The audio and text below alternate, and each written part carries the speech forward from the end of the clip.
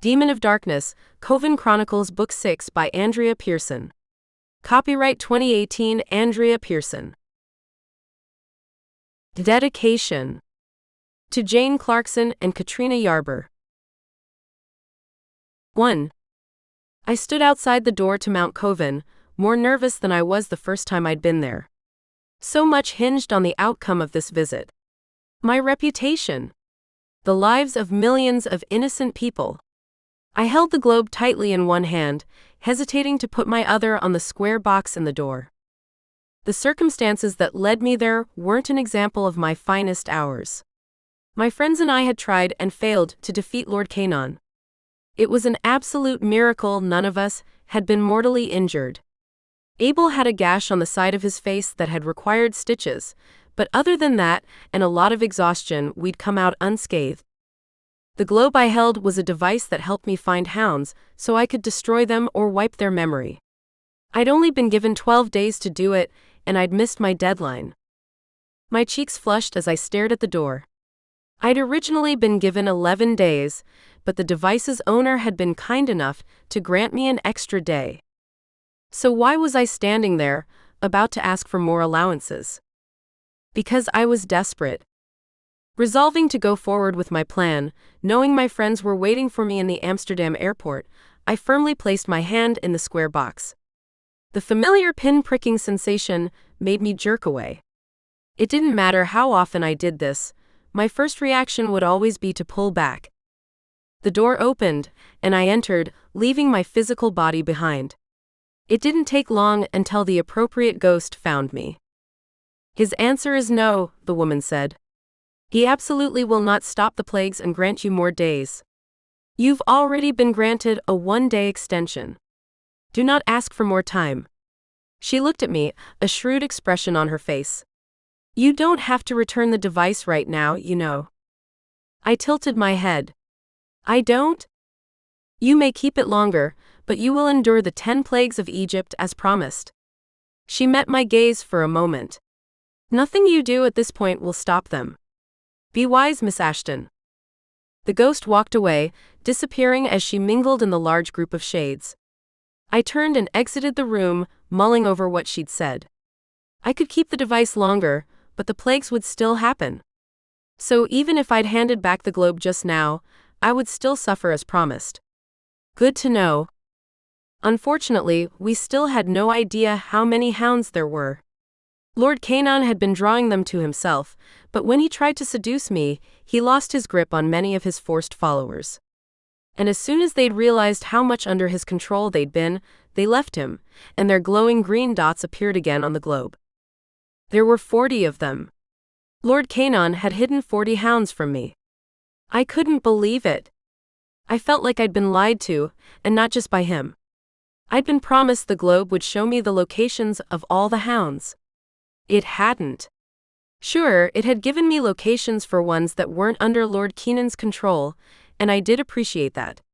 But still, it was a slap in the face to feel like I was so close to winning, only to find I had that much further to go. I shoved the device in my pocket and exited the room. Abel was standing on the other side, waiting anxiously. He hated being separated from me. He took one look at my expression and his own fell. "No luck?" he asked, wrapping his arms around me. I shook my head. "No. Well, sort of. I can keep the globe, but the plagues will start anyway. They haven't begun yet, and the deadline was over an hour ago. Are we sure it's going to happen at all?" "Oh, they'll happen all right. I'm sure they'll wait, though, until they can do the most damage." Maybe that wasn't really the goal of the man who'd cursed me with them, but it was hard not to feel that way. Somewhere above Maine on our flight from Amsterdam to Detroit, people on the plane started screaming. I looked up and down the aisle, trying to figure out why everyone was freaking out, hoping a hound wasn't there to attack. Abel tapped my arm, pointing to the cup on my tray. It had previously held ice water, but now the only liquid in it was crimson red. Abel lifted the cup and took a sniff, then cringed. "Blood," he muttered. My stomach dropped. They had finally begun. 2. As far as I remembered, water turning into blood was the first plague of Egypt. And it was going to be awful. People were freaking out, screaming, and not just passengers, but the flight attendants too. I knew that nothing I could say or do would calm anyone, so even though it made my heart do flip-flops, I didn't even try. I glanced at those in my group who had flown halfway across the world to stop Lord Canaan, trying to see how they were reacting. All of them looked serious. All of them except Vincent and Roll. Roll had a quiet smile on his face. He was leaning back in his seat, his eyes shut.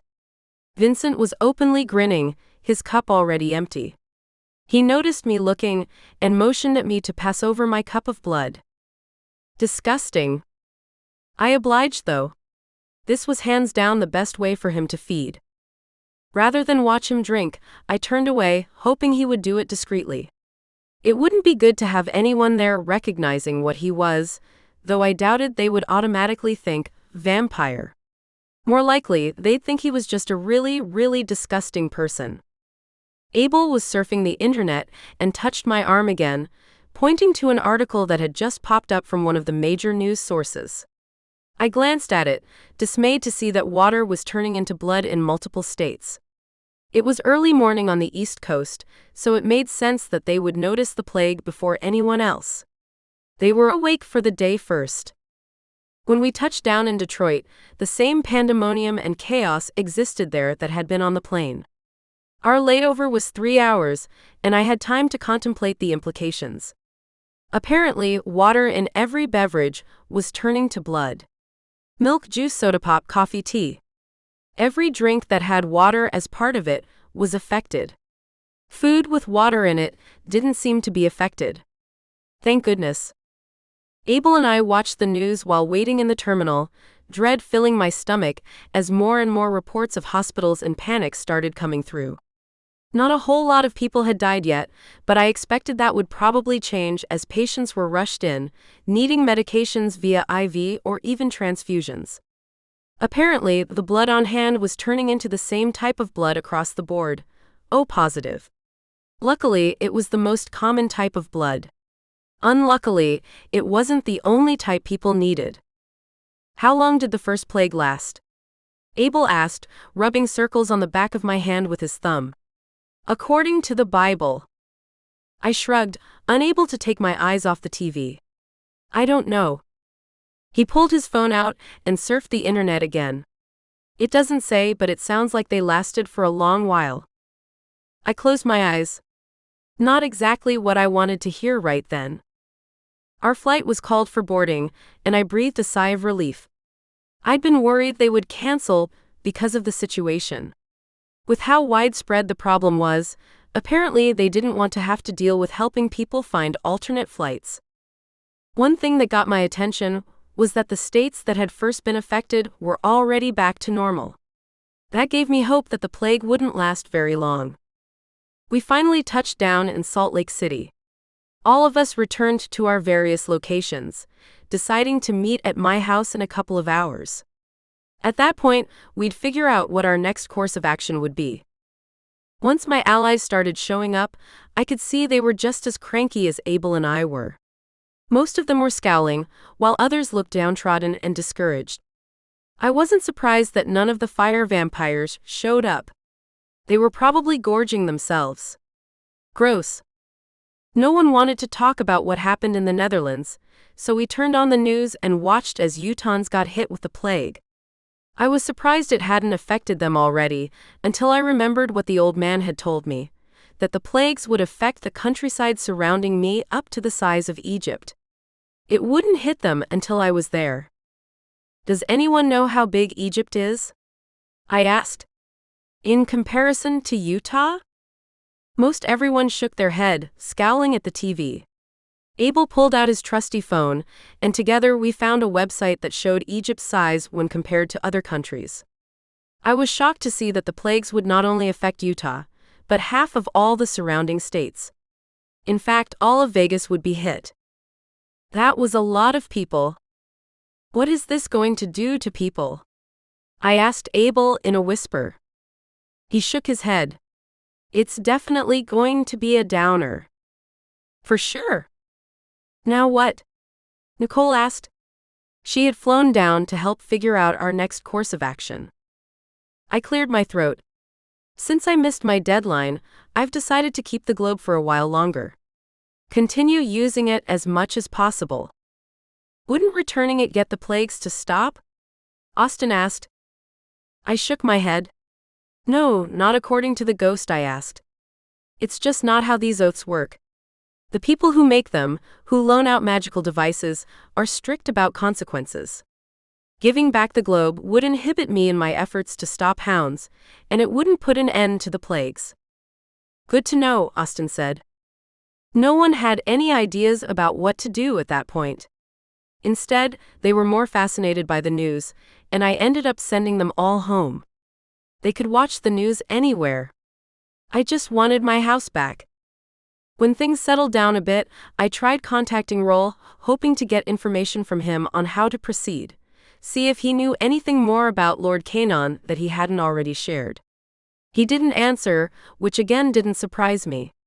Roll and his vampire friends now had all the blood they could possibly need for a long time, and no one had to die for them to be fed. It was a good situation for them. Nicole, Austin, Abel, and I decided to use the ambulator again, a magical device Nicole had found that attracted hounds. This time, though, we'd set it up to bring good hounds. Nicole, being a guardian of magical items, found a way for it to work continuously without us having to recharge it once every 2 days. That ended up being fairly easy because apparently it required a lower dose of magic to attract good hounds and a higher dose to attract the evil ones. When I voiced my question as to why that was, Nicole said, "Good hounds fight it more easily." I seem to remember her explaining that, at some point. Why does it require less magic to bring them in then? I asked, taking a seat next to Abel in the Russell's basement. That doesn't make sense. It should need more. Nicole shrugged as she finished setting up the trap before leaning against a wall next to Austin. I'm not sure. Either way, the device was created to allow you to call in good hounds for longer than it allowed you to call the bad ones. Maybe the person who created it knew how difficult it would be to get good hounds to come at all, so he designed it to have a trickle of magic, gently leading them without them noticing. Regardless, I'm grateful for it. I pulled the globe from my pocket, watching as the little glowing dots began moving closer. They were coming so slowly. Some weren't very far, they would probably arrive within a few hours to a day, but others were so far, I didn't see how it would be possible for me to get rid of them before Lord Canon showed up. Speaking of Lord Canon, when would he be on his way? And would he come here directly? I needed Omar to let me know, but he hadn't come to visit in a while. Actually, he hadn't come since that whole fiasco where he and Alexander tried to drag me off to Lord Canon. I really hoped they'd been able to get away from the demon. Something told me they had, when Lord Kenan's control had weakened. Yeah. The guy practically lost his mind over me. Score to Lizzie. From what we could tell, Lord Kenan's more reluctant supporters hadn't rejoined him. I wasn't sure why. Maybe he was still weakened from his experience with me. Something told me not to hope for that, though. It was more likely that he didn't see having them on his side as necessary anymore. Why aren't they coming through corners? I asked, still watching the glowing dots. Abel apparently had a theory for that. They're fighting it too much and refuse to go the easy way. Instead, they're coming on foot, unable to resist the magic, but resisting enough not to travel the way they usually do. That made sense. I wish they wouldn't fight it so much. It sure would make my job easier. 3. I leaned back in my seat, folding my arms across my chest, and glaring at the trap where it sat on the table in front of us. Stupid thing. Nicole chuckled. If it wasn't for that stupid thing, you'd still have hundreds of hounds to deal with. I know.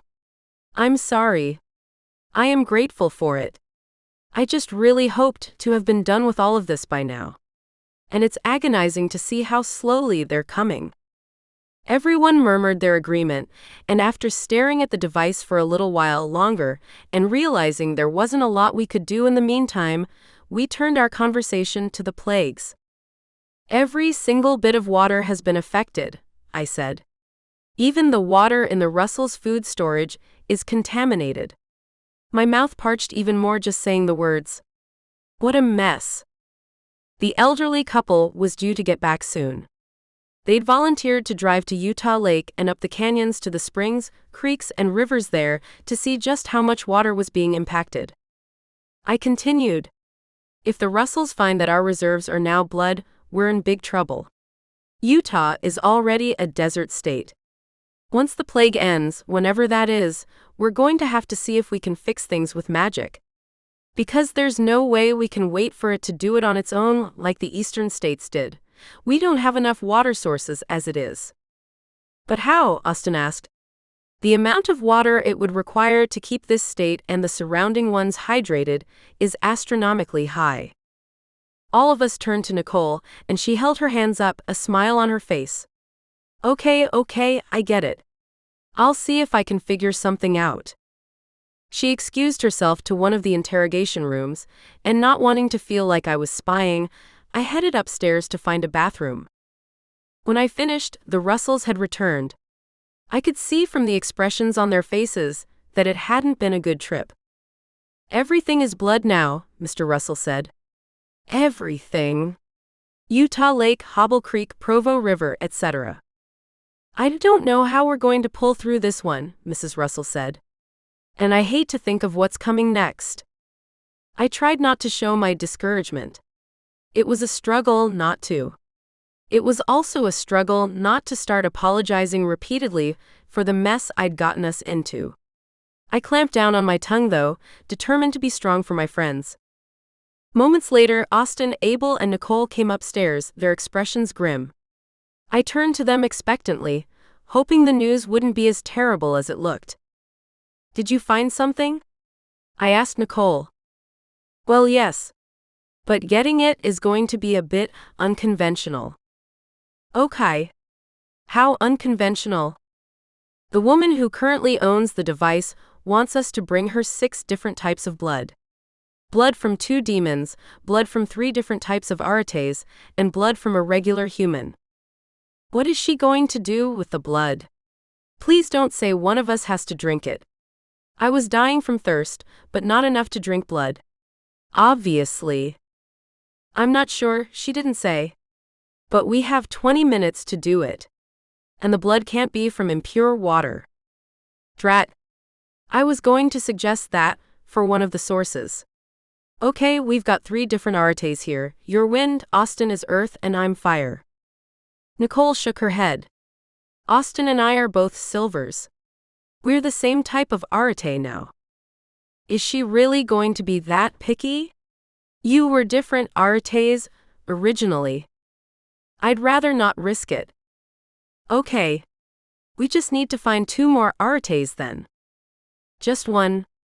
You and I will suffice. Austin cleared his throat. Lizzie and I will suffice. You're not giving any blood. Nicole frowned for a moment, then eased up. All right. I'm fine with that. Mr. Russell and I will be the 2 demons, Mrs. Russell said. I almost argued with her, until I remembered she was right. Vampires technically were demons, and she and her husband were vampires. I still hadn't fully adjusted to that knowledge. Nicole nodded. Thank you. Now we just need an arite and a regular human. How much blood are we talking here? I asked. And how are we going to transport it? Nicole produced a tiny clear glass container with a lid. In this. She gave it to me. And we only need a few drops from each person. A few? I already knew from experience that more than 1 drop would be hard to get. It wouldn't be like the last time, when just a pinprick had been enough to get the effigy to start following me. Yes. That's the hardest part. We have to fill the container. Thank goodness it was a small one. We decided to head to a store, with the Russells following, and wander it until we found an arite. It ended up being fairly simple. We came across a teenage boy who'd barely restarted and who didn't have anywhere he needed to be. He had a regular human girlfriend with him. "What do you need us for?" the girl asked once we'd gotten outside. Everyone looked at me, even Nicole, who understood the magic better than I did. "We're going to fix this issue with the water turning into blood. But it requires blood from several volunteers first." The girl raised an eyebrow, but to her credit, she didn't question me. "If it'll help my grandma who has cancer, I'm good with whatever." Her boyfriend agreed. I looked at Nicole. "Okay, tell us what to do." Nicole produced a little X-Acto knife. "We need a few drops from all of the volunteers." I glanced at Abel, surprised he hadn't volunteered. He had a faraway expression on his face. He definitely wasn't with us. It didn't surprise me.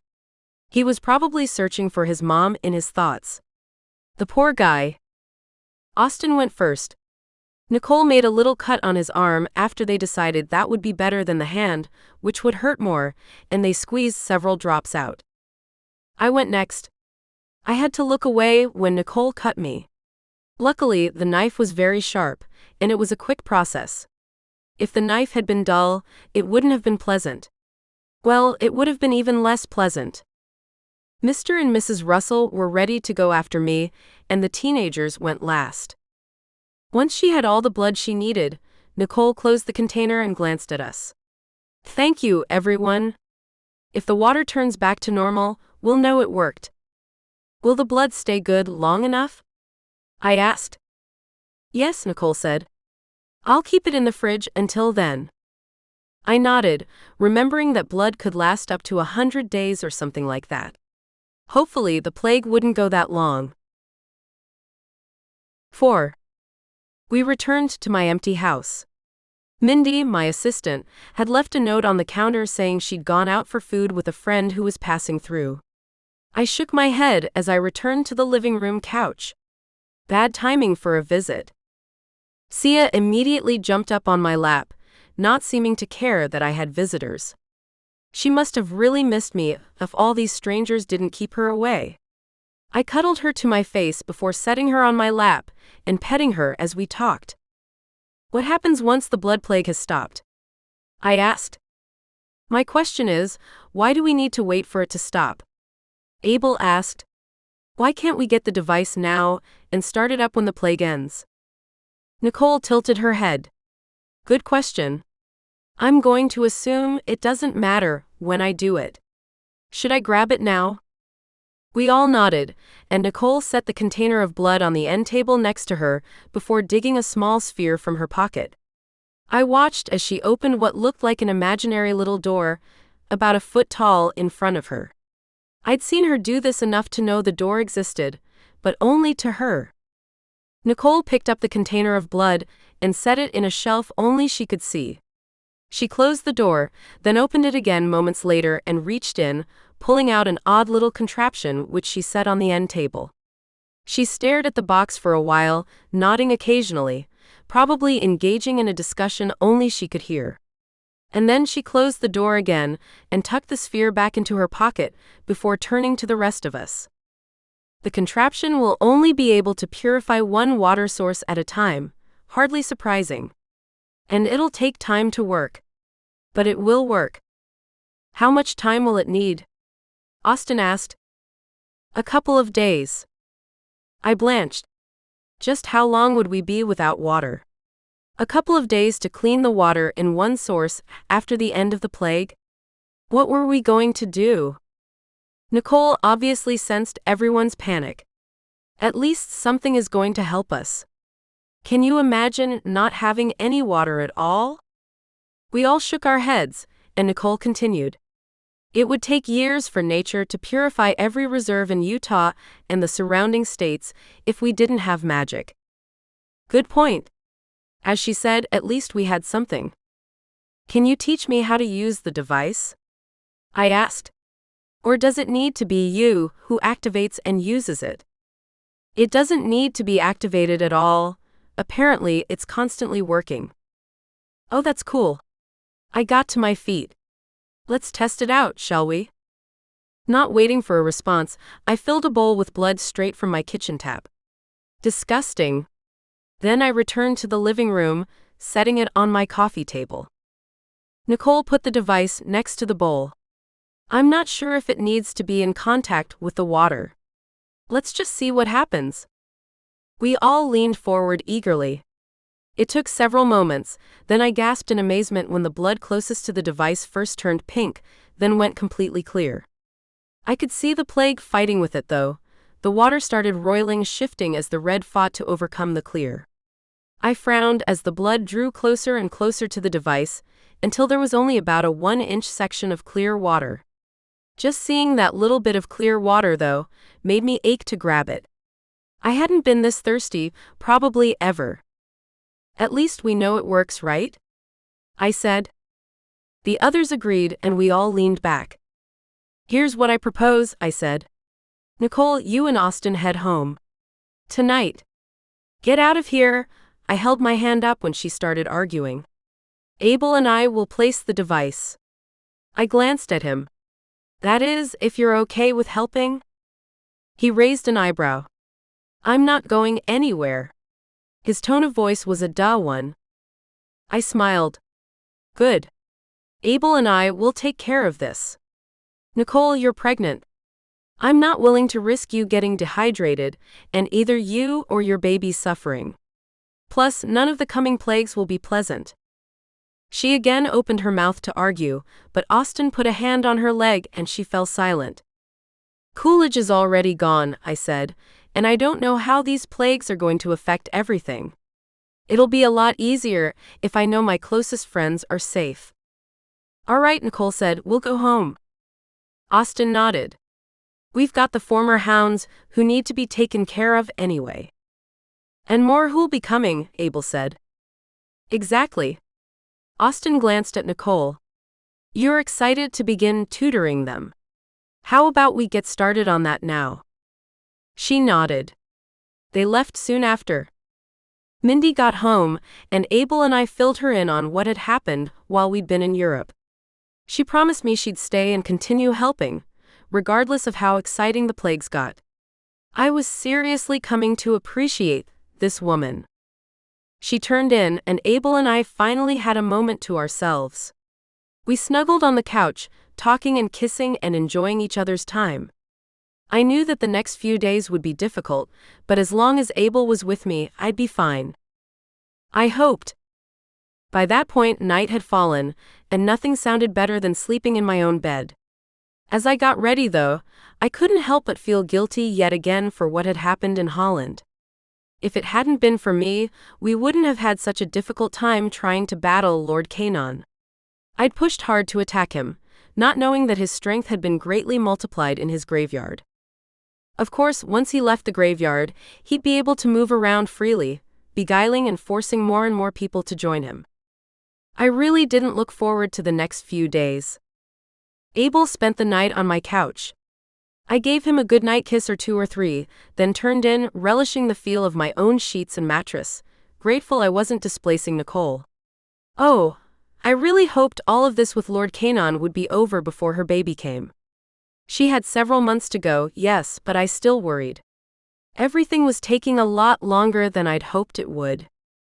On the other hand, though, I'd been under the impression that it would take years to hunt down all the hounds.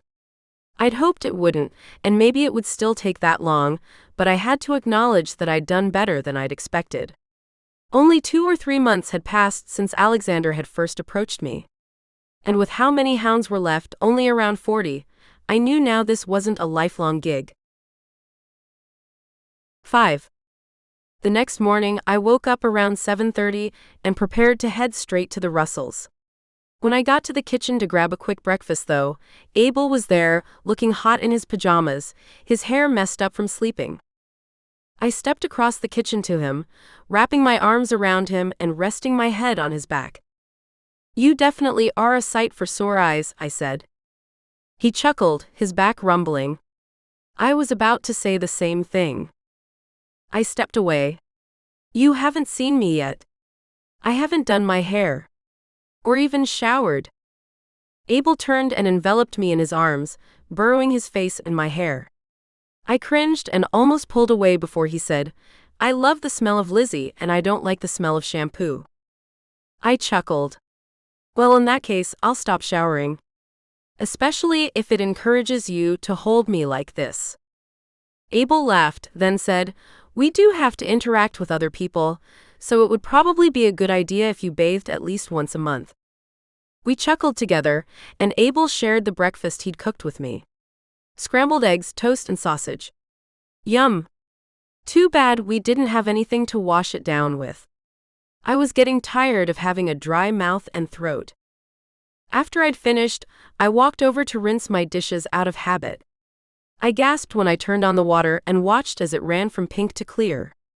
It stayed that way. "It's over," I said. Abel joined me, frowning. "What about the water reserves? Won't they be blood still?" "Yes, they will. But we know for sure the device works because it has purified our water." Abel reached over and turned off the water.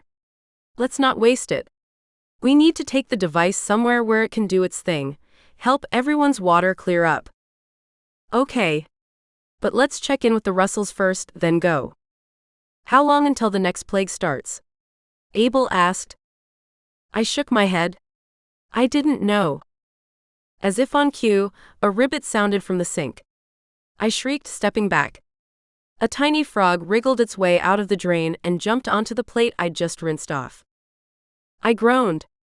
Frogs. Frogs are the second plague." Abel nodded, his face grim and a hand resting on my lower back. Let's hope the Bible was exaggerating how bad it got. Only about 20 seconds later, frogs started croaking from everywhere, coming out of drains in the sinks and tub and even from the toilet. Mindy shrieked when she joined us in the bathroom, where we'd gone to check on things. I'd never been grossed out by frogs, but something told me the amount of them we'd be dealing with would have even me feeling squeamish. The three of us got to work blocking off all the drains with duct tape, hoping it would keep the creatures from coming inside. We ended up taping the entire bottoms of all of the sinks and half of the tub. I didn't care if it damaged them, I'd deal with that later. Not having the frogs in the house was more important. No telling just how far these critters would go. And where we'd find them after they died. There wasn't a lot we could do with the toilet. We taped it completely shut, all the way around, and decided to avoid flushing it since it would clog. Abel gathered up the frogs that had gotten inside before we'd taped off the drains, and put them in a bucket with a lid while I got dressed for the day, hating having dirty hair. There was no way I'd take a shower with frogs, though. We dumped the bucket outside, and I immediately wished we'd never opened my front door. Frogs coated the sidewalks, the street, and the grass. The moment the door opened, they went into a frenzy, trying to jump inside. I shrieked, slamming my door shut, knowing I'd crushed several of their little bodies in the process. Abel, Mindy, and I surveyed my front yard through the living room window. Most of the frogs weren't very big, but some of them were quite huge. I was positive those were toads, not frogs, but I wasn't a zoologist and really had no idea. The creatures varied in shade, ranging from light green to dark. I'd read somewhere that brightly colored frogs were more likely to be poisonous. Luckily, if there was any luck to be had here, these frogs were the boring variety of green. "What now?" Abel asked. "We have to keep working. We still need to check on the Russells, get rid of any hounds who may have come during the night, and place the water purifying device near the source of our drinking water. This plague will probably last for a while, and if we let it and the rest of them stop us, we'll never get anything done." "Great," he mumbled. I knew he would be willing to do it all, but I also knew he wasn't terribly thrilled to walk through frogs. Neither was I. Remembering the globe, I ran back to my bedroom and picked it up from my nightstand. A good hound was due to arrive any minute. So Abel and I opened my front door quickly, slamming it shut behind us, leaving Mindy with the frogs that got inside, and gingerly made our way to the Russells. We did our best not to crush very many creatures as we walked. It was disgusting. 6.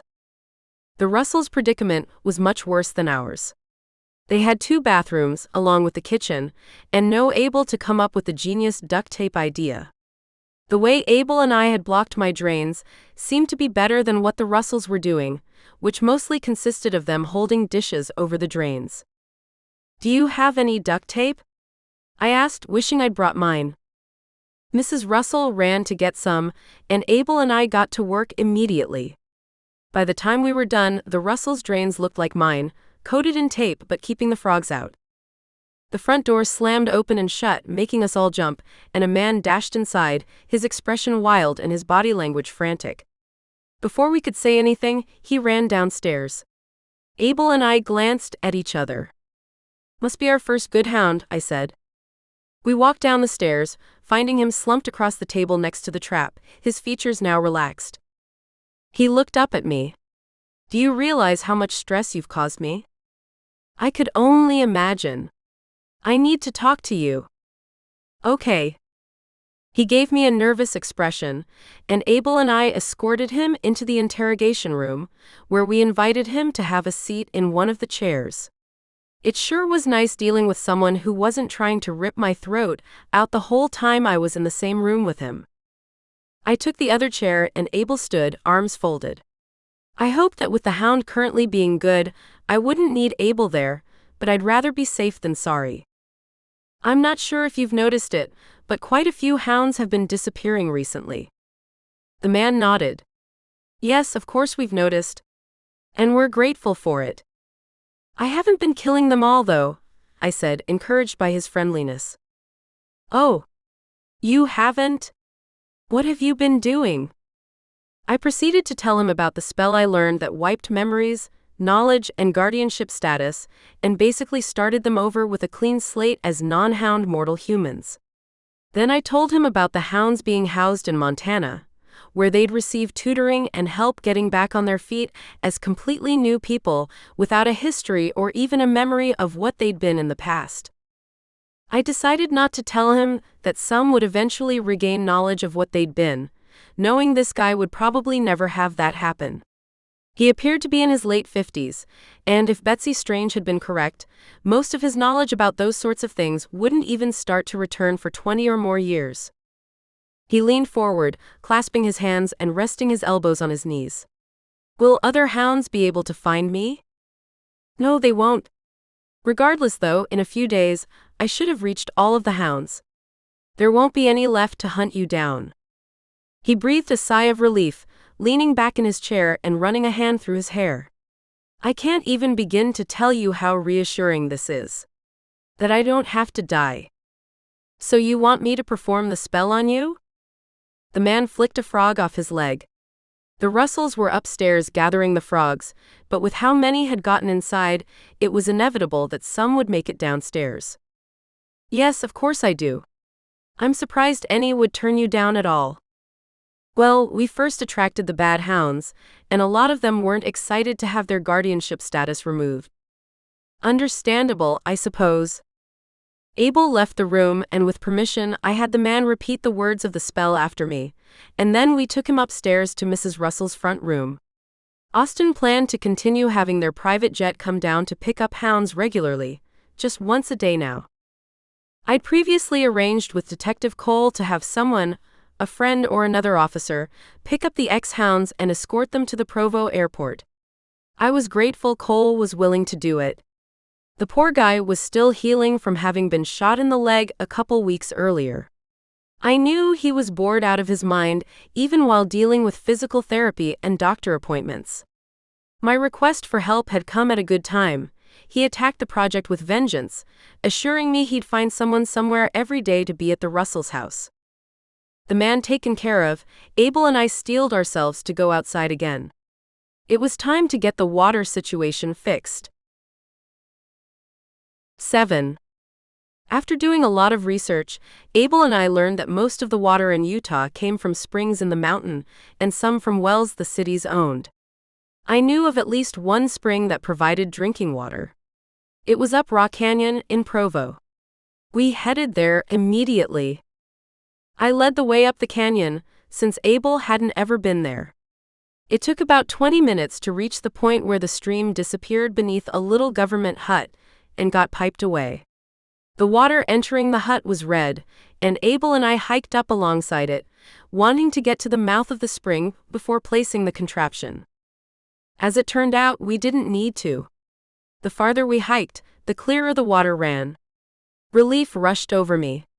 The springs were generating water fast enough to replace the blood. But what about tanks? I knew there were several, one in Eagle Mountain and a couple others across the valley. Those would take a long time to be replenished with clean water. How about we go to the one in Eagle Mountain, since you know for sure where it's located? Abel asked. We can move the device as needed, purify the water in one location, then take the thing to another. Good idea. We headed back down the trail, stepping over frogs, keeping up with the clean water as it replaced the blood in the stream next to us. The drive was not fun.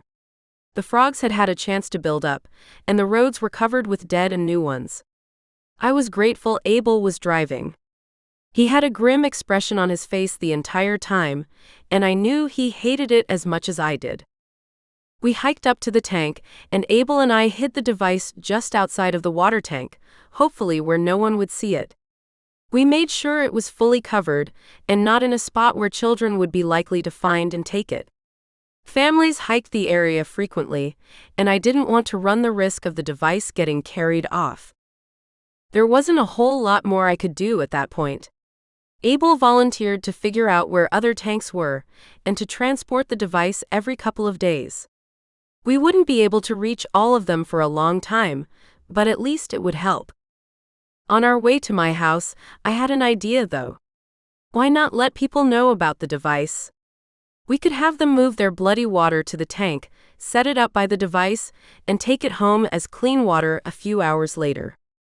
Abel rubbed his chin, obviously thinking that idea over. Yes, let's do that. But we'll want to start small, your neighbors. People we trust. And we'll need to post a guard there. You focus on getting hounds. I'll make sure the device is taken care of, guards in all of the locations where we keep it, people knowing how to get their water cleaned, all of that. I reached over and grabbed his hand. Thank you. He picked up my hand and kissed my palm, not responding. Halfway through the day, the frogs started dying. I wasn't sure why. With there being hundreds of thousands of them around, they wouldn't find enough food to sustain all of them, but I'd thought they would have lasted longer than that without nourishment. Maybe they keeled over from too much socializing. I'm an extrovert, but after all the time I'd been spending with people lately, I could totally understand that. Of course, new frogs came to replace the old. Naturally, we couldn't have a break from them until the plague ended. While waiting for the next hound to show up, Abel, the Russells, Mindy and I sat on the couch in the Russells' front room, watching the news. Word of the frogs was spreading, and it was interesting to see what reporters thought of it. The little animals were dying all across Utah and half of the surrounding states. Like unto the size of Egypt, as the old man had told me.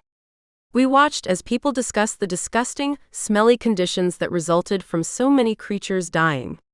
We were coming to understand that ourselves. The stench wafted into the Russells' house, regardless of how tightly closed we kept the doors and windows.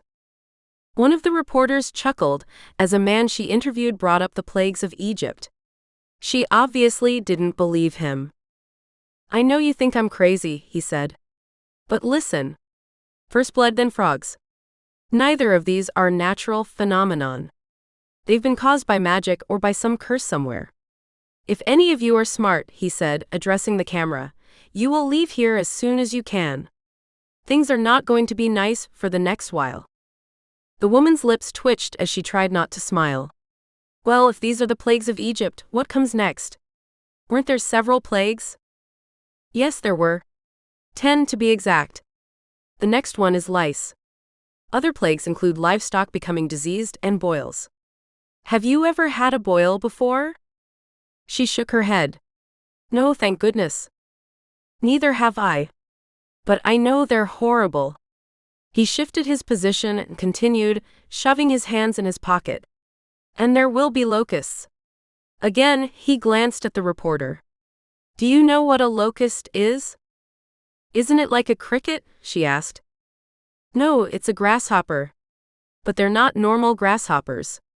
When there are too many of them in the same place, due to breeding or gathering or whatever, they morph into a completely different creature that we call locusts. Smaller, more compact bodies and much, much longer wings. They fly around in swarms, devouring everything green in sight. Grass, bushes, leaves, everything. It's true, Abel murmured. I've seen it. The reporter raised her eyebrows. Well, doesn't that sound wonderful? The man didn't catch her sarcasm, and I could tell she still didn't believe him. Boy, was she in for a shock. What else should happen? She asked. If these are in fact the 10 plagues of Egypt. I'm not entirely sure, the man said. Not without looking it up. I think I forgot thunderstorms of hail and fire. But we'll also be getting flies at some point, and absolute complete blackness, where not even a cell phone will light up. The woman's expression went from polite skepticism to complete, open ridicule. I couldn't tell if it was because the man was hesitating with his information or something else. The moment he finished talking, she turned to the cameraman and said, There you have it, ladies and gentlemen. If you believe him, maybe it would be smart of you to leave. But where do you go? The man jumped in front of the camera, grabbing her arm. It didn't look tight enough to hurt her, but it definitely alarmed her. I have a theory about that, too. Have you noticed that only half of the surrounding states are being affected? The woman opened her mouth, shocked, trying to find words. If you place the country of Egypt right over Utah, it would take up the exact amount of space as the areas affected by these plagues. That's an astute observation, the woman said. The man nodded. Someone somewhere in Utah has called down the wrath of God. I rolled my eyes. I wouldn't say it's the wrath of God per se, just a crazy old man who loaned me a globe. My friends chuckled. The woman ended her interview, and the TV flipped back to the main station where the reporters all were smiling. I wondered if they would be smiling the next day when they realized he was right. 8. The night was insufferably long. I got called out on call after call. One came in every 20 minutes, and Mindy and I were kept incredibly busy. It seems people had decided that the frogs were a good enough reason to start doing stupid things, like looting, pillaging, robbing, and damaging personal property. Of course, the cops had to treat every situation like it was an armed one, and most of the time, Mindy and I weren't really needed. In fact, none of the ones she accompanied me on ended up being fire impeder related at all, and around 5 in the morning, Abel made me put my phone on silent. That didn't help me feel better, but it did allow me to get 2 hours of sleep. The next plague started right at 8 o'clock in the morning. Abel, Mindy, the Russells, and I were busy shoveling dead frogs into our garbage cans, and I barely noticed the lice at first, due to the overpowering stench of death. I'd never experienced something so horrible. Abel, thinking ahead as always, had rushed to the hardware stores the evening before and purchased gas and also face masks. He hadn't been the only one with that idea, and he'd had to race through the hardware stores to find everything before it had all been purchased. As I shoveled, I was grateful for his ingenuity. After only a half an hour of wearing the mask, I started itching though. Still, I shoveled on, determined to help as much as possible before I gave in and removed the mask. That was when I noticed my elderly neighbors were itching too. And not just around their masks, their hair and arms too. Same with Abel and Mindy. What's the next plague? I asked, my voice muffled. Abel pulled out his phone and looked it up. Lice. I groaned. Great. It's already started. He nodded. Let's keep shoveling. There's nothing we can do to keep the lice away. Not even going inside will protect us. They'll find a way through every crack and crevice. I agreed. My house was old, it had a lot of cracks and crevices. Once our yards were cleared, we all parted ways. Abel was headed off to check the device, and I desperately needed a shower. The smell of death was so bad, though, even inside the house, that it made my eyes water and my stomach turn. But soon it was nothing compared to the intense itching that made me desperate for relief. The skin over my entire body practically convulsed, and I couldn't keep my fingernails off my arms and legs. Little red bumps appeared everywhere, not just on my scalp. It was horrible. Abel returned while I was removing duct tape from the bathtub, still needing a shower, and helped me. Just as we were finishing, Omar showed up. "Oh, this is disgusting," he said, looking at me and Abel. "It's the third plague, right?" I didn't respond. I was too busy being grouchy about getting duct tape residue off my sink. "Well, I have news to bring," he said. "Whether it's good or bad, I don't know." "What's up?" Abel asked tersely. "Lord Canaan has broken free from his graveyard and has started to cross the European continent." I turned to face Omar, resting my hands on the counter behind me and leaning against it. "How much time do we have?" "Please say not much, please say not much." I couldn't handle any more of these tortures, the plagues, waiting for the hounds, all of it. I needed to get this over with. To be doing something other than scratching and cleaning up dead frogs. "I can't say. He's not moving very quickly. He might speed up, but for now I would guess you have several weeks before he comes. Maybe even months." I closed my eyes, dropping my face to my hands, so weary and tired of everything that I didn't know how to compute what he'd just said. Omar whined, not seeming to notice my stress, and I realized he was struggling with something. "What on earth are you doing to the good hounds?" he asked. "I can't tell you how difficult it is for me to resist running to the Russells' house this instant. We've set up the trap for good hounds. We've only used it on bad hounds before. It's very powerful. I'm surprised you're resisting at all. I won't be able to for much longer. In fact," he paused for a moment, "I might just go there now. See if I can get close enough to it where it won't have such a draw on me anymore." Before he could leave, I said, "When do you want me to do the spell on you?" Omar froze in the doorway and took a moment before responding. He looked back at me. When he did, his face was pale and stricken. "Please. Not yet. I need more time. I want to make sure you've got all the help you need. I want to be here until the very end." "I can understand that. Don't worry, I won't force you to do it." I was willing to wait, however long it took him to feel ready. Even if it was years. Omar nodded, then left my house, presumably going to the Russells. Not long after he left, we received yet another visitor. This time one who was using crutches, and really shouldn't have been out and about. Of course, I scolded Cole for not staying at home the moment he entered my house.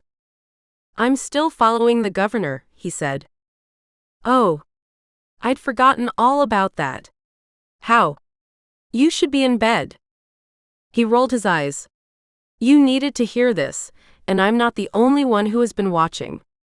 Governor Boggs is preparing to act." "What do you mean?" I asked. "You've been mentioned several times today and yesterday." I frowned. "To whom?" "His wife and kids talk about me a lot." I knew they did, she and I texted frequently. "I assumed to Lord Canaan or Connor. Your name is always mentioned in hushed conversations. Luckily, I set up a ton of wires before that insane woman tried to kill me. I've been relying heavily on my Boggs recently." He sighed, settling onto my couch and propping his leg up on the coffee table. "I've been saddened to find that half of what he's been doing is illegal." I snorted. "What did you expect from a hound?" "I know. Regardless, almost nothing I've learned can be used in a court of law. Of course, we couldn't possibly send him to jail. He just escaped the moment they weren't looking." Cole leaned his head back against the couch and watched me. "He's figured out who's behind the plagues. I think he's wanting you to meet with him. Possibly to strike a bargain." Abel grumbled at that, before taking a drink of water. Cole glanced at him. "I'm so glad you guys found a way to purify water. It's really helping." Have you been able to spread the word effectively? Abel nodded. Yes. We've had a lot of attacks on the device, though. Glad we thought to put guards around it. The idea had been Abel's, but I didn't contradict him. Cole shifted his position, probably due to pain. That's not the only reason I came, though, he said. Thousands and thousands of people are leaving the state. It seems a lot have figured out what's going on, and that it won't be ending soon. No, it won't be. I put my hand in my pocket, feeling the smooth globe there. Even though I was still using it, I felt a need to return it, but when? It was like a cell phone. I didn't know how I would function without it. Already, since the first good hound had come, 2 more had arrived. And the globe was telling me that others were close. Should I give the device back now that I had the majority of the hounds coming, or should I keep it until I got rid of all of them? My cell rang, making me jump. I pulled it from my pocket, checking the caller ID. It was from a number I didn't have saved. I answered the call. Miss Ashton, a woman with a clipped voice questioned. Yes? The governor would like to invite you to his mansion to meet with him. He wants you to come at 5 p.m. Please don't be late. 9. The call ended before I could even confirm whether I would be there. Of course I would go, but I hated not having an option. It made me feel like a pawn he was pushing around, powerless, weak, and not coming from a position of strength. I relayed the conversation to Cole, Abel, and Mindy. Are you going? Mindy asked. She'd slowly gotten caught up on everything going on around us, and was now aware of how dangerous Governor Boggs was. Yes. I can't really say no, not without knowing why he wants me there.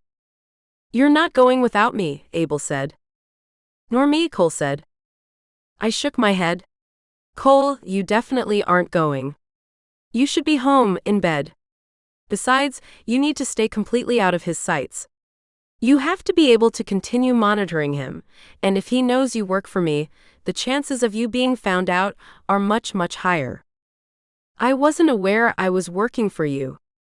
Even though I could tell he was joking, I still felt my cheeks flush. Of course not. Sorry. That's not what I meant. Hey, don't sweat it, Cole said. I see what you're saying. Please be safe though, and I'll be listening from home with my equipment. Maybe I can keep Abel posted on anything odd that might be happening. Give you an opportunity to get out if necessary. Thanks. That would be great.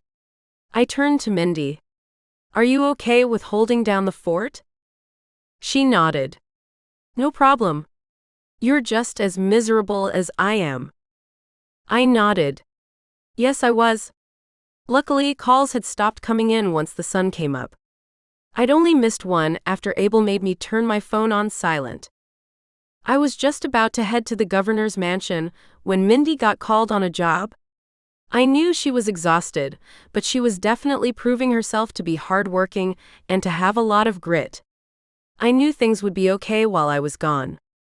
Abel and I hopped in my car and headed up to Salt Lake, with Abel driving. I tried to get some rest. When we got to the mansion, a guard instructed us to park in front and leave my car unlocked. Weird request, but we complied, knowing they wouldn't steal anything, or even the car. And if they tried to steal it, I'd just buy a new one. The thing was falling apart. Mrs. Boggs led us into the mansion with a big smile and a warm hug. She and I had been texting quite a bit lately, and it was good to see her again. It was especially good to see her alive. Governor Boggs wasn't far behind her, and the amulet warmed at my throat in warning. Something told me that this hound was never good. How had he wormed his way into so many hearts to get elected? I had no idea. He invited us to sit on the couch in the usual sitting room and surprised his wife by dismissing her. Mrs. Boggs gave me a confused expression where her husband couldn't see, shrugging, and I gave her a little wave, glad she wouldn't be there for whatever conversation was about to happen. Governor Boggs leaned forward, setting his glass of water on the coffee table between us. He clasped his hands, resting them on his knees, his gaze not leaving mine. We are prepared to offer you a bargain. We who? I asked. Lord Canaan and his hounds. What sort of bargain? I didn't intend to accept it. Nothing this guy could do or say would convince me that I needed to help Lord Canaan, but still I wanted information. Abel had frozen at my side, and I could feel the daggers of hatred he was sending the governor. Turn yourself into Lord Canaan, allow him to command you in the amulet, and he won't attack this country. He won't attack you. He'll leave your loved ones alone. And he will stop these plagues. I chuckled. He can't stop the plagues any more than I can. The governor raised an eyebrow. So, they really are happening because of you. I didn't see any point in arguing or agreeing, so I didn't say anything. Lord Canaan wants you, Lizzie. He wants you at his side. Abel shifted, so subtly it didn't draw the governor's eye. But I knew him well, and I could tell he was exerting a ton of self-control not to kill the governor right then and there. Props to the man for not following through on that. He's not going to convince me, I said. He's already tried his powers once. If I'm not mistaken, they won't work on me again. He's hoping he won't have to use magic. He's hoping you'll choose him instead. Governor Boggs leaned back, draping an arm across the back of the couch, his eyes not leaving my face. If I'm not mistaken, he's exceptionally attractive. I'm not going to lie and tell you he's not. I set my hand on Abel's knee, partly as a show of possession, but also to calm him down. I've already got what I want, though. And you're officially saying no to his generous offer? I snorted. Generous? What part of his offer was generous? Governor Boggs smirked at me. All of it. You don't understand the power he has. He'll destroy you. He'll destroy everything you love. He'll destroy this country on his way through it to reach you. I shrugged. Yeah, I'm not worried. And for once that was true. I didn't have a lot on my side, but what I did have was encouraging. I knew the people who worked with me were powerful and smart. But more importantly, they were loyal and wouldn't betray me. That was more than Lord Canaan could say. Very well. He dropped his arm and pulled out a phone. Now that you've turned down his offer, I have his permission to proceed with the second phase of our plan. And what would that be? I asked. The governor laughed. Yeah, I'm not going to tell you. I'm not stupid. My amulet warmed even more, drawing my attention to the danger of the situation I was still in. All efforts at friendliness vanished as he stood, his eyes darkening. It would be better if you were to leave right now. I rolled my eyes, feigning annoyance. I can tell when I'm no longer wanted. Despite my flippancy, the amulet was screaming at me to either kill him or get out of there.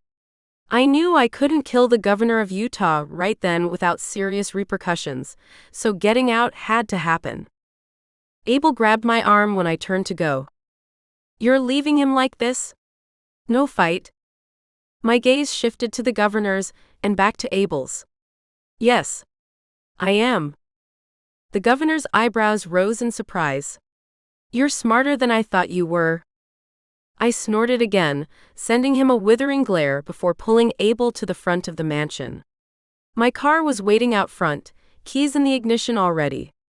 Abel and I hopped in, me behind the wheel, and we pulled away. What are the odds they just put bugs all over my car? I asked. Extremely high. Then we can't talk until we get it searched and cleaned. Abel nodded.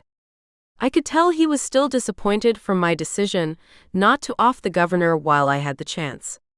His curiosity and frustration would have to wait until I'd taken my car to a shop, though. Making a spur-of-the-moment decision, instead of paying to have someone dismantle and pull every bug out of the sedan, I drove to a dealership and traded it in. Quicker than I expected, Abel and I left in a shiny gunmetal SUV. I'd wanted one for a couple of years, and this seemed like the perfect time to make the purchase. As we pulled out of the dealership, I couldn't help but laugh maniacally. What's so funny? Governor Boggs will be monitoring and stalking my car, not knowing it's no longer mine. They'll figure it out soon enough, especially when they realize where we were for so long, but in the meantime, this is going to be awesome. Abel turned to face me, resting his arm on the back of my seat and staring at me. Now, can you tell me why you didn't kill him? You would have recognized it if you hadn't been so mad the whole time. But you noticed all the cameras in the room, right? Guards and employees wandering the halls? His wife there? What do you think would have happened if I killed such a high-ranking politician? No one would listen to me. The vast majority of people aren't even aware that hounds exist. If I killed him, I would be in prison faster than you can say, well, prison. It wasn't very original, but I wasn't in the mood to be creative. Abel nodded, his expression darkening. Good point. And you're right, I should have seen that. We drove home in silence, me contemplating the stupid offer Lord Canaan had passed to me through Governor Boggs. I couldn't believe he wanted me to go work with him. And without him even doing anything to try to sway me. No money, no promises of power, nothing. Of course, he wouldn't have been able to sway me, but still. It was insulting. We finally got back to my house, and I did my best to focus on the Russells, making sure they were as comfortable as possible, despite all of the lice. Abel was as silent as I was, his thoughts obviously somewhere else. I couldn't help but wonder where, but didn't pry. He'd eventually tell me what was on his mind.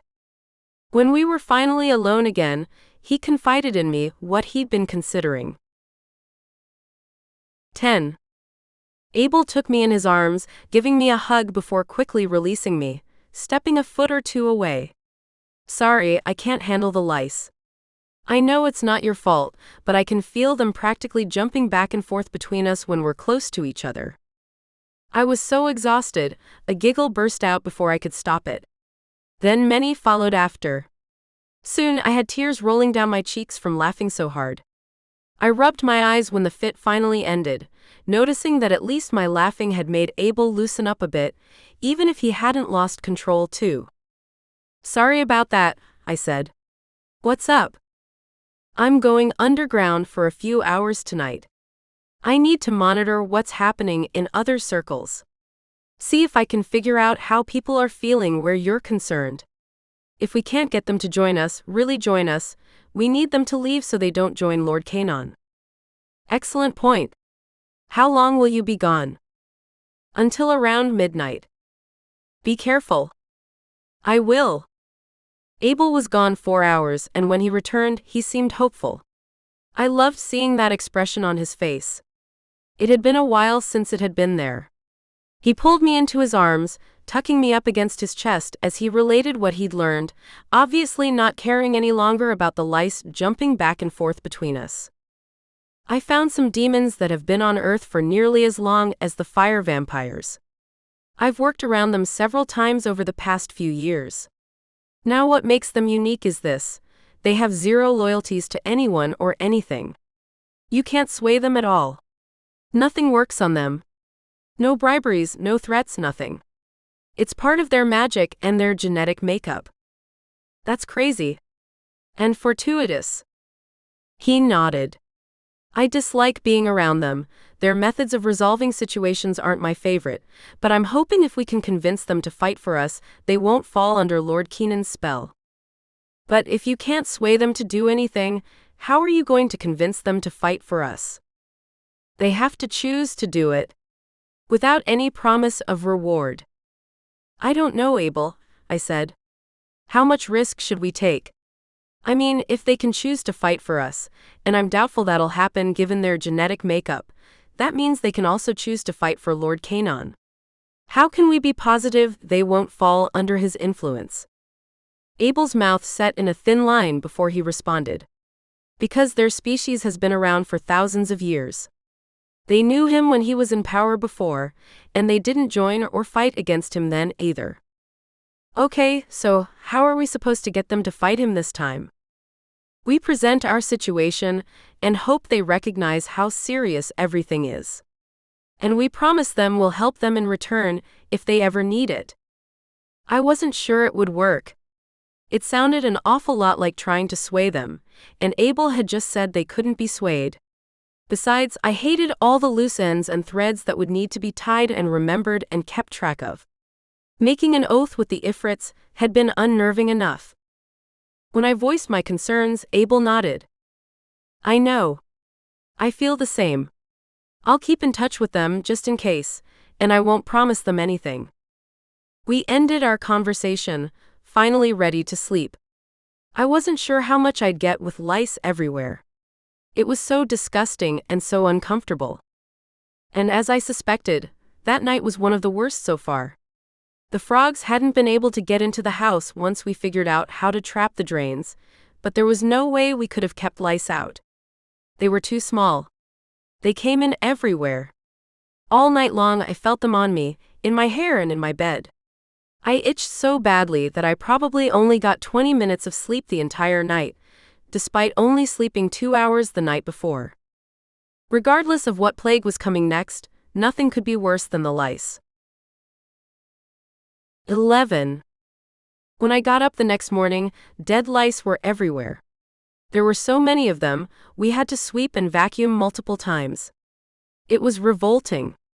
I couldn't imagine how the rest of the population was handling this. I cringed to think of the sorts of messes little kids make for their parents, without adding millions of tiny bugs to the mix.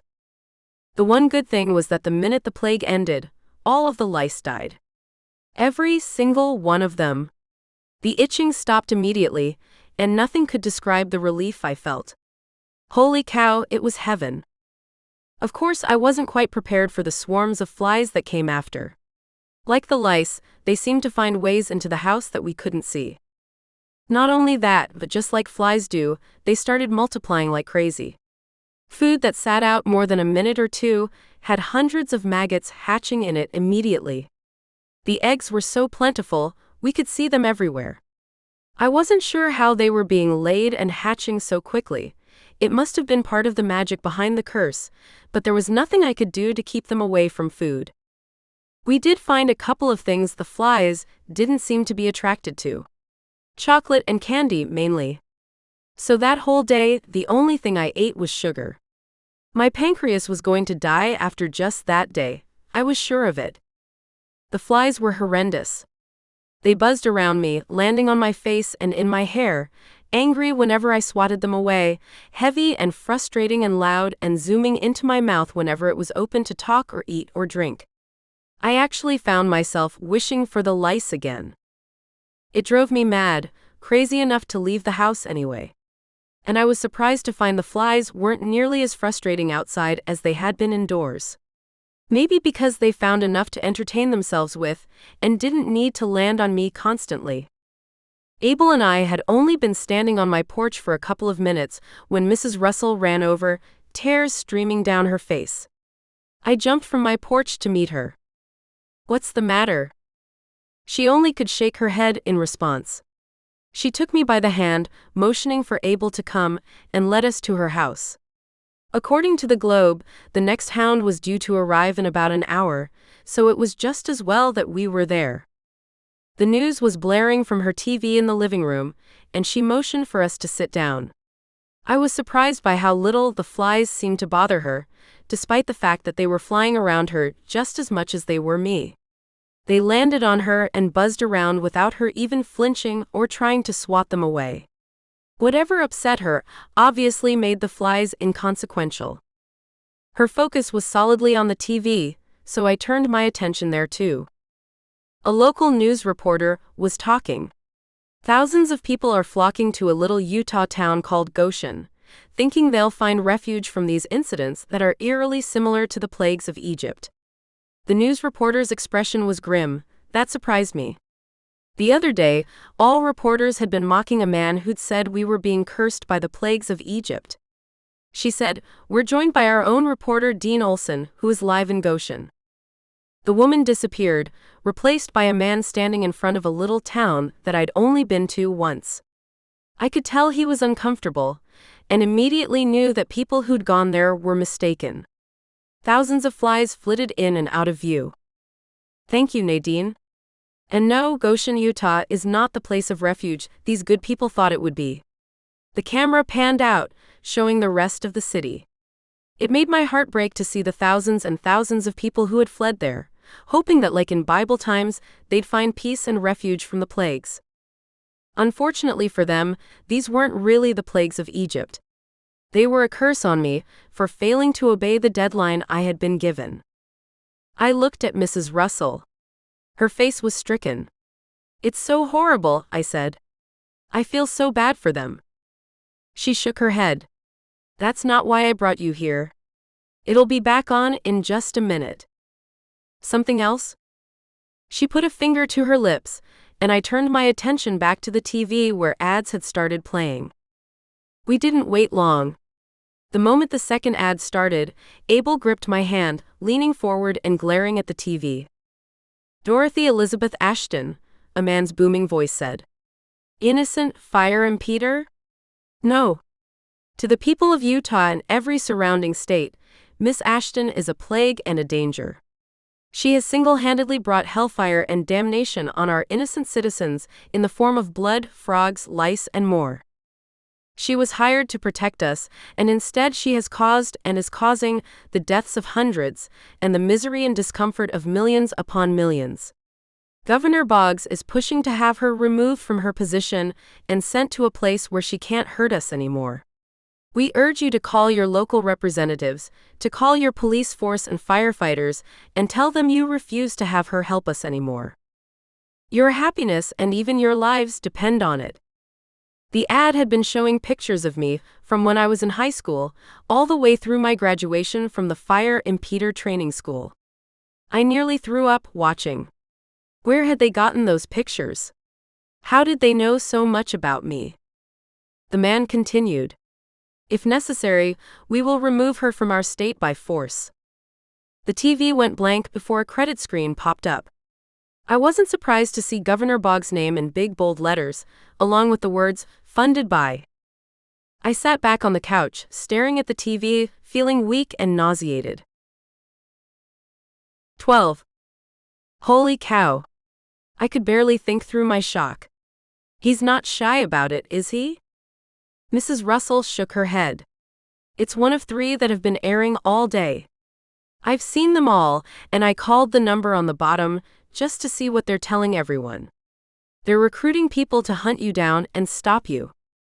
Abel's hand tightened on my fingers, nearly crushing me. I couldn't get up the energy to tell him to stop. My whole body felt frozen. What was I going to do? What would happen? So many people in this state, and in Lehigh in particular, admired me. They gushed their thanks regularly for my service whenever they recognized me. Was all of that about to change? How could it not? Governor Boggs was even more well-known than I was. He'd been in the public light a lot longer than I had. "He's evil," I whispered. Mrs. Russell nodded. Neither she nor Abel said anything. Even if Governor Boggs hadn't been a hound, he really was evil. I would show him no mercy next time I saw him, even if it meant a lifetime in jail. Having his memory wiped was too good for him. The first chance I got, I would destroy him. Just then my phone rang. It was the police chief in American Fork. I answered it hesitantly, unsure what to expect. "Miss Ashton," he said. "Yes?" "Are you available to come out for a job? We've had an emergency come up."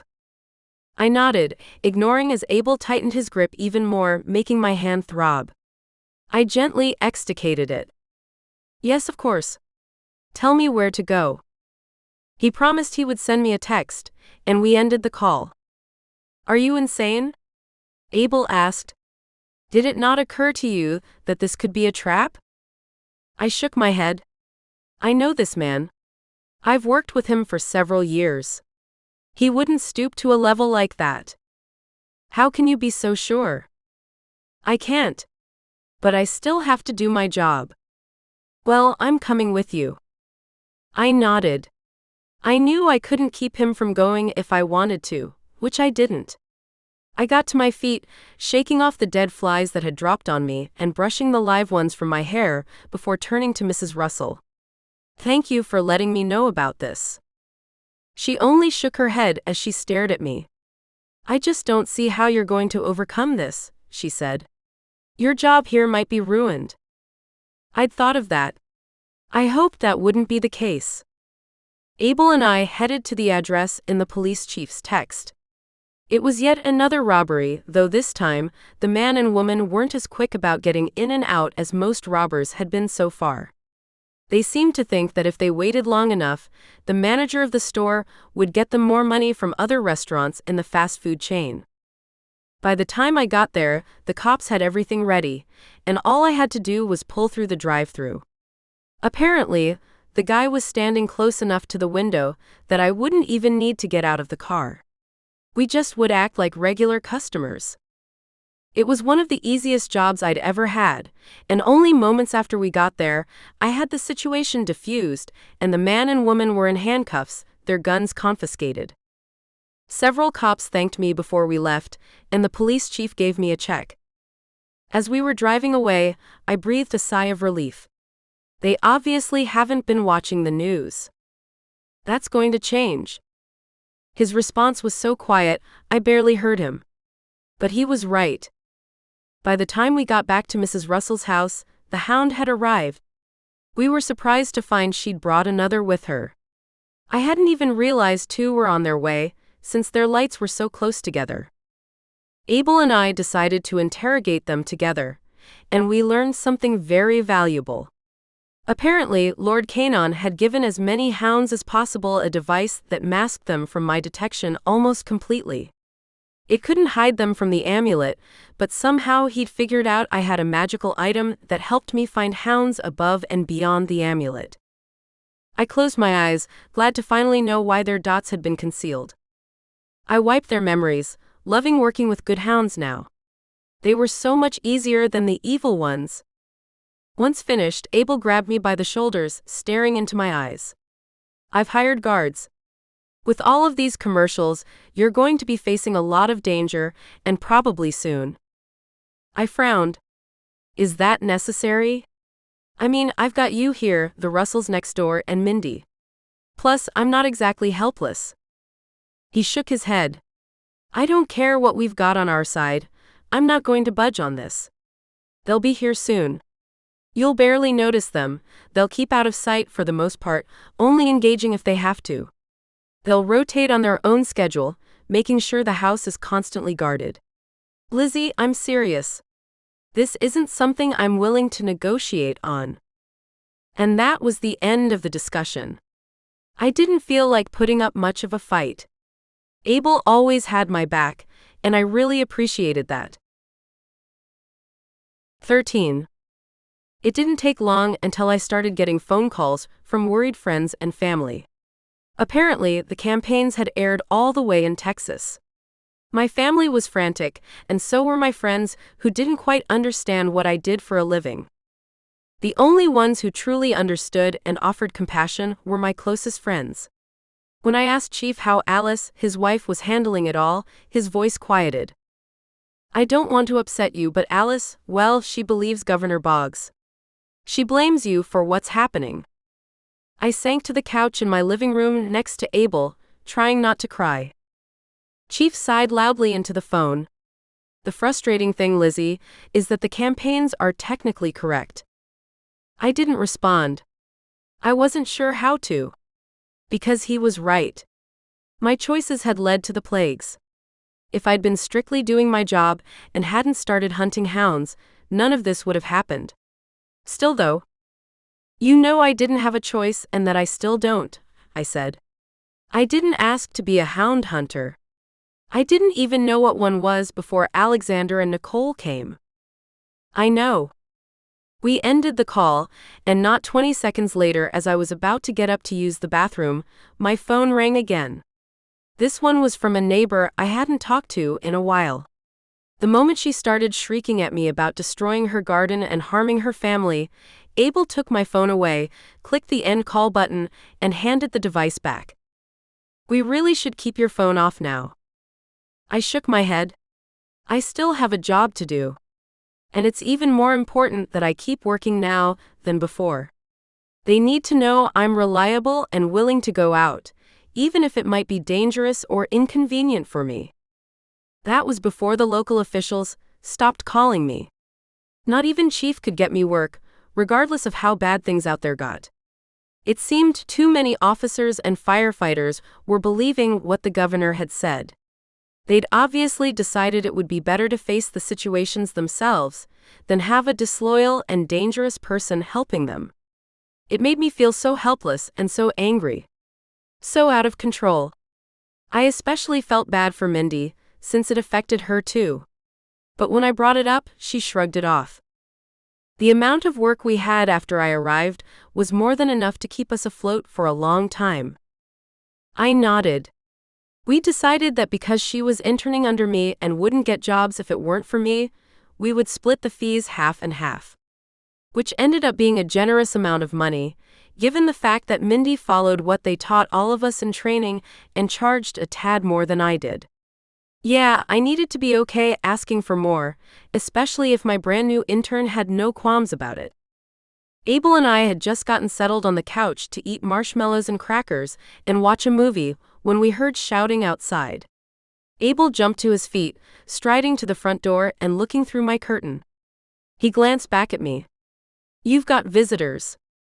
I joined him, trying to ignore the swarms of flies that followed, and glanced out the window. Oh, heavens! It was nothing short of a medieval picketing, complete with villagers bearing pitchforks, guns, and shovels. People were yelling at and threatening the guards Abel had hired to protect me. I still felt silly about having them there until I realized that yes, I could stop guns, but I couldn't stop a knife. Watching those angry people, some gratitude for Abel and his foresight flowed through me. He'd been right about getting guards. My phone started beeping with texts and messages, and ringing with incoming calls. Even my social media accounts and email inboxes were soon overflowing with accusatory messages from people I'd scarcely talked to my entire life. I read some of those messages until Abel forced me to stop. I seriously disliked this feeling. Knowing that so many people despised and hated me, and according to their many messages, wanted me dead.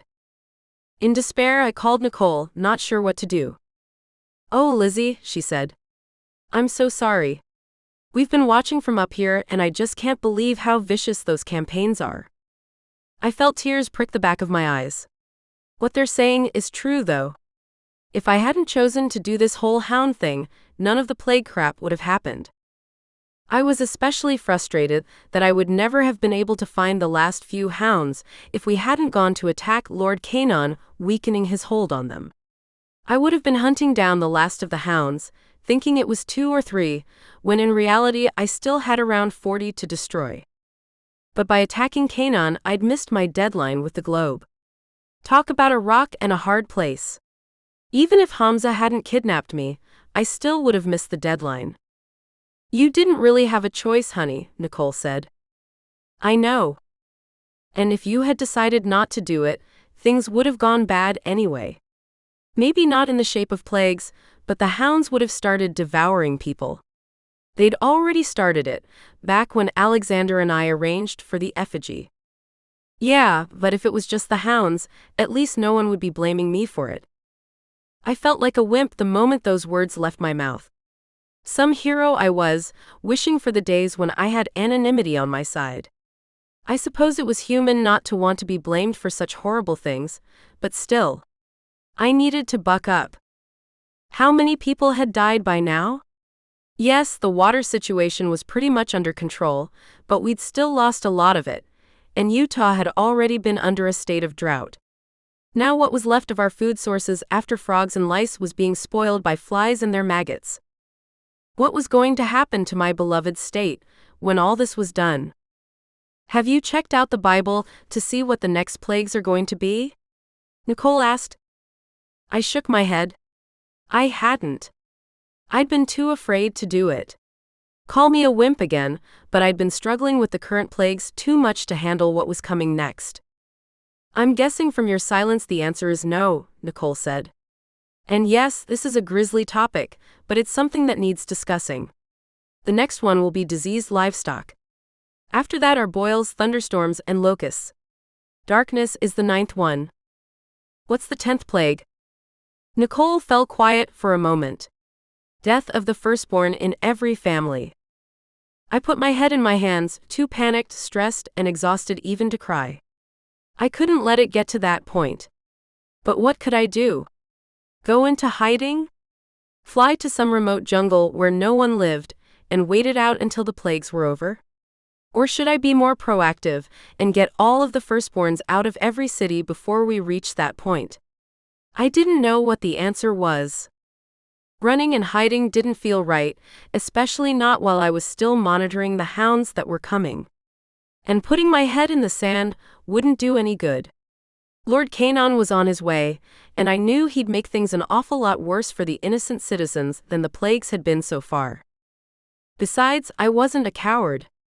And I wouldn't do something cowardly. But what to do in the meantime? How on earth would I regain the trust of those I worked with? And was it possible to stop the plagues? I didn't think so. All of my experience told me that when ghosts and such meted out judgment, nothing could be done to convince them to end it. I'd known the consequences for missing my deadline from the very beginning. "We're going to get you through this," Nicole said, perhaps recognizing where my thoughts had gone. "I really, really hope you're right," I said. 14. Abel continued to pressure me not to answer my phone, but when someone called me 10 times in a row, I finally picked up. "Oh, thank heavens you answered," a man said. It wasn't a number I recognized, and I didn't know his voice. "Sorry about that. Things have been pretty crazy here. What can I do for you, and with whom am I speaking?" "My name is Ron Zabriskie. I'm the leader of Salt Lake County's volunteer search and rescue team. And well, I think you need to know up front that Sergeant asked me not to call, and I'm going against his direct wishes to do so." The sergeant he spoke of was in charge of all of Salt Lake County's sheriffs, and was over the search and rescue teams, both paid and volunteer. "Are you sure you should be talking to me?" I couldn't help it, I had to ask. "I'm in the business of saving lives, not pandering to politicians." "If you're still in the same business, yes, I'm sure. Because we desperately need your help." I straightened. "Of course. I'd love to do anything you need me to do. What's going on?" Construction crews ran into problems working on widening the road in Little Cottonwood Canyon. A worker fell into a crevice while setting up the next round of explosives. "We're not sure exactly what is going on, but we can't reach him without risking the bombs going off." "All right, I'll head out right now." "No need. We're sending a helicopter. Traveling by car is too slow, and I have a feeling you wouldn't get very far anyway." I glanced out my window at the people picketing. He was right. "Sounds good. When will it be here?" "In about 20 minutes. "I hope that's fast enough." "So do I, Miss Ashton."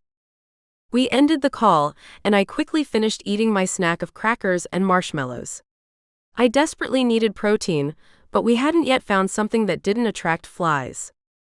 Abel was oddly calm about this job. I'd explained it to him, and he hadn't once gotten possessive or defensive. "I need to get out and check on the water purifying device while you're gone.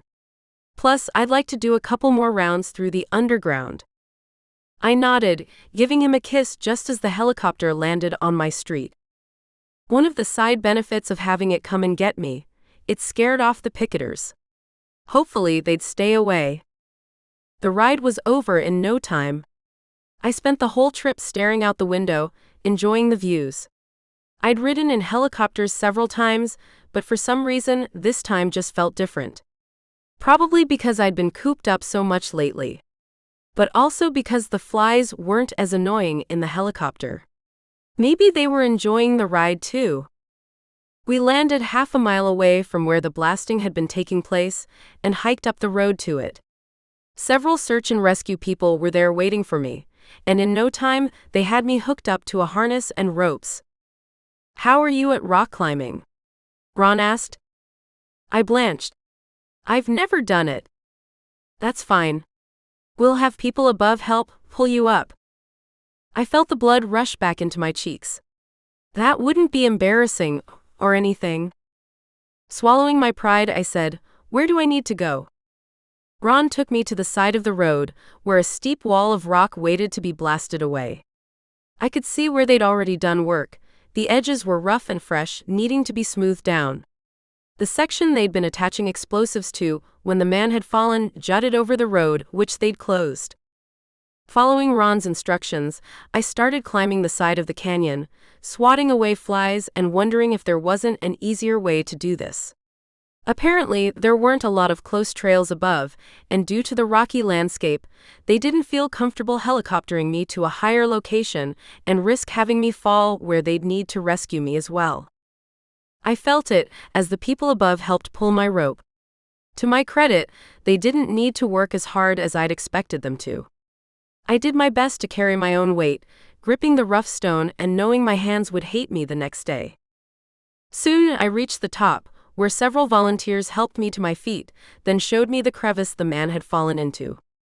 I could see immediately why they wanted me there, despite the many flies swarming around me and blocking my vision. There were tons of holes drilled into the stone where the explosives had been dropped, ready to be detonated. Next to them was a crevice only a few feet wide, but very straight down. The man had fallen 10 feet. He was too high from the road for me to reach the explosives from down there. He was wedged awkwardly, and I could tell he'd probably broken a leg or done some damage to it at least. It was at a bad angle. The man still held explosives. When I reached out with my magic, I could tell that something was wrong with them. Either he had made it so they'd explode easily, or they'd been constructed poorly. Wires were exposed, not just the wires themselves, but the actual metal inside of them. I knew that the bombs most likely wouldn't go off if the wires were jostled, but my training also told me not to take risks. Had the man done this to the bombs, or had the wires scraped against the stone as he'd fallen, thereby damaging them? I hoped it was the latter. Regardless, I needed to make sure those bombs didn't go off as they pulled the man up. Knowing I'd have to be closer, I lay on my stomach, resting my head on my arms, with my face only a couple of inches from the crevice opening. "Am I okay here?" I asked the woman closest to me. "Should be," she said. "We have plenty of space to work with." Well, maybe not plenty, at least for someone untrained like me. I figured they were used to much tighter quarters, though. "Let us know when you're ready," Ron said, startling me. He must have climbed up. I closed my eyes and reached out, gritting my teeth as flies landed on me, trying not to swat them away, and counted all of the bombs that were within reach. There were several of them, at least 20. Not just in the man's arms, but in the holes that had already been drilled.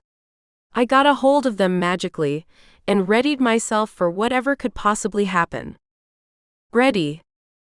Ron and his team started rescuing the man immediately. I kept my eyes closed, not wanting their actions to distract me, since the flies were doing a good enough job of that. I gasped as one of the bombs ignited. 15. A clicking sound I hadn't heard in a while echoed through the crevice, and my magic slowed things down enough for me to sense as the bomb went off. I commanded my magic to do its thing, contain the explosion. Power rushed from me, taking my breath away. To their credit, the rescue people didn't say or do anything. I felt their urgency increase though, and I mentally thanked them for not dilly-dallying. Several other bombs tried to go off. By the time they'd pulled the man up, him shrieking from the pain, I was exhausted. I hadn't reached my magical threshold, however, and that was amazing.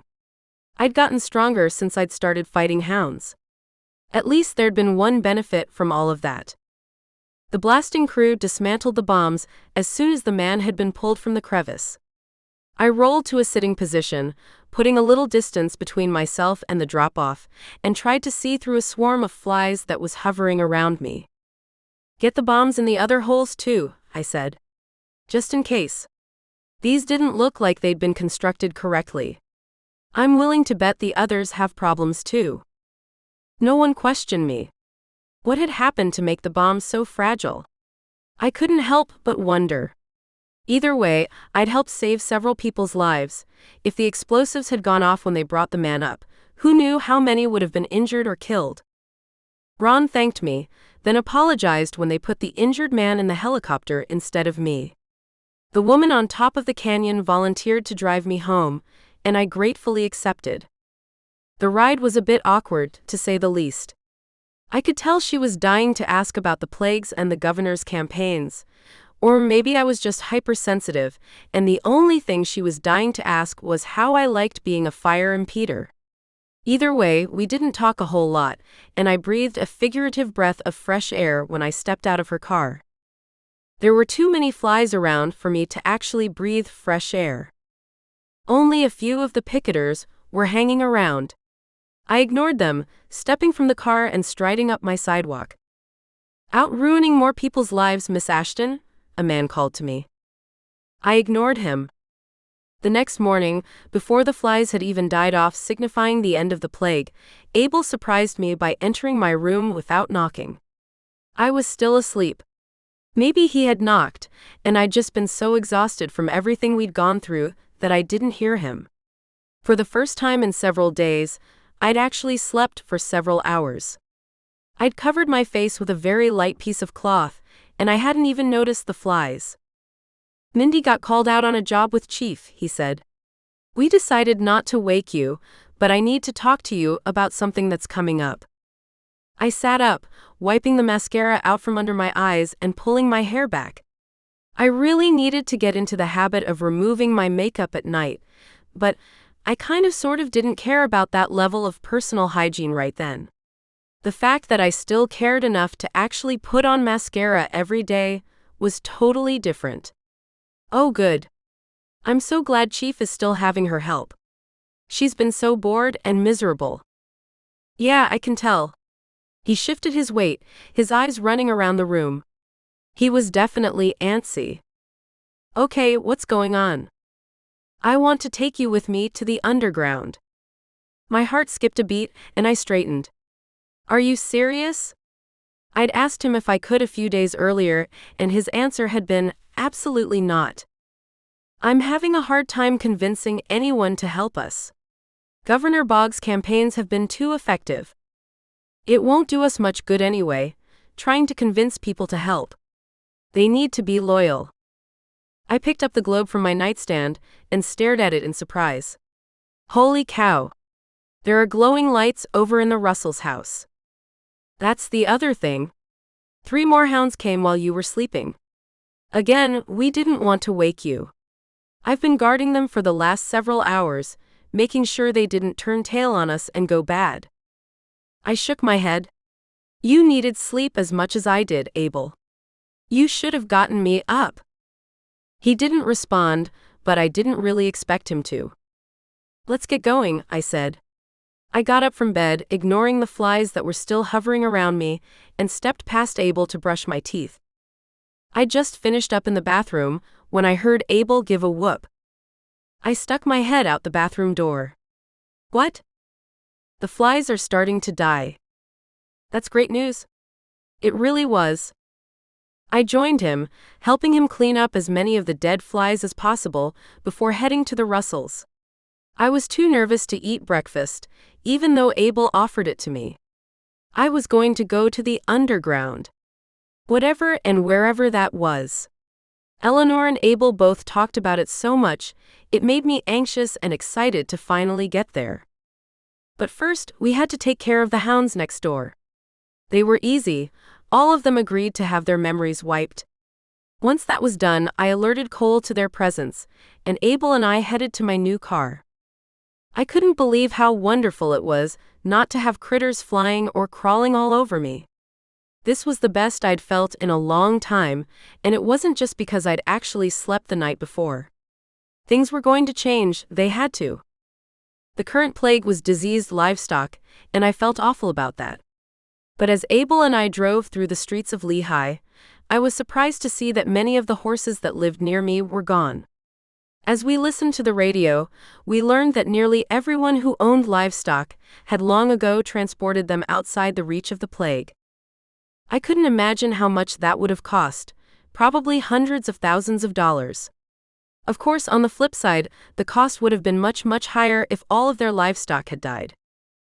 Abel pulled up at his warehouse and surprised me by saying, "Here we are."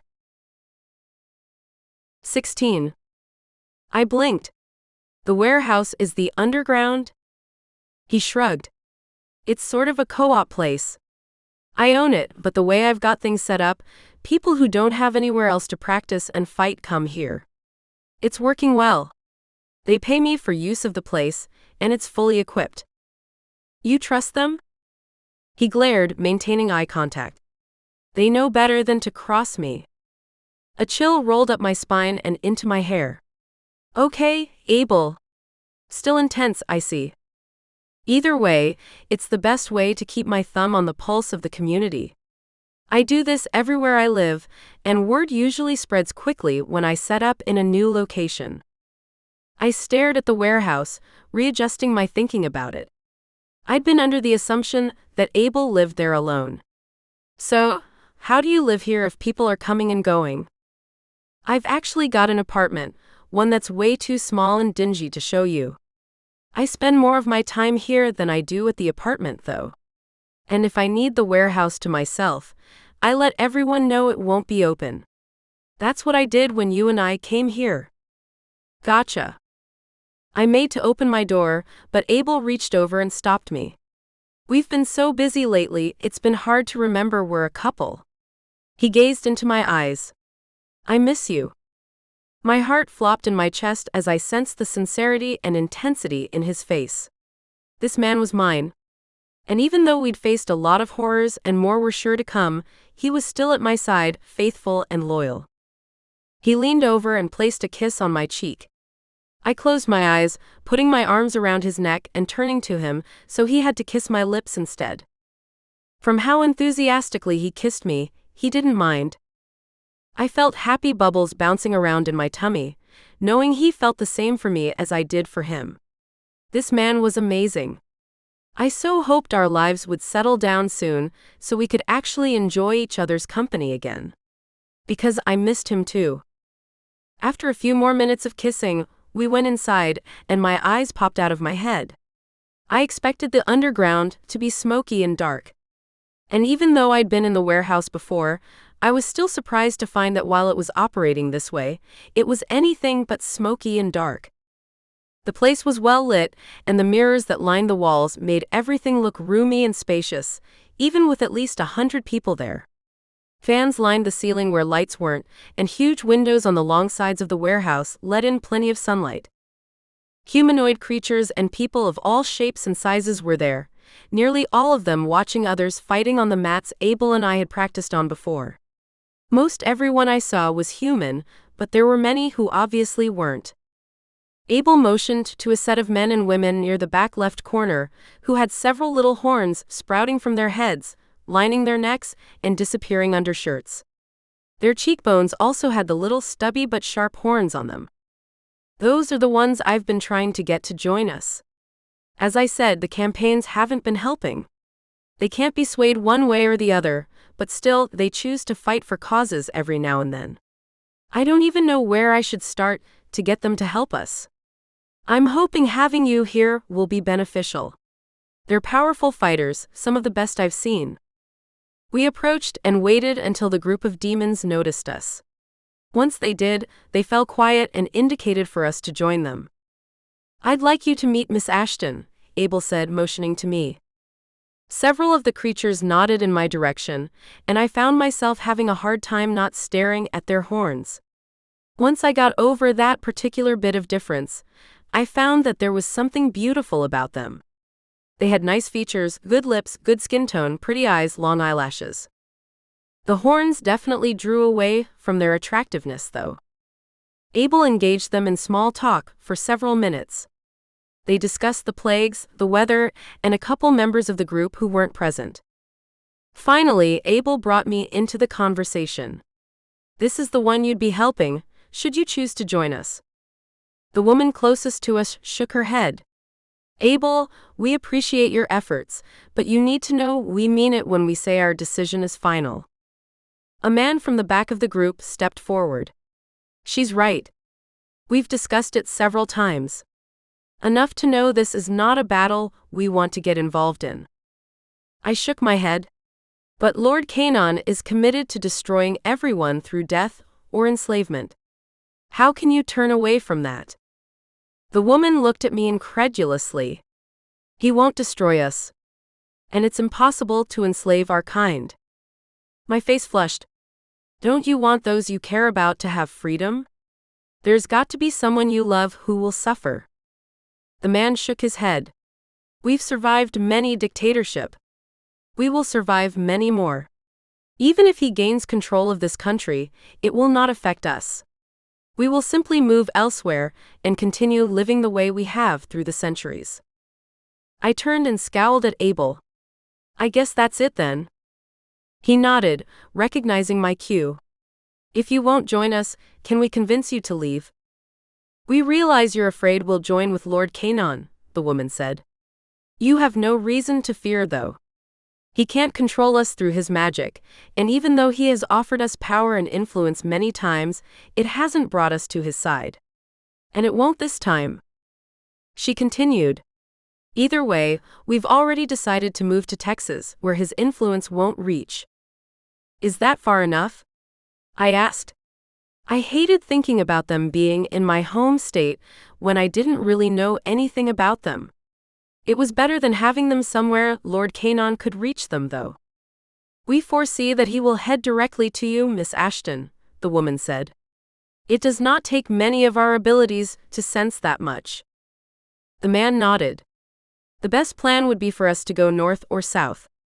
We do not necessarily need to leave the country. Somewhat satisfied, Abel and I thanked them and turned away. We left the warehouse, Abel locking the door behind us. I raised my eyebrows, and he motioned to the number keypad that was by the lock. Everyone has the code to get in.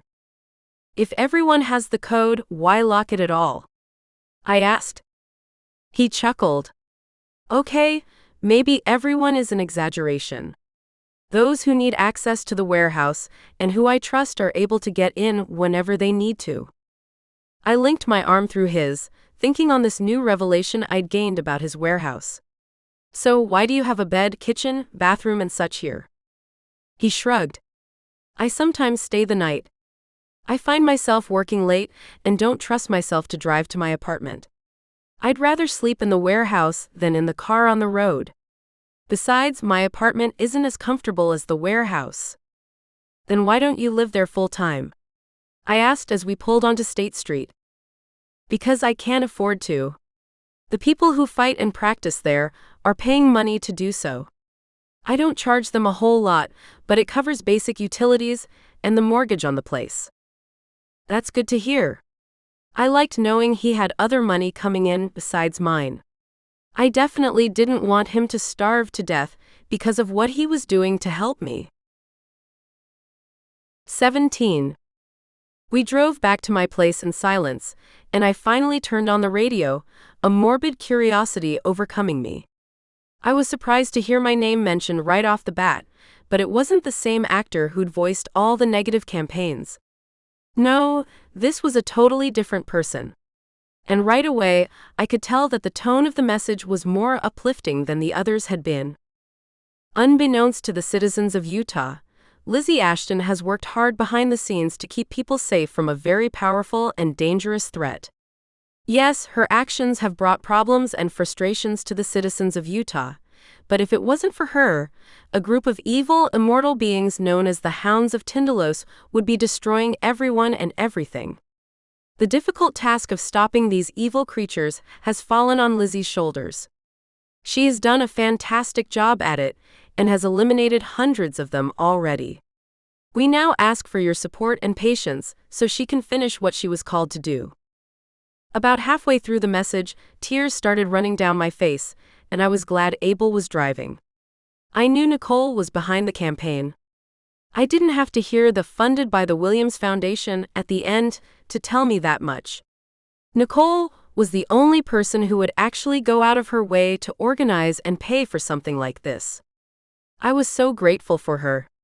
for everything she'd done for me. She really was a fantastic best friend. 2 of Nicole's messages played in a row. I didn't know how much that cost, but I couldn't stop crying. And knowing that the current plague hadn't truly plagued anyone was just icing on the cake. This was the least dangerous and annoying one that had hit us yet. I really hoped that the next few plagues would be just as easy. I knew better than to rely on hope though, especially with what was coming next. Boils. Yeah, that wasn't going to be fun. My poor skin still hadn't healed from the lice. I removed the globe from my pocket. There were 10 glowing dots all close to the Russells' house. 10 dots that I would need to take care of in the next 8 to 12 hours. Pulling away from the globe, allowing myself to see more of the surface, I was surprised that a whole bunch of dots surrounded the graveyard in Holland. Were these more of the hounds that had been hidden from me? If so, why could I see them now? Was Lord Canon unable to cover them up? I really hoped so. Regardless, if the globe was actually telling the truth now, only 20 or 25 hounds were left. Oh man, I really hoped that was actually the case this time. Yet again, I was so excited it practically killed me to think I might be close to finishing this calling. Unlike last time though, I had my doubts. I was tempted to hop on a plane and fly around the world to hunt down those last few hounds. Common sense told me not to do that though. Me going out and chasing them would definitely alert them to my coming, causing them to run and hide, even if they were currently good. It would just become a huge goose chase across the world. No, it was better to wait for the trap to lure as many of the good hounds in as possible. And then, presumably, Lord Canon would head toward me, and his hounds would follow. Abel and I decided that he would focus on trying to get all of the demons he had contact with to leave. I really hoped it would work. I didn't want them to know why we wanted them to go, though. The lure of power is incredibly overwhelming, especially from Lord Canon. We pulled up at my house, and immediately the amulet warmed at my throat, warning me that danger was there. Someone's in my house, I told Abel. The amulet is warning me. Abel looked at me for a split second before hopping from my car, pulling out a gun and kicking down my front door. Okay, so kicking a door down is a lot harder than they make it look in the movies, but my door is really old and the doorframe is even older. It wasn't that difficult. I rushed to follow him, stepping through right as he pulled the trigger several times. 18. We quickly learned that trying to shoot the danger in my house was pointless. Because the supernatural visitor was a ghost. I recognized him immediately. How would I forget the tortured expression? The shredded bowels? The eyeless sockets, blood dripping down his face? Dr. Faust had come to visit. I ducked just in time as he threw something at me. I didn't even have the chance to compute what it was before it had shattered against the doorframe behind me. Guns are useless, Abel said, grabbing me and pulling me across the living room. He released me just as Dr. Faust threw something else. Abel caught it and handed it to me. My grandma's vase. I screamed. Oh, Buster, you'd seriously be dead if you broke that. I'm already dead. Dr. Faust shrieked. It wasn't until that moment that I realized Abel could see my ghostly visitor. Judging by Abel's reaction, he could hear the guy too. I was grateful I wasn't the only one seeing where the attacks were coming from. The two of us dodged as Dr. Faust chucked yet another glass dish at me. That one Abel didn't catch, but luckily it bounced harmlessly from the couch before dropping to the floor. Remembering my amulet, I grabbed it and said, "As owner of the amulet, I command you to stop attacking." Dr. Faust froze, arms above his head, holding another glass, which he promptly dropped. It went through him, shattering on the floor. And stop breaking my things. I shouted. I swear I'd kill you now if you weren't already dead. And you stop pointing out my lack of mortality. Or what? You'll attack again? Dude, you know very well you can't hurt or even touch me if I don't want you to. He glowered at me, still standing, floating in the doorway to my kitchen where he'd frozen after my command. And yes, I could tell he was glowering, even without eyes. Don't ask me how I knew. Maybe it was a special power the amulet gave me. The ability to sense glowers. Why on earth are you here and not back in the Netherlands? His shoulders slumped as the fight left him. Because you brought him back to life. Oh, Miss Ashton, why did you do it? I glared at him. I refuse to believe you don't already know the reason. And don't judge me, you would have done the same thing had you been in my place. Dr. Faust entered the living room, and Abel stepped protectively in front of me. You already know he did destroy everyone I loved. And I also know just how awful that was for you. Don't be upset with me for doing my best to prevent that. I know. I can't. But you were. Abel and I took seats on the couch, and Dr. Faust slumped to the floor. I just don't think you fully understand who you've brought back. No? Then enlighten me. Just who is Lord Canaan? He has gone by many names throughout his existence. Thousands and thousands of years ago, he killed his brother, and he became famous for having done so. He was jealous that the Lord favored his brother's sacrifice, and not his. Wait. Are you saying he's Cain? As in Cain who killed his brother Abel? I glanced at my boyfriend to see what he thought. Abel hadn't changed position from where he'd sat next to me on the couch. His expression was impossible to read. I didn't think it fazed him, though, and probably because he wasn't attached to the other Abel. Yes, that's what I'm saying. He has taken on many other forms since.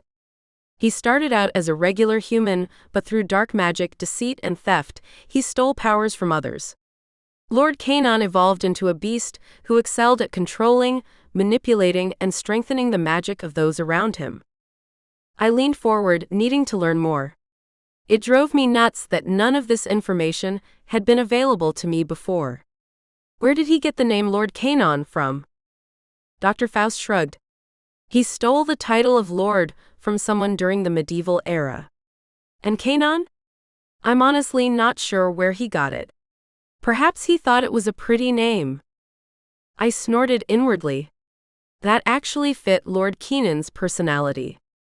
The dude was seriously vain. Do you have any information on how to stop him? Dr. Faust shook his head. No, and that's one of the reasons why I came today. You must learn as much about him as you can. You need to understand him, to know what others have tried to do unsuccessfully to stop him. Your lives depend on it. The lives of every ghost on this planet depend on it. Please do not leave us to deal with him alone. The intensity in his voice took me back, and I realized I hadn't fully considered what would happen to the ghosts if I failed. Lord Canaan ate them, for crying out loud. How do I find information about him? Seek help from supernaturals who are already on your side. At least 2 of them have access to great stores of knowledge, separate from the knowledge you have access to. At least 2 of them? That's specific. Dr. Faust glanced out the window, then back at me. Your elderly neighbors are not what you assume them to be. I know. They're Croats. And royalty. Are you saying they might know more about Lord Canaan than they're letting on? You already know about them. Of course. They told me a while ago. Well, I didn't expect that. People surprise us occasionally, don't they? Naturally. But no, they probably don't know more than they've already told you. However, they do have access to a great amount of knowledge. Let me guess. It's back on their planet or dimension or whatever? Of course it is. If it weren't, you would be able to find it in the Akashic. Good point. Dr. Faust got up. I'm sorry I broke your dishes. I have a hard time controlling my anger.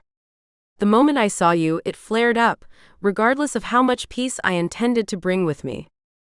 I doubted what he said was true. I mean, the amulet had warned me before we'd even exited the car. Dr. Faust had come in anger. It hadn't flared up when he'd seen me. I didn't mention that, though, knowing it wouldn't make a difference. We said goodbye to the ghost, waiting until the amulet told me the coast was clear before Abel and I started cleaning up the mess Dr. Faust had left behind. What do you think of what he had to say? I asked Abel as I swept. He glanced up from where he was picking up glass shards near my front door. It makes sense. We already know the Russells were around when Lord Canon was stopped the first time. Naturally, they would have everything written down somewhere, chronicling each attempt to stop him. When should we head to their dimension? That's up to you and them. Personally, I'd wait until the plagues have stopped though. Lord Canon won't be here for a while, judging by the fact that it's taking him so long to leave Holland, and you don't need the distraction of these plagues.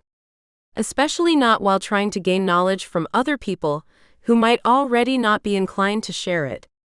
Who knows what the Russells' dimension is like now? He made some excellent points. I decided to talk to the Russells. We'd hopefully make arrangements to visit their world just as soon as the plagues had ended.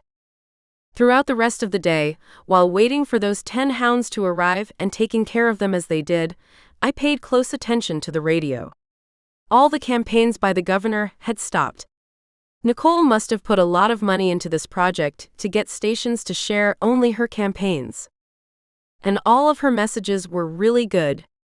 There were 5 total, created by professionals with uplifting and encouraging music that made me want to run out and help me myself. Instead of the barrage of phone calls and visits outside my house though, this time I was completely ignored. Was that good or bad? I didn't know. I hoped it was good. Maybe it meant people were simply embarrassed and were likely just to forget everything. Or, and this thought upset me, maybe they were biding their time until they could attack, when I would be helpless against violence. Like when Abel wasn't around. I really hoped that wouldn't be the case. 19. The boils started right on time. Immediately from the pain, itching, and burning sensation that came with them, I knew they would be the worst plague yet. At least I'd been able to escape the other plagues, even just temporarily. Hopping in the shower kept the flies off me and made the itch from the lice go away, but the boils followed me regardless of where I was and what I was doing. They made me so uncomfortable, I felt like screaming constantly. My hair began falling out in chunks where the wounds on my scalp had erupted. I couldn't believe how bad it was. I shuddered to think of innocent people having to experience this, especially little children. At least I didn't have as much to stress about currently, well, not directly anyway. I'd taken care of the hounds that had been on their way before going to bed, and since the diseased livestock plague hadn't affected me directly, I'd gotten good rest the night before. I suppose there was a little blessing to be had in no one trusting me. We did our best to distract ourselves, but by around 11 in the morning, I was so beyond miserable that I had to get out of the house. The next hounds wouldn't arrive for hours, and Mindy and I hadn't been called out on a job since the day before. Without asking her or Abel if they wanted anything, I jumped from the couch, grabbed my purse, keys, and phone, and ran out the front door, heading to the store. Abel followed me, stopping on the porch to yell after me. "Where are you going?" "I should go too." "I'll be fine." I called back at him. "I can't stand sitting around anymore."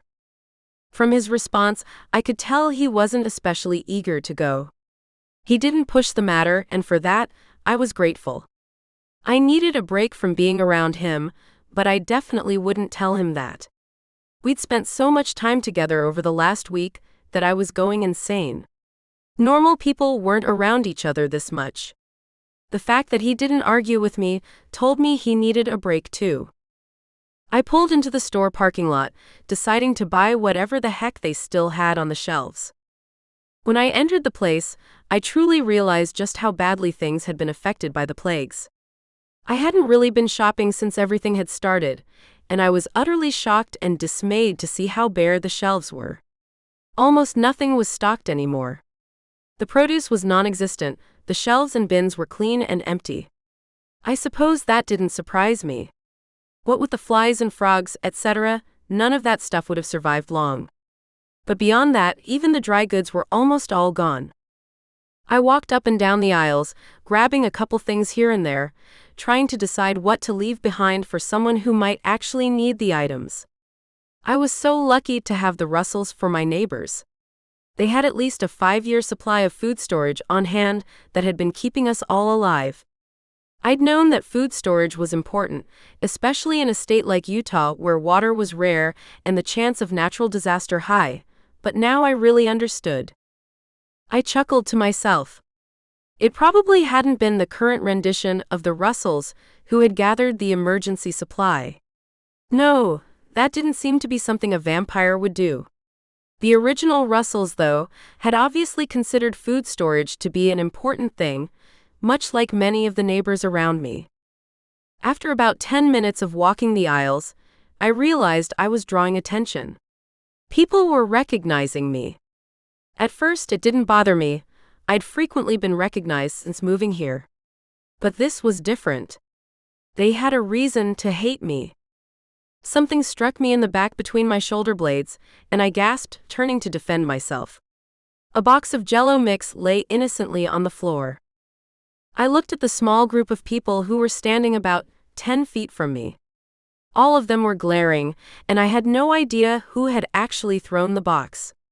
I felt fear trickle into my heart. The amulet wouldn't protect me against regular people, and I turned and walked rapidly away, occasionally grabbing and putting stuff in my cart. When I turned the corner, the people following me hissed and booed, increasing their speed to keep up as I tried to make my way back to the registers. I had a long way to go, though. "Hey! You," a man yelled at me. "You need to get out of Utah before you destroy our entire state." Murmurs of agreement came from the others chasing after me, and a couple more items were chucked.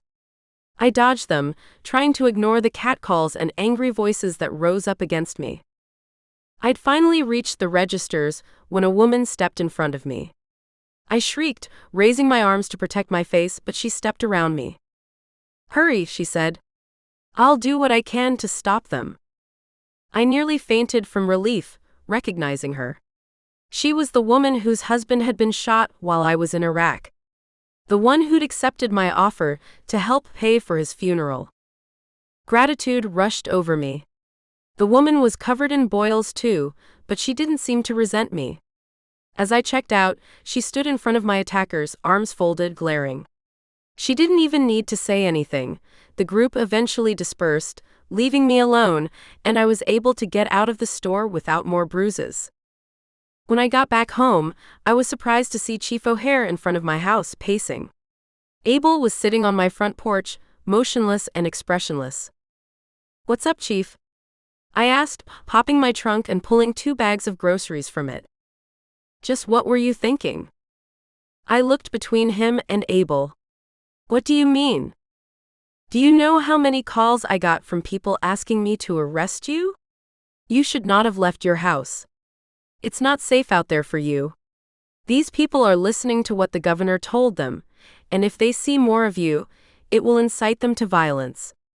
You absolutely cannot leave your house again." "I won't be a prisoner here," I said, trying to control my frustration. "I can't possibly get rid of the hounds and do my job as a fire impeder if I can't go anywhere. The hounds aren't even coming here, they're heading to the Russells' house where everything is set up." Chief stopped pacing and faced me, hands on his hips, appraising me with serious eyes. "Then I'll request that you only go back and forth between your house and the Russells. Do not go anywhere else, at least not until all of this has calmed down. You've got to be more careful than you have been, Lizzie. Oh, and I'm ordering more guards." Without saying goodbye, he hopped in his car and drove away. I stared after him, trying to remember why I liked him in the first place. I wanted to scream and throw things at him and pull the rest of my hair out. He was treating me like I'd done something wrong and like I was a fragile little person who couldn't protect herself. It killed me.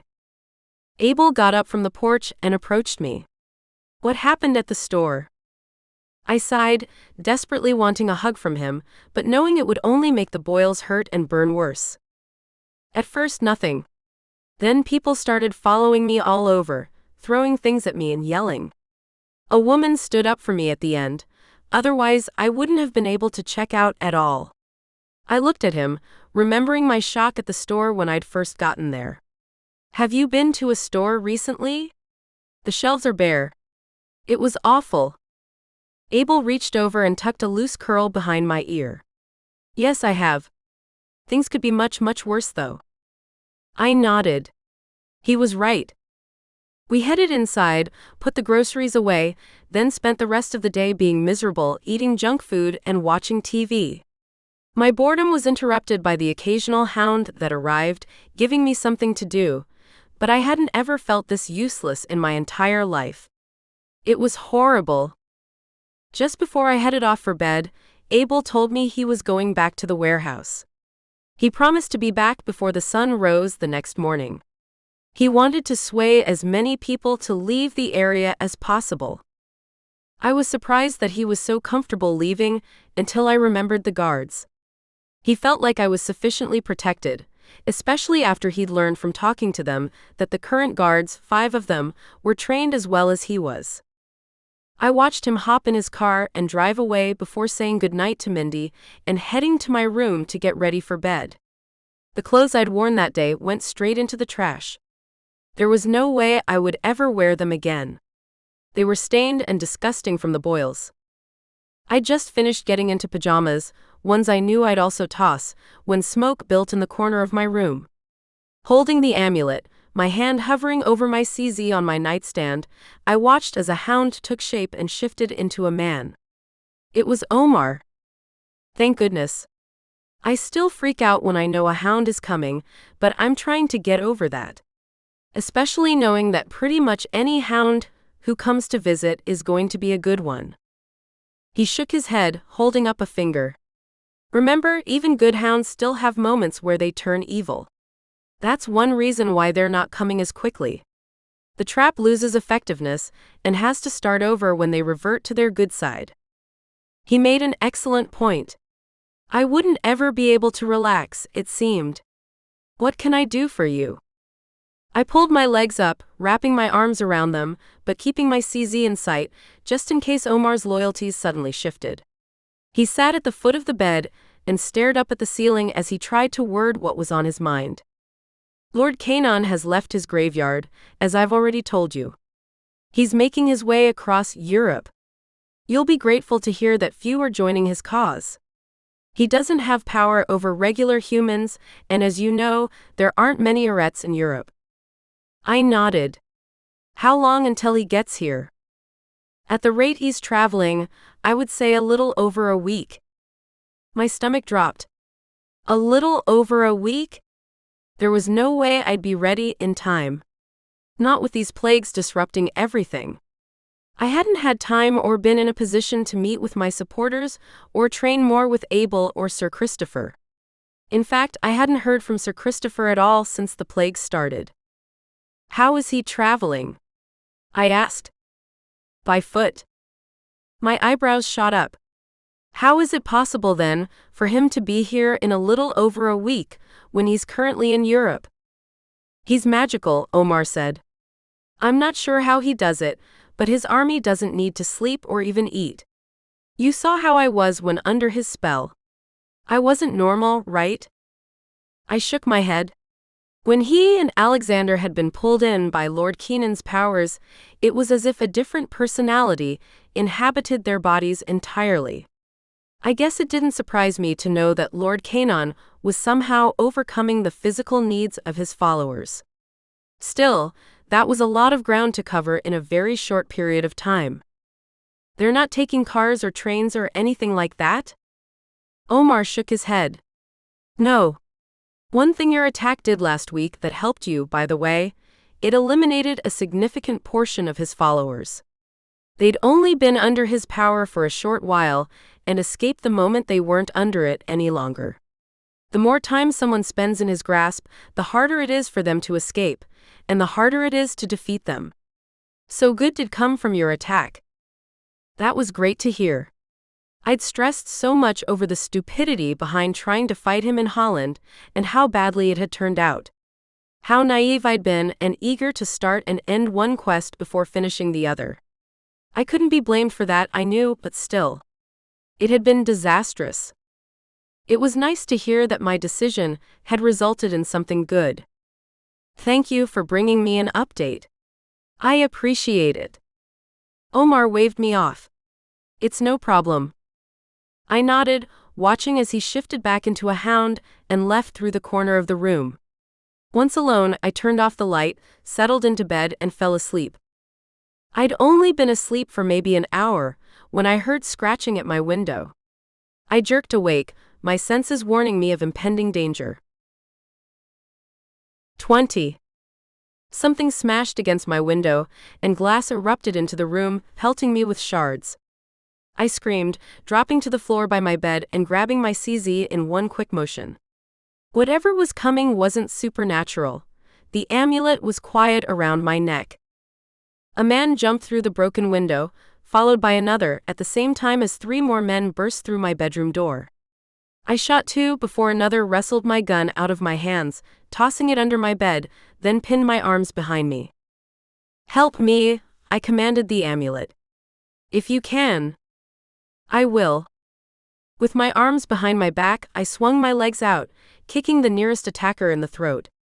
He fell to the floor, choking. My sudden motion knocked off balance the guy who was holding me, but not enough, and he tightened his grip on me just as the last guy punched me in the face. Where was Mindy? There was no way she hadn't heard all of this. Stab her, the man holding me said. The guy in front of me pulled out a 12-inch knife, as the one I'd kicked in the throat got to his feet. The man with the knife lunged at me. Relying on instinct and the amulet to quicken my actions, I again swung my feet through the air. This time, in smooth motions, I feinted at Knife Man, kicked the other in the throat again and slammed my foot backward, hitting the one behind me in the knee.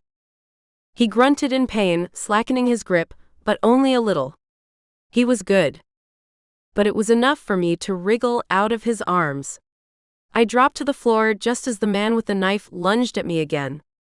I rolled under my bed, grasping for my CZ. I couldn't quite reach it though, and one of the men grabbed me by the ankle and dragged me out from under the bed.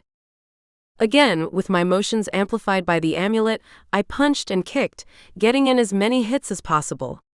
Regardless of how much the amulet helped though, I was barely able to keep up with them. They were huge men and had years and years of training. I wasn't going to win this battle. And then I remembered. I'm a fire reet.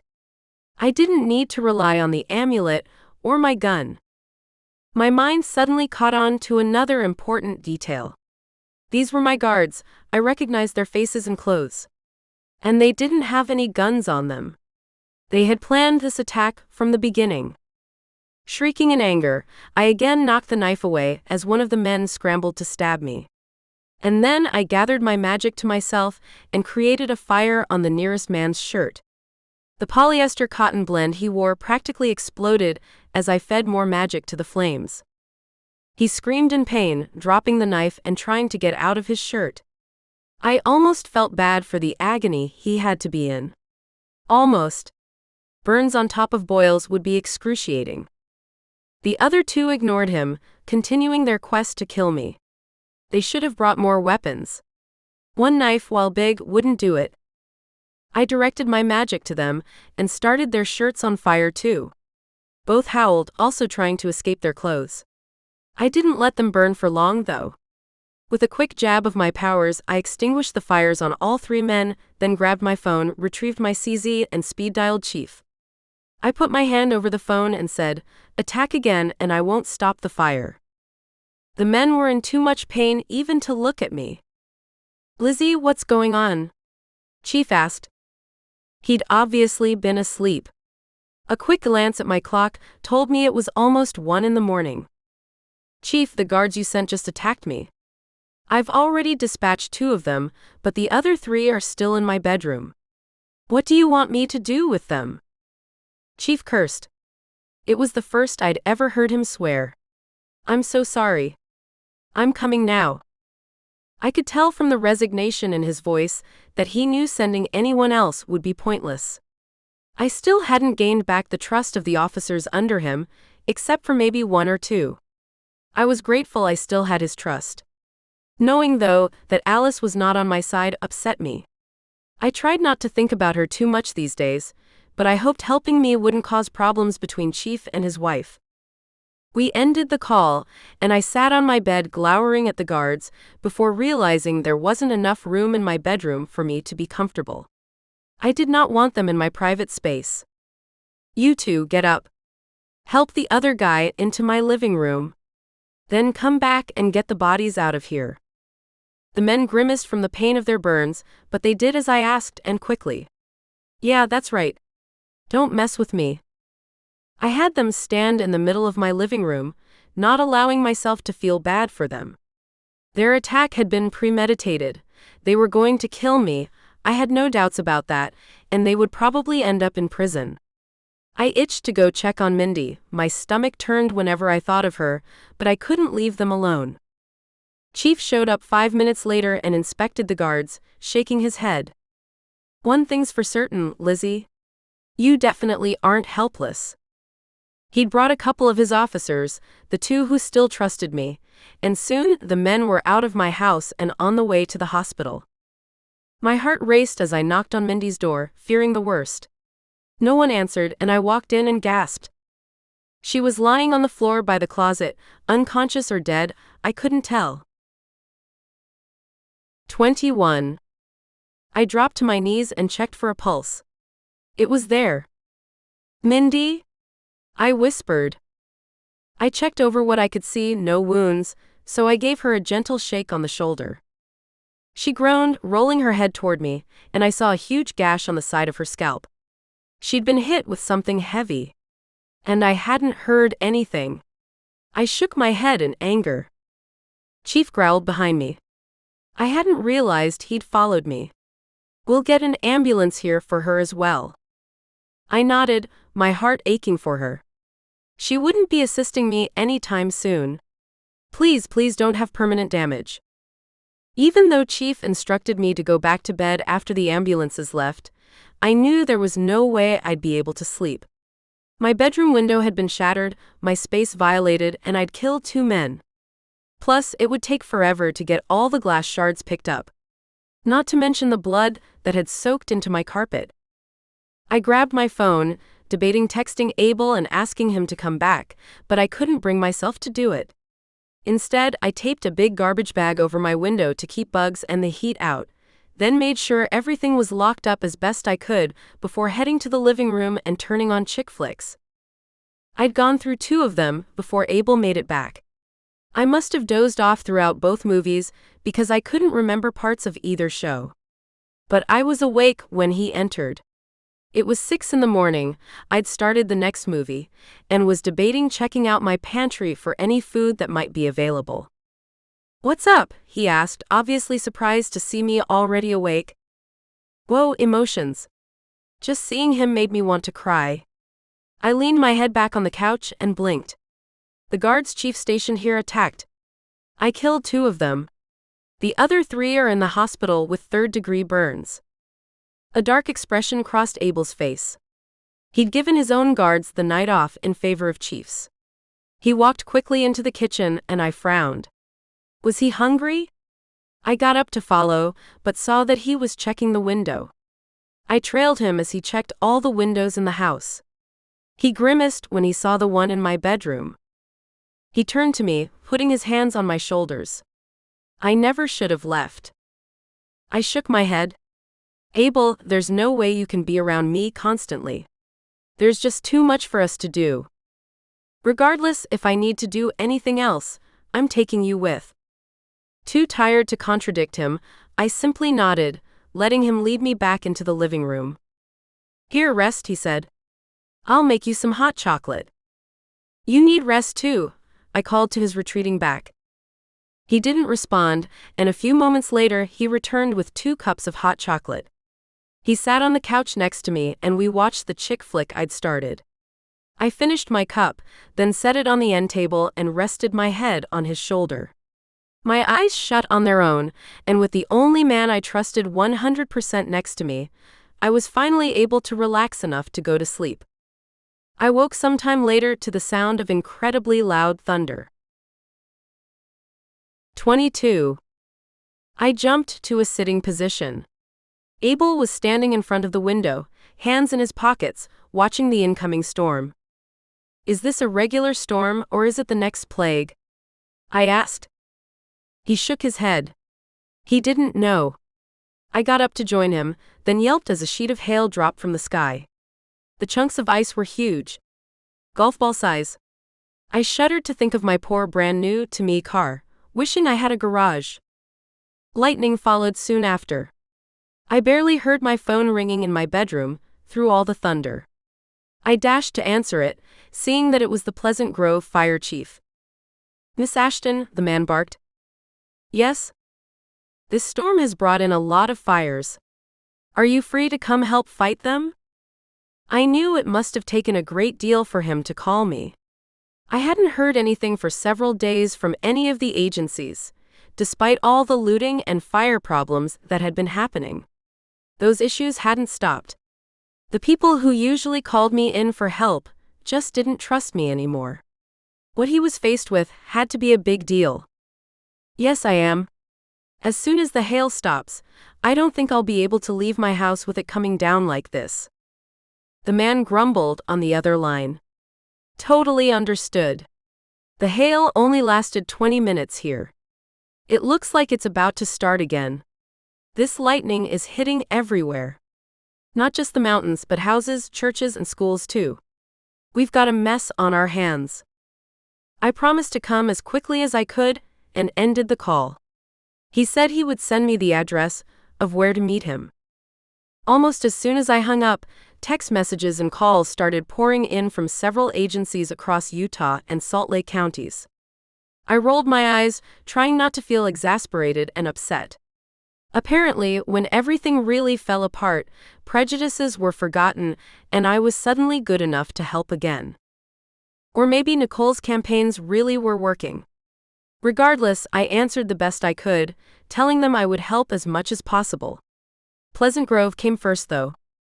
It wasn't until that point that I realized my boils were starting to fade and no longer itched and burned. Oh my heavens! What a relief! While waiting for the hailstorm to stop, I pulled the globe from my pocket. Abel stepped behind me, putting his arms around my waist and peering down at the globe with me. How many left? He asked. 10. That's fantastic. I nodded. It took me a moment to respond. Almost all of them are with Lord Canaan, though. Almost all of them? Yes. Alexander and Omar are still out there, along with 2 random rogues who haven't been attracted to either trap. Abel turned me around to face him, his dark blue eyes serious as he studied my face. Have you put any more thought into the idea of returning the device? He'd asked me a while ago, but yet again, panic bubbled up in my chest. Yes, of course. Giving it back won't stop the plagues, though. But if it does? I shook my head. It won't. They already told me. But maybe we can get the man himself to stop them. He might accept a bribe. Abel frowned. Are you sure? No, I'm not. But I was able to sway him to allow me an extra day. Maybe he'd stop the plagues if we gave him something he wanted. How about you talk to Nicole and get her thinking on that? I shook my head. I'll go to Koven. They have better information there than Nicole would have, and if they tell me there's something he wants desperately, she'll know where to find it and how to get it. I'll bring her in at that point. Then let's go to Koven now. I again shook my head. I need to get those 2 rogues first, and before that, I have to stop these fires. Lizzie.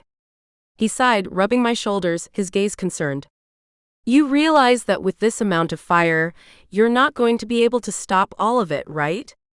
And going outside is exceptionally dangerous. I nodded. Yes, I know.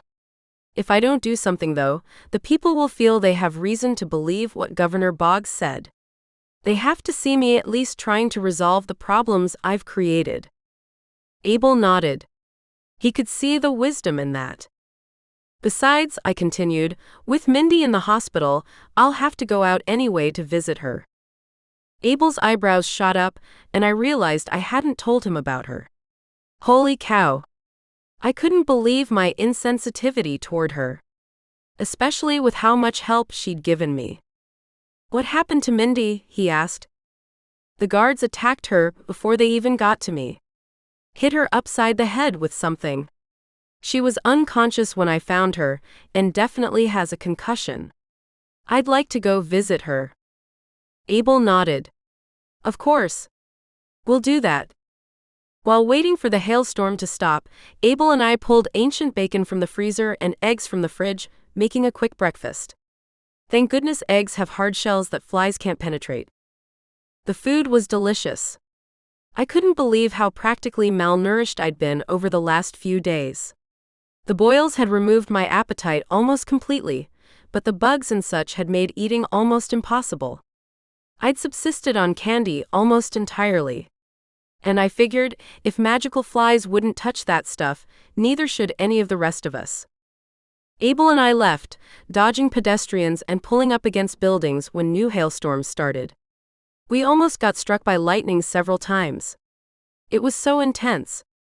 I spent the whole ride alternating between trying not to scream and failing at it. We finally caught up to the fire chief in front of an orange-bricked church. "I'm sorry it took so long to get here," I said. "It's a mess everywhere." "Don't worry about it. I'm glad you're here at all."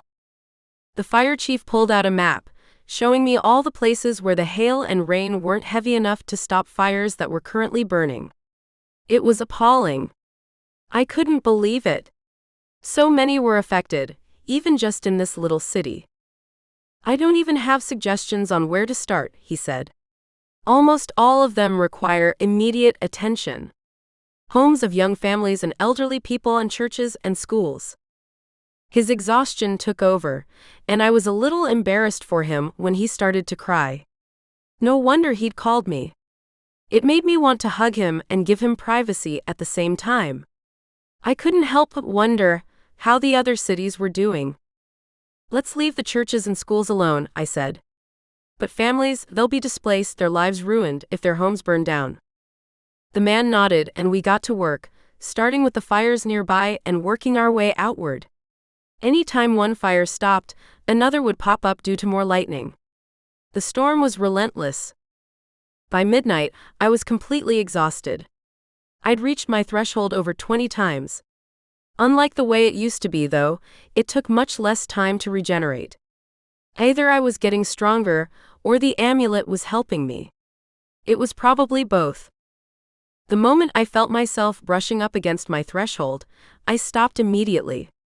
I knew there was no way I'd be able to fix everything, but the more I preserved my powers, the farther my help would spread. And spread it did. I got a lot done that day. After taking an hour break, I pushed onward, glad that Abel stayed at my side the whole time. We branched into American Fork and Lehigh. By the time dawn rolled around, I was so dead on my feet, I was seeing double. My legs felt like lead, even with my sense of feeling mostly gone. I couldn't believe I'd gone so long without a good night's rest. When had I last slept through the night? Had it been the diseased livestock? That was it. And that was 2 or 3 days ago. The sky to the east began lightening with the coming sunrise, and the thunderstorms and hail were finally starting to ease up. So many places had been burned. I found myself wishing I came from an extremely wealthy family like Nicole's, so I could help in other ways. I shook my head. Even Nicole's money would run out with the mess this plague had created. We hadn't gotten to all the fires, obviously, but we'd done the best we could. Remembering my vow to visit Mindy in the hospital, I turned to Abel. He was just as exhausted as I was, if not more, since he hadn't slept at all the night before last, while I'd had at least an hour before the attack came. Either way, one look at him and I knew I couldn't ask him to take me to the hospital. We would barely make it home as it was. 23. I was surprised to find my house and the Russells still standing. In fact, none of the homes on our street had been struck by lightning. My yard, though, would never be the same. I was grateful that was the extent of the damage. I'd take a torn-up yard over a burnt-down house any day. When we got inside, I was glad we hadn't gone to the hospital. Mindy had already been released. I suppose it didn't surprise me. Her injuries hadn't been serious, and they'd discharged her after monitoring her for several hours. Unluckily for her, though, they told her to stay in bed for 2 or 3 days just to give her brain time to heal. "Are you okay?" I asked from her doorway. Mindy mumbled yes, not opening her eyes, a bandage wrapped around her head. I entered the room, taking a seat in the armchair by her bed. "I'm so sorry this happened." "It's been a great first internship," she said. I froze, unable to tell if she was joking or not. "I'm really, really sorry, Mindy. I'll make it up to you, I promise." A smile crossed her face, and I froze, clamping my mouth over another apology. Okay, she'd been teasing. "Please don't worry about it, Lizzie. I knew the circumstances would be different if I worked with you, and I still appreciate knowing I'm being trained in a way no one else ever has been. Besides, think of all the stories I'll be able to tell my grandchildren." I smiled, taking in a deep breath before letting it out slowly. Well, at least something good has come of this. I rubbed my forehead. "I'm sorry I didn't come to the hospital. I wanted to visit you, but I've been fighting fires all day." I frowned. "How did you get back anyway?" Mindy waved her hand toward the wall on the north side of her bedroom. "The Russells came and got me, and one of them has been checking in on me every 5 or so minutes." I nodded. Thank goodness for reliable neighbors. "Well, I'm going to get some rest for a little while. Let me know if you need anything." "Will do." I stepped out of the room, saddened she hadn't opened her eyes once. The poor girl was in bad shape. I walked into the living room to say goodnight to Abel, but found him already asleep on the couch. It was almost 7 in the morning, and we wouldn't get much rest before the next plague hit. Hopefully, when it did, it wouldn't destroy everything like the last ones had. 24. I only allowed myself to sleep for 5 hours. Even if I'd wanted to, I wouldn't have been able to rest longer than that. The sound of creatures scratching at the tarp on my window woke me from my deep sleep, and I got paranoid thinking about what would happen if locusts broke in. One thing that surprised me, though, was that the attacks from the locusts weren't as randomized as the flies, frogs, and lice had been. No, I was about to have a crash course on these creatures. I'd already learned that they were actually grasshoppers, but what I didn't know was that instead of being loners like grasshoppers tended to be, locusts were practically of a single mind. If one of them saw a tree full of green leaves that it wanted to eat, the entire group of them would change direction in the same instant and fly to that tree, devouring the leaves immediately. Because of this, many parts of the state got large breaks from locusts throughout the day. The swarms were massive, but there were only 5 or 6 of them, as far as the reporters could tell. And those swarms couldn't be everywhere at once. Abel and I ate brunch while Mindy continued resting in her room. I checked on her frequently to make sure she wasn't dead or something. Okay, yes, I was completely paranoid. I couldn't help it, though, after everything that had been going on. And knowing the Russells had been doing it already made me feel justified. She was fine, just sore and tired. Very tired. I knew that was probably from the concussion. If she'd been a child, I would have insisted on her staying awake. But when I called the hospital to check and see if there was anything I needed to do, the doctor said she would be okay. Her concussion wasn't bad enough where sleeping would cause problems for her. And so, Abel and I let her rest while we sat in the living room, eating a breakfast of warmed-up canned chili while watching the news. The reports were similar to what they'd been before. A plague causing heartache to people across the state, this time farmers. The locust segment of the news ended, and I got up to use the bathroom, but stopped when I heard them mention Governor Boggs' name. The reporter was interviewing a member of his cabinet. Has the governor asked the president to allow him to declare a state of emergency? The man shook his head. No, he has not. In fact, President Smith has asked several times if Governor Boggs wanted him to, and the governor has turned him down every time. The man looked directly at the camera, his expression serious. The governor wants to make sure the people of Utah are absolutely aware that Miss Elizabeth Ashton is still bringing problems down on us. Until you resign and leave, Miss Ashton, the governor will not declare a state of emergency. Can he do that? I asked Abel. Abel only shook his head. The reporter looked shocked at the cabinet member's declaration. She seemed hesitant to respond. I couldn't tell from her expression what she was thinking, but I knew something the man said put her off. Was it the fact that the governor refused to declare a state of emergency until I resigned? Or was she frustrated over the governor even needing to give an ultimatum, like I should have done it long ago? We turned off the TV. I hoped I'd get my questions answered later, but in the meantime I had a flight to catch. I was heading to Seattle to get rid of that rogue hound. First, though, I had time for a visit with my favorite neighbors. Do you know anything else about Lord Canaan? I asked the Russells after telling them about my visit from Dr. Faust. We've told you everything, Mrs. Russell said. Her husband nodded. But we do have access to more knowledge, that much is true. Mrs. Russell put her hand on her husband's leg. We'd love to take you as soon as these plagues are over. I'm sure you can understand why we wouldn't want them in our homeland. I definitely understood that and told them so, then gave them both hugs before heading out to the car where Abel waited. By some miraculous miracle, only one of my windows had been smashed during the hailstorms, and it wasn't the windshield. Thank goodness. We decided that Abel would accompany me to Seattle, and that we would both wear disguises. Well, sort of disguises. I had on big Paris Hilton sunglasses and wore my hair in 2 braids. Abel had drawn a beard and goatee on his face.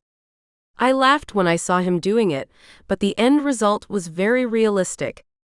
It kind of looked like a close shave on someone who had very healthy facial hair. He must have had experience doing it before. We got to the airport. Through all of security, check-in, and the terminals, I kept my face down, letting Abel lead me by the hand. It made me wonder if people would think I was blind or something. That was much preferred to them recognizing me and attacking.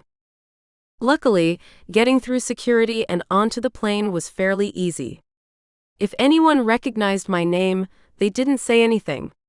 Maybe it was because my ID showed my name as Dorothy Elizabeth Ashton, and most people called me Lizzie Ashton, Miss Ashton, or just Ashton. Regardless, I was grateful I hadn't been spotted. The flight to Seattle was over quickly, and when we landed, I wasn't surprised to see locusts swarming outside the window of the airplane. This city would probably be heaven for them. I couldn't think of a greener place to lead them without having to travel farther. My phone connected to the network, and I got bombarded with texts. I ignored them except the one from Mindy. All of the locust swarms had left Utah.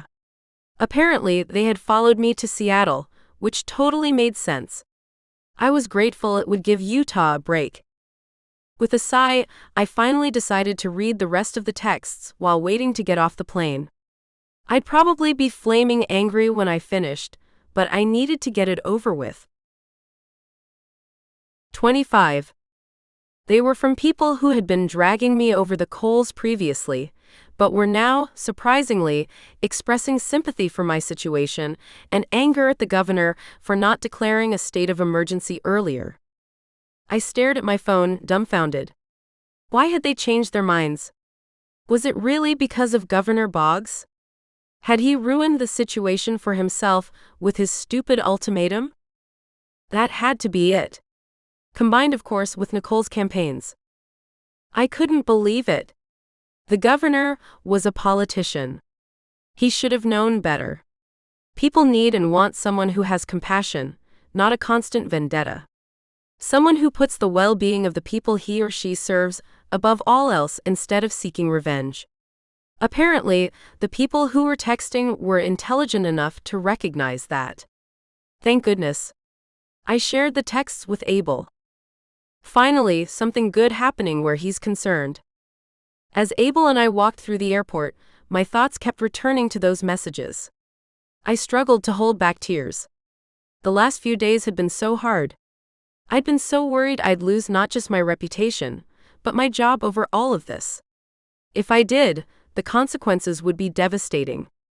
I'd never be able to procure another fire impeder position again.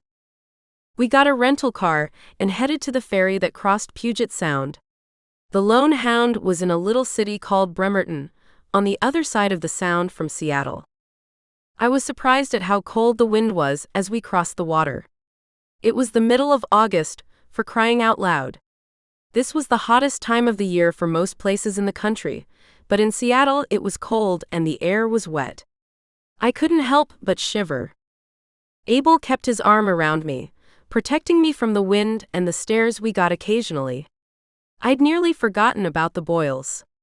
Yes, they'd faded, but they'd left marks behind. Both of us looked awful. Like victims of some horrible disease, which we pretty much were.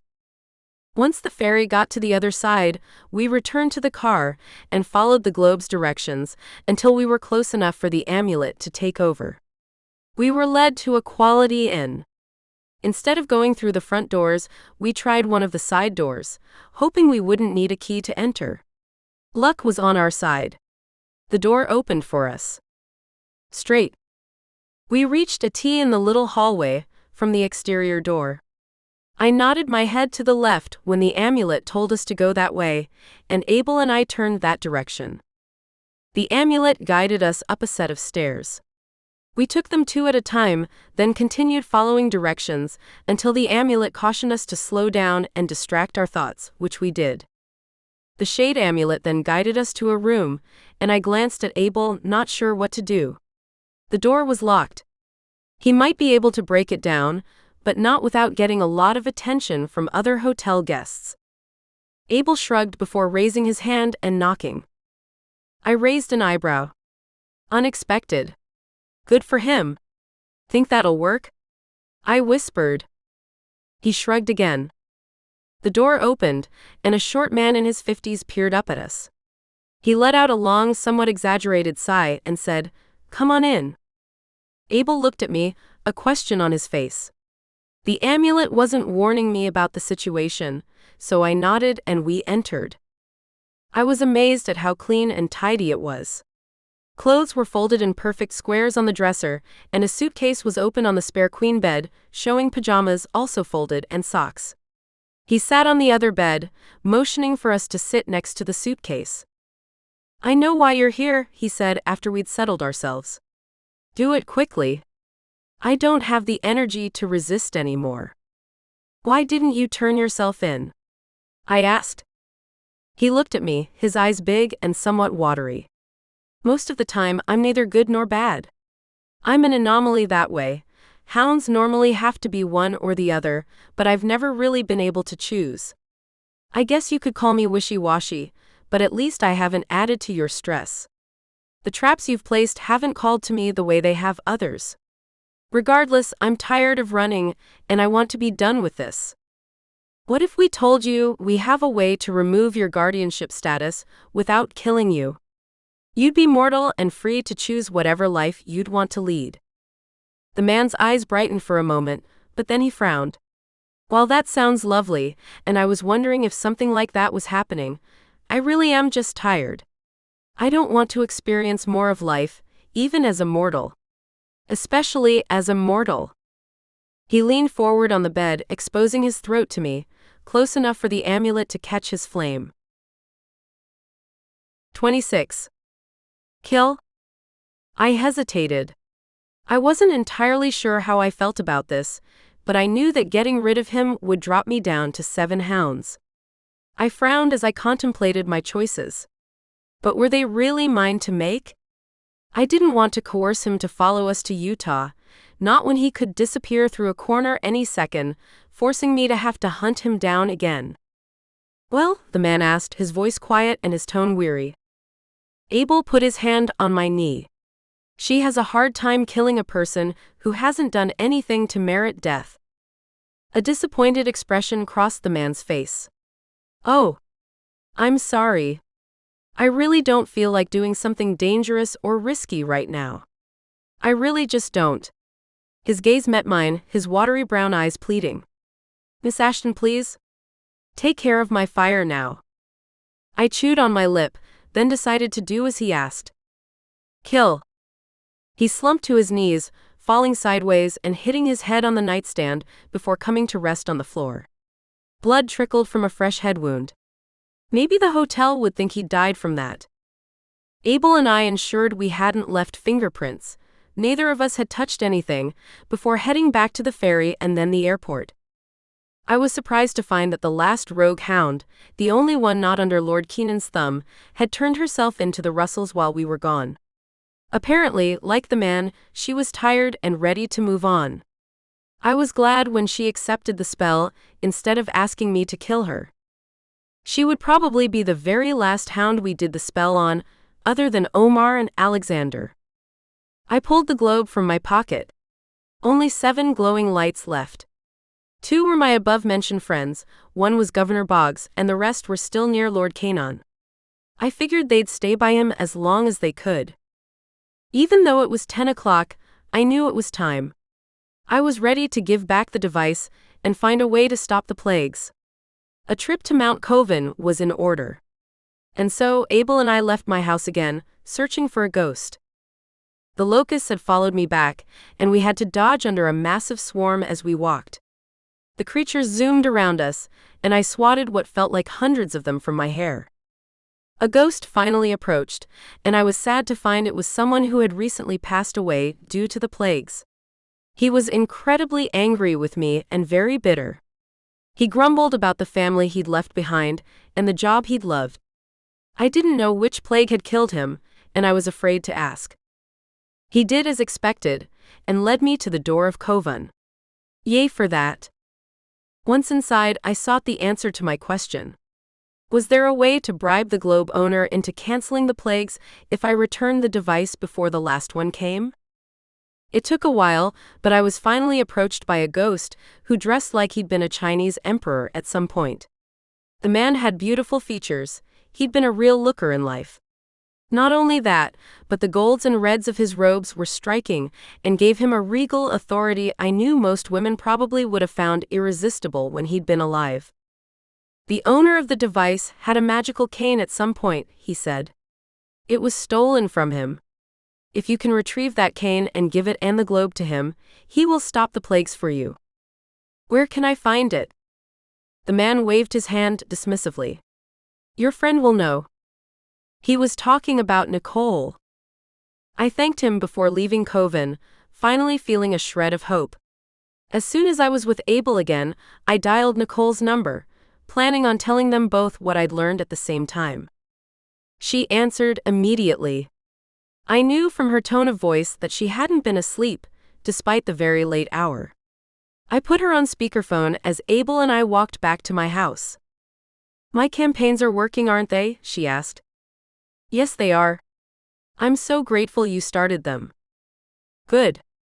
They cost a lot of money. I heard the teasing in her voice and knew she wasn't expecting me to repay. They must have. They were definitely very professional. And they were rush orders. It was a lot of fun setting them up. People actually took me seriously when I mentioned how much I was willing to pay. She sighed. I still can't believe the governor refuses to declare a state of emergency until you turn yourself in. He really messed up his numbers over that one. Yeah, I know. I'm actually surprised it's backfiring on him, though. Why should you be? People naturally distrust politicians. And have you seen your picture? You have such a baby face. All anyone needs to do is see you, and they'll immediately want to help and protect you. I chuckled, feeling my cheeks flush. I refused to look at Abel. Didn't want to know what he was thinking. Like that's true. You know it is. Whatever. Regardless, it doesn't explain why people flip sides so quickly. I think by this point, they don't care about you anymore. They just want relief from what's going on. And if that relief comes from the government, from an official emergency, they'll accept it with open arms. And I don't blame them. Your governor is standing between them and comfort from the horrors they've been experiencing. Plus, I'm assuming a lot of people have found a way to survive the plagues. They must have by now. Everything has been falling apart around them. Nicole made a sound that showed she agreed, then said, I'm going to assume you didn't call so late to chat. What can I do for you? I need your help finding a magical device. Awesome. What are you looking for? I relayed to Nicole what the man in Koven had told me. I'll check it out, Nicole said. If it needs to be rescued or found, I'll worry about that. You focus on preparing for the next plague. Thank you so much, I told her. We had 8 hours to go before darkness fell across the land. I didn't know how bad it would be, but Nicole was right. I needed to prepare. Oh, I so hoped she would be able to find the cane before the last plague started. I really didn't want to have the death of all firstborns on my hands. 27. Once we reached my house, Abel and I sat at the kitchen table to eat some canned chicken noodle soup. I have a plan, I said to Abel. Where the governor of Utah is concerned. And you're not going to like it. He glanced up at me from his bowl. That's not the best way to start a conversation with me, you know. If I need to, I'll chain you up to keep you from doing something stupid. Such a charmer. Abel relaxed and went back to digging into his soup. I was grateful I was dating him and not some super controlling, possessive guy. Yes, he could be a bit overbearing at times, but he hadn't ever stifled me. I'm going to hunt down the governor. Once the darkness hits. How? He asked. Using the amulet, of course. After it's black will be the best time to do it. I still hadn't learned how to see better in darkness, and this next plague would be the ideal time to learn. He nodded. I was wondering about doing that as well. If we leave before the plague hits, we wouldn't need to go far in pitch blackness. We could just hang out near the mansion. Out of sight, of course. If he goes missing the same time I'm seen there, they'd definitely trace it back to me. With our plan decided on, we hit the sack for several hours before leaving at 7. We pulled up about a block from the governor's mansion, and I was glad I'd been there before. I'd know my way around the first floor at least. He'd probably regret having invited me over. Too bad for him. Abel and I hung out in the car until about 5 minutes before the locust plague would end and the darkness would start. And then we started strolling gradually toward the governor's mansion, me again wearing my Paris Hilton sunglasses and my hair in braids. We timed things almost perfectly, only having to double back once before the locust stopped and the darkness began. And oh my goodness! It was absolute darkness. Not even the screen on my phone would light up. Abel produced a flip phone with hard buttons to make phone calls. We did a quick test, calling Nicole so she'd have the number. When she answered and Abel told her to call it when she had the cane, we knew the phone would work. And then, while everyone else was in a panic, I commanded the amulet to hide me, knowing it would mask the sound of my feet and my smell. I grabbed Abel's hand, and relying on the amulet's directions, we climbed the fence and dropped into the yard. Without any lighting, we knew the cameras wouldn't work. They wouldn't be able to use their own lighting system to monitor our presence. It was the perfect setting. Guide me to the hound. I will. Help me see in the dark.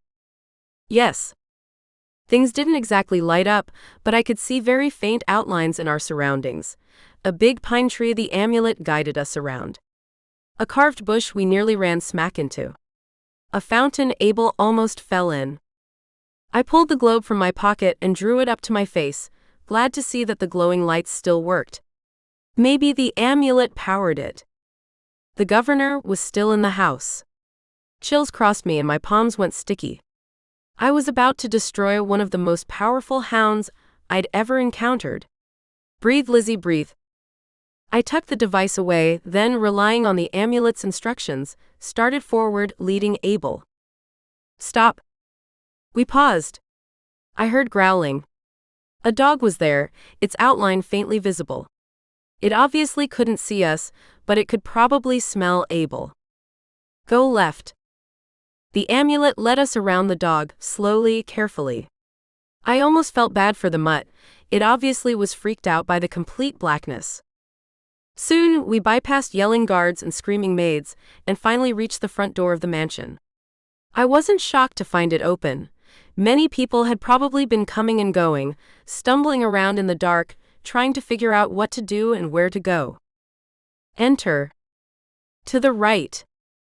It didn't surprise me that the amulet guided me to the stairs. Unfortunately, I'd never been up there before. I started up them, leading Abel slowly and carefully, making sure neither of us tripped and revealed our presence. Of course, plenty of other people were falling and banging into things. Even if one of us did trip, no one would suspect an intruder was there. My heart ached when I thought of Mrs. Boggs and her children and what my actions of the evening would do to them. I pushed that aside. My emotions were too close to the surface, what with how sleep-deprived I was. I couldn't think about them and do my job. The stairs circled up to the left. I kept a hand on the railing, relying on my hearing and the amulet to tell me if someone was there. Outlines were so faint, I almost couldn't see them at all. Anytime we were about to encounter someone, the amulet guided us around them or commanded us to stop until the person walked past. We headed down a hallway and another one before the amulet said, "He's inside this room." I waited a moment, listening for any voices behind the door before pulling Abel's head next to my mouth and whispering, "He's in here." We discussed what to do if he wasn't alone. Abel would distract the other people, leading them away, and hopefully without the governor knowing. Yeah. Not a very solid plan, especially if there were several guards with him. Luck was on our side. The room was empty, except for the governor. I could hear him downing something wet. I didn't know what he was drinking, but I assumed it was alcoholic. Maybe that would work in our favor. "You're here for me," he said. I didn't respond. The stronger hounds could sense me, even when I had the amulet hiding me. I really hated that. "You're never going to destroy me." I rolled my eyes. He had no idea what he was talking about. "If you kill me, it'll be your own death sentence." Literally. I've been warning my advisors that if they find me dead, they'll know who did it.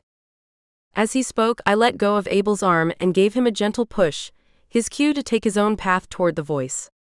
I felt my way closer to the governor, the chairs to my right barely visible, with Governor Boggs at the head of the table. It seemed like we'd entered a conference room of sorts. I slowly edged my way closer. I couldn't believe he'd left himself exposed like this. But perhaps he hadn't been alone, originally. Perhaps his guards had left to find me. He must have suspected I would seek him out once the darkness came. But maybe he didn't expect such complete darkness. Or maybe he didn't expect me to find my way around in it. "It doesn't matter what you say," I whispered, finally deciding to respond to him. "And why doesn't it?" If he was surprised I was talking, he didn't let on. "You will be destroyed eventually. Even if I have to wait years to do it. Even if I have to make it look like you died from cancer or old age. I will destroy you." "Yes, well, I'd rather you get it over with now, when my death will have a greater chance of implicating you." Before I could respond, he lunged across the room at me, knocking me hard against a chair. I scrambled out from under him, not sure what sort of weapon he had, or if he planned to kill me with his bare hands. I couldn't sense a gun on him. Governor Boggs was on me again in a flash, knocking me to the floor. Again, I barely got out from under him before his weight crushed me. I groped around, my hand landing on a bookshelf, and grabbed a book there, slamming it against his face. The man growled at me, shoving me away hard. "Where is he?" Abel asked. I couldn't respond before the man had gripped me again, his hands around my neck. With help from the amulet, and before his hands had tightened too much, I slithered out of his grasp. Governor Boggs couldn't see me, I would have sworn he couldn't, and yet he seemed to know exactly where I was at all times. I would struggle away from him, trying to lead him to Abel, and he would grab me and yank me back again. Finally, I felt something sharp prick my skin. A knife. He had a knife. I lurched away from him, rounding back and punching him as hard as I could in the throat. Abel must have caught up with him, because just as the governor gagged, I heard some shuffling and a loud snap. I winced. The next stage of our plan had begun. Abel would tie the man up and kill him over and over again until he agreed to go along with our plan, which required him turning into a hound. I assumed he hadn't done so since becoming governor. He didn't travel the world like the other hounds did, and I knew he'd done everything he could to appear to be a normal human, if only for Mrs. Boggs and her kids. Sooner than I thought possible, Governor Boggs started struggling. This guy was stronger than the other hounds and healed faster. Much faster. As soon as he started moving, Abel broke his neck again. We'd only been working on our plan for an hour when a faint glow appeared in the room. I blinked, trying to figure out if my eyes were playing tricks on me. "Miss Ashton?" Someone whispered. I recognized his voice immediately. "Sir Christopher, I thought I told you to call me Lizzie." "Oh yes. Sorry. Lizzie, I'm finally available to train you again. I'm sorry it's taken so long to get back to you." "This isn't exactly the best time for training," I hissed. "We're sort of in a tough position." I know. I only have a piece of advice for you this time." "What's that?" "Command ghosts to help fight Lord Canon." I blinked. "Are you serious? Isn't that akin to sentencing them to death? I mean permanent death?" "No. Well, not really. Have them fight his army, not him directly. They'd slow his forces down considerably. Even the ones who can't physically touch anything can help." Good point. Okay, thanks. I appreciate it." "You're welcome. I'll leave you alone now." "Oh wait," I said. "Do you know how to get the amulet to light things up more? I can barely see anything." "Naturally. It's like cat's eyes. It depends on how much light is already available and will amplify that. In complete blackness like this, with no light around, it can't do a whole lot." "That makes sense. Let me know if you learn anything different." "I will. Thank you." "You're welcome, Miss Ashton." I growled at him. "Oh, I'm sorry." "You're welcome, Lizzie." And then he left. Abel had to break Governor Boggs' neck once during the conversation, and soon after Sir Christopher left, he had to do it again. For 3 hours, we continued like that, until we had to move the governor from the room. A security guard stumbled in, calling for Governor Boggs, and when no one responded, the man mumbled something about demanding that other guards help him locate the governor. We figured it was best to move him at that point. We took Boggs down to the end of the hallway, next to a little nook by a window. There were many doors nearby, and the amulet warned us the rooms were occupied.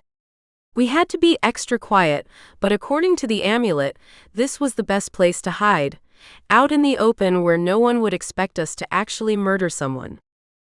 Our backup plan, in case we failed, was to smuggle the governor back to the Russells, where we'd force him to take the memory wipe spell. I doubted we'd be able to get him to repeat the words, though, so I didn't have much hope of that actually working. Still, it helped to have 2 plans. I'd learned something about hounds over the last several months. If you got them angry enough, if you threatened them or bribed them or challenged them, they usually shifted into a dog on their own. And finally, after 4 hours, we let the governor come alive enough to get him to do just that.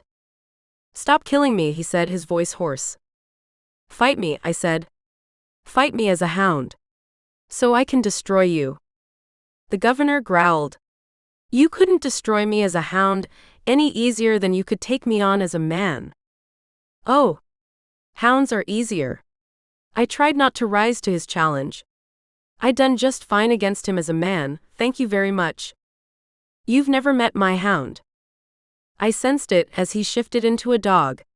Faster than I thought possible, he lunged for me, teeth snapping at my face. I struggled, pushing his jaws away.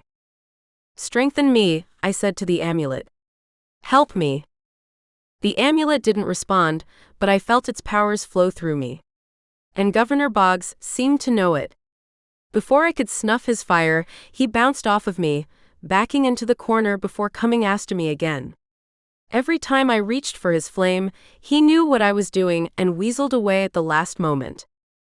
The next time he attacked, I gasped as I realized something. He was heavier now. How was that possible?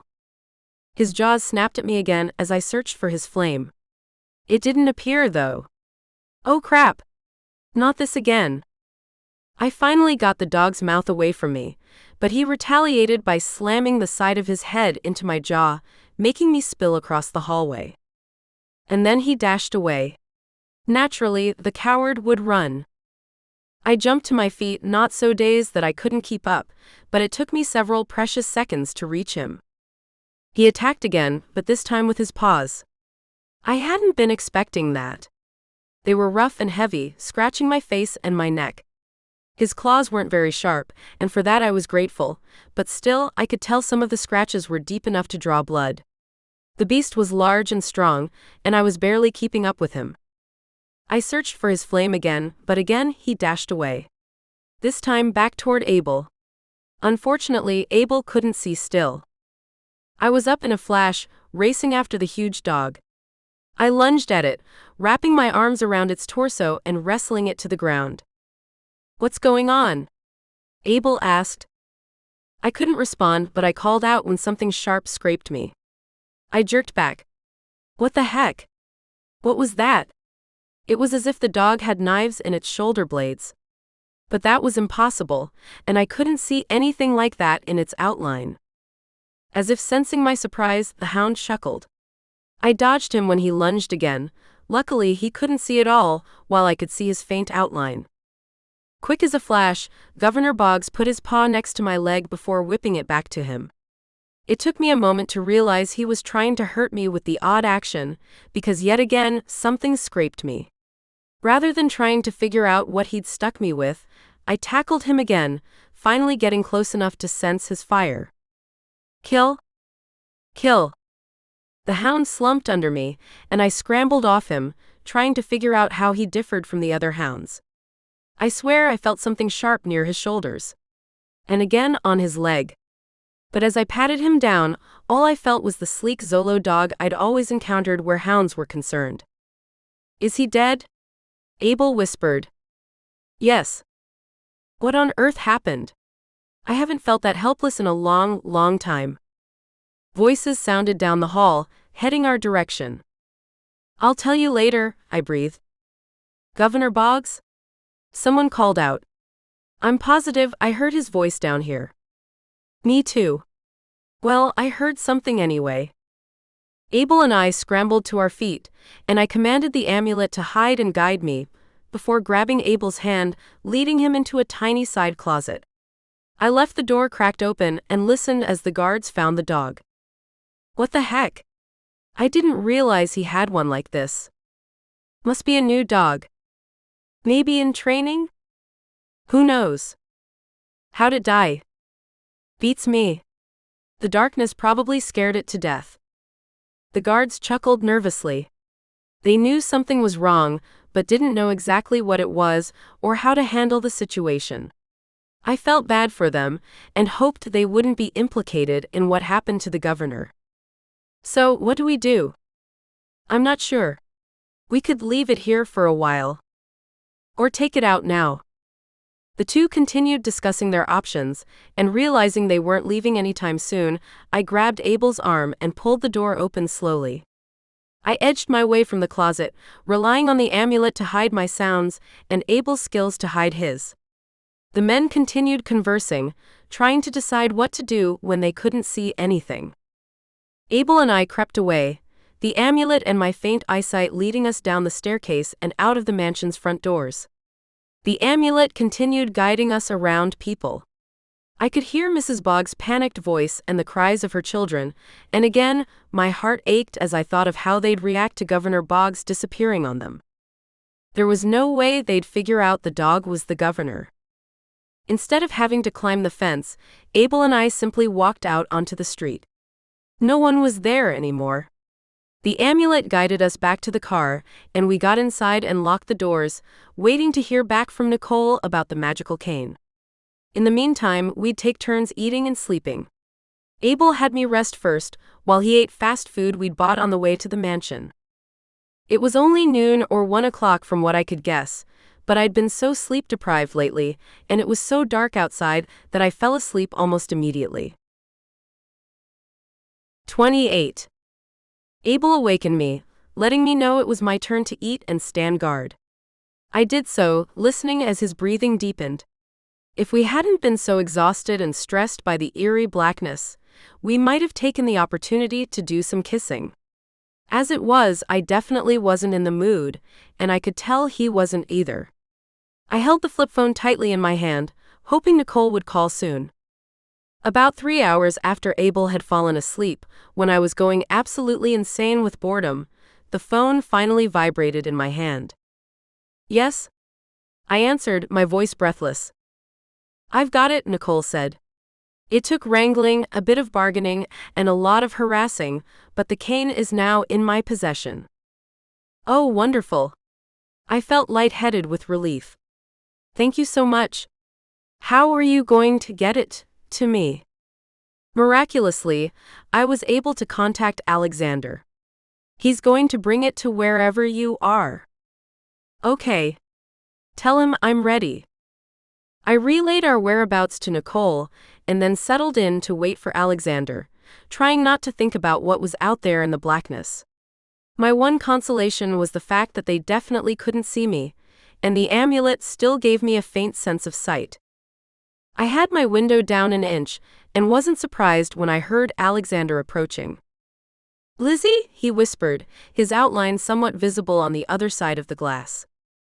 I quietly opened the door and pressed it shut behind me, not shocked that Abel was still sleeping. The guy could seriously sleep through a tornado. Alexander, I said. Thanks for your help. He pressed the cane into my hand. Good luck. The weight of the wood was solid and good. From what I could tell, it was well constructed and well balanced. I wondered what its magic was, and why the globe owner would want it. I couldn't feel any powers coming from it, but that didn't surprise me. I'd never been good at sensing magic from objects. I opened the car door and sat there for a moment, trying to decide what course of action to take next. I needed a ghost to lead me to Koven, but there was no way I was going to wander the streets of Salt Lake City in the blackness alone while trying to find one. And so I decided to wake up Abel. Together, we could come up with a plan. It didn't take long with both our brains working over the problem. We'd find a ghost, then during negotiations for the magical items, I'd arranged to have the old man give us time to return to my car in the dark. That way, the moment the plague ended, we'd already be in a vehicle and ready to go. I hoped the elderly man would go for it. We needed to get as far from the governor's mansion as possible before cops were called and a search started. If we were seen anywhere in the area, they would question us about his disappearance. And kidnapping was just as illegal as murder. I asked the amulet to have a ghost find me, and Abel and I ate snacks, then we left the car and headed down the sidewalk. It seemed to take longer than usual for a ghost to find me, but that might have also been because the darkness exaggerated everything. Sorry it took me so long, the ghost, a woman said. I can barely see anything. I'm surprised you can see it all. I probably shouldn't have been, since Sir Christopher had found me in the mansion. Though, maybe he had a way to locate me that didn't require eyesight. Ghosts can see even in absolute blackness, but our sight is diminished significantly with this plague. I'm sorry about that. Would you take me to Koven? Of course. And we started out. Again, it seemed to take longer to find an entrance, but we finally got there. Once at our destination, I turned to the ghost and asked, "Would you wait for me and help us find the way back to the car when I'm finished?" The ghost agreed to do so, and I let myself into Koven. The lightness of the room blinded me. I hadn't seen anything even a fraction of its brightness for so long that it took much longer than usual for my eyes to adjust. After I could finally see again, I started walking through the shades, not sure who I was looking for, but hoping someone would be able to help me.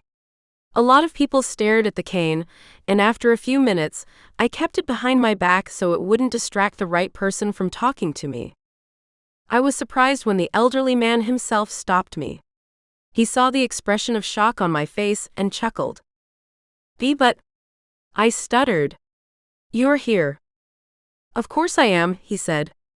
I'm dead after all. Where else do you think I spend most of my time? Good point.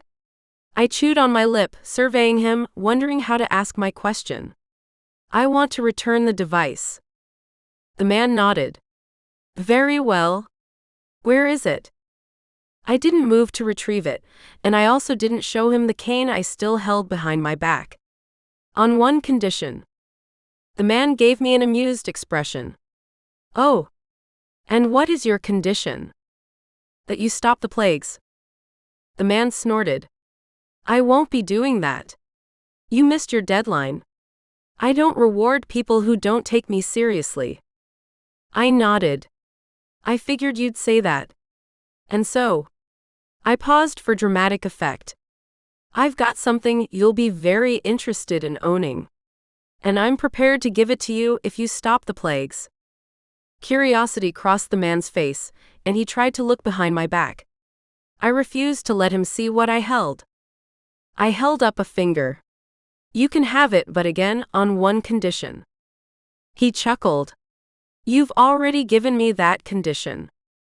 I ignored him. I want you to end the plagues, yes, but I also need time to return to my car. So you give me the object behind your back as long as I end the plagues in, say, 30 minutes? I nodded. Yes. Well, let's see what you have. His eyes glittered with anticipation. Keeping my grip tight on the cane in case he tried to snatch it from me, I slowly pulled it from behind my back. I only let him see it for a split second before hiding it again. His expression told me it was much, much more than what he'd expected. Absolute and utter glee crossed his face. Oh yes, please, yes, give me the cane. Swear an oath, I said. I'd been working with these people long enough to know they actually stuck to their oaths. Yes, of course. Name the oath you want me to make. You stop all plagues in 30 minutes. You do not start any of them ever again. You do your best to undo the damage that has been done. The man raised his eyebrows. I cannot undo damage already done. I don't hold the power to reverse time. I nodded. It was worth a shot. Okay, that's fine. In exchange for this cane, you vow to stop the plagues in 30 minutes, and you vow never to start them again. The man shook his head. The first part is fine, but I can't agree with the second half of your request. As owner of the globe, I need to have the ability to punish any future borrowers. I rolled my eyes. Okay, fine. You vow to stop all the plagues in 30 minutes' time. And you vow not to start them up again in relation to my use of the globe. And in exchange, you will do what? The man asked. I'll return the globe and give you this cane I hold behind my back. The man nodded eagerly, his eyes brightening. Dorothy Elizabeth Ashton, I make an oath with you this day. I vow to stop the plagues in 30 minutes' time, and I vow not to start them up again in relation to your use of the globe. As a bonus, I also vow not to plague you again. Either in person or from afar. Even if someone near you breaks their promise with the globe, you shall not be affected. He continued. And in exchange, you will return the globe and give me the cane you hold. Wow. I hadn't been expecting any bonuses. Apparently, not everyone was as cutthroat as Lord Canon. That probably shouldn't have surprised me. It's a deal, I said. No, it's an oath, he corrected. He extended his hand, and I knew he didn't want to shake mine. He wanted what was now his. I pulled the globe from my pocket, giving it one last look, feeling as panic flooded into me. I wouldn't have a way to tell where the hounds were again. Hopefully, that wouldn't be an issue anymore. With only 6 left, 2 of whom were Alexander and Omar, I was in a much better place than I'd been before the globe. I took a deep breath and dropped the globe into the man's hand, feeling as the weight and responsibility of its ownership left my system. Okay, that actually felt really good. I next handed the cane to him and thanked him. He didn't even respond. He stared down at the piece of wood now in his hands, his eyes big, round O's. I left Koven grinning. The complete blackness took my breath away. Abel? I whispered, tentatively. I'm here, he said. Enjoying the company of this very fine woman. The ghost who'd guided us to Koven laughed, and I couldn't help but smile. Would you lead us to our car? I asked her. Yes, I shall. As the woman took us away from the door, the ground underneath changed from dirt to packed cement. With her guiding, we marched up hills and around corners and down sidewalks until we finally reached what she said was my car. Abel pushed the button on the fob, and the SUV honked. The sound made me jump. Abel apologized. Just had to make sure. We thanked our guide, and Abel and I got inside to wait for the blackness to leave. 29. We snacked on the rest of the food we'd brought. It consisted of old microwave popcorn and cans of V8. About 5 minutes after we'd reached the car, the elderly man's voice entered my head. The plagues of Egypt are now lifted from the countryside surrounding thee. Thank you for the cane. I wasn't sure what I'd expected with the return of daylight, maybe the sun rising or all light coming back in a huge bright flash. Instead, pinpricks of light pierced through the blackness around us. Those pricks grew brighter and brighter, tearing at the darkness, lifting and pulling it away. As the darkness dispersed, so did the stress and depression that had settled over me, replaced with joy and peace. I glanced over at Abel and knew from his smile that he felt the same. He took my hand and kissed it before setting it on his leg and starting the car. It was still dark, but the headlights worked now, and we turned around and headed home. The light continued growing, pushing even more of the darkness away. I admired the view, loving how pretty it made the valley look, with the dramatic mountains to the east and the lower, more graceful ones to the west. So beautiful. The clock on the dash read 5 p.m. as we pulled down my street. Several of my neighbors were outside, working in their yards. Most of them looked up and smiled when they saw me, waving. Don't they recognize you? Abel asked. I can't see how they wouldn't. Why was everyone acting so friendly? We got to the house, and Mindy met us on the porch. She hugged me tightly. When she pulled back, I was surprised to see tears in her eyes. Are you okay? I asked. The weirdest thing happened while you were gone. A voice entered my mind, saying the plagues had been ended because of your goodness and love for the citizens of this country.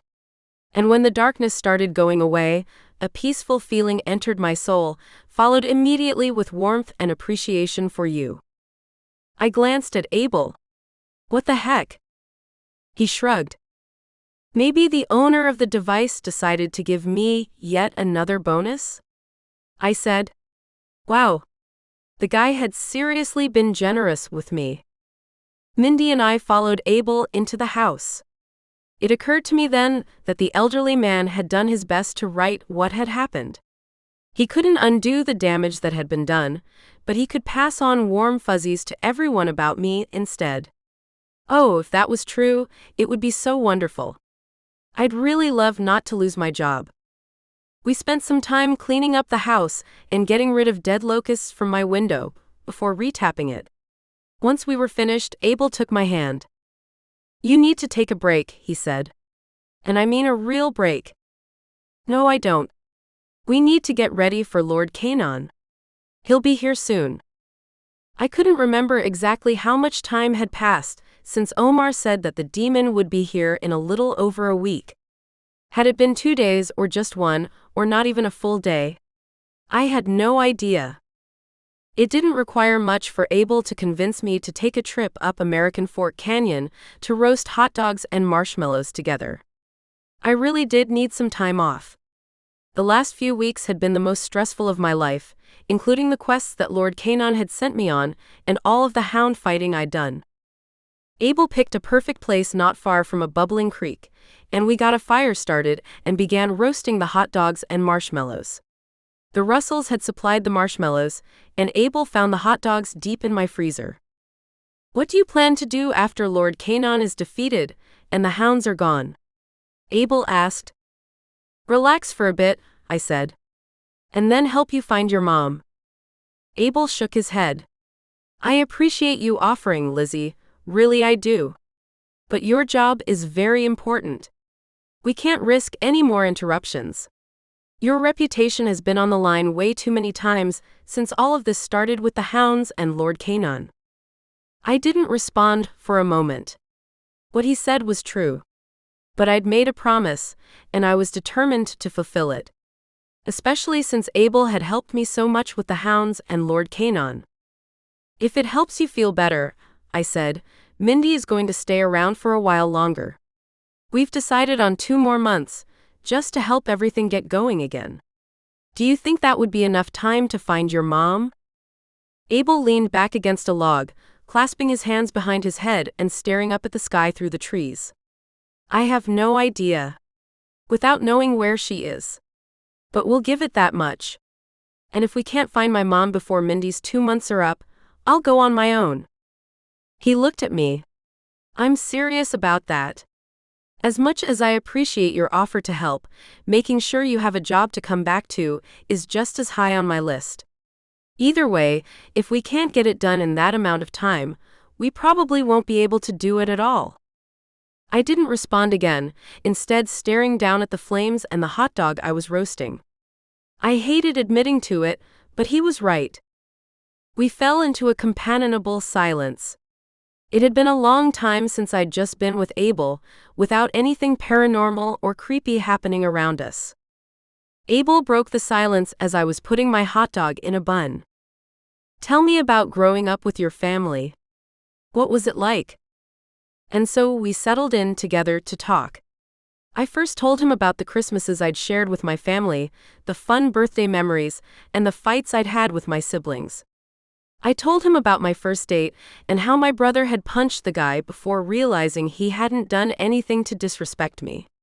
I laughed, thinking about that awful miscommunication and how the guy was afraid to talk to me again after that. He'd been my first crush in high school, and I'd wanted to kill my brother for a long time after that. But as I got older and closer to my siblings, I'd come to recognize that family was more important than friends.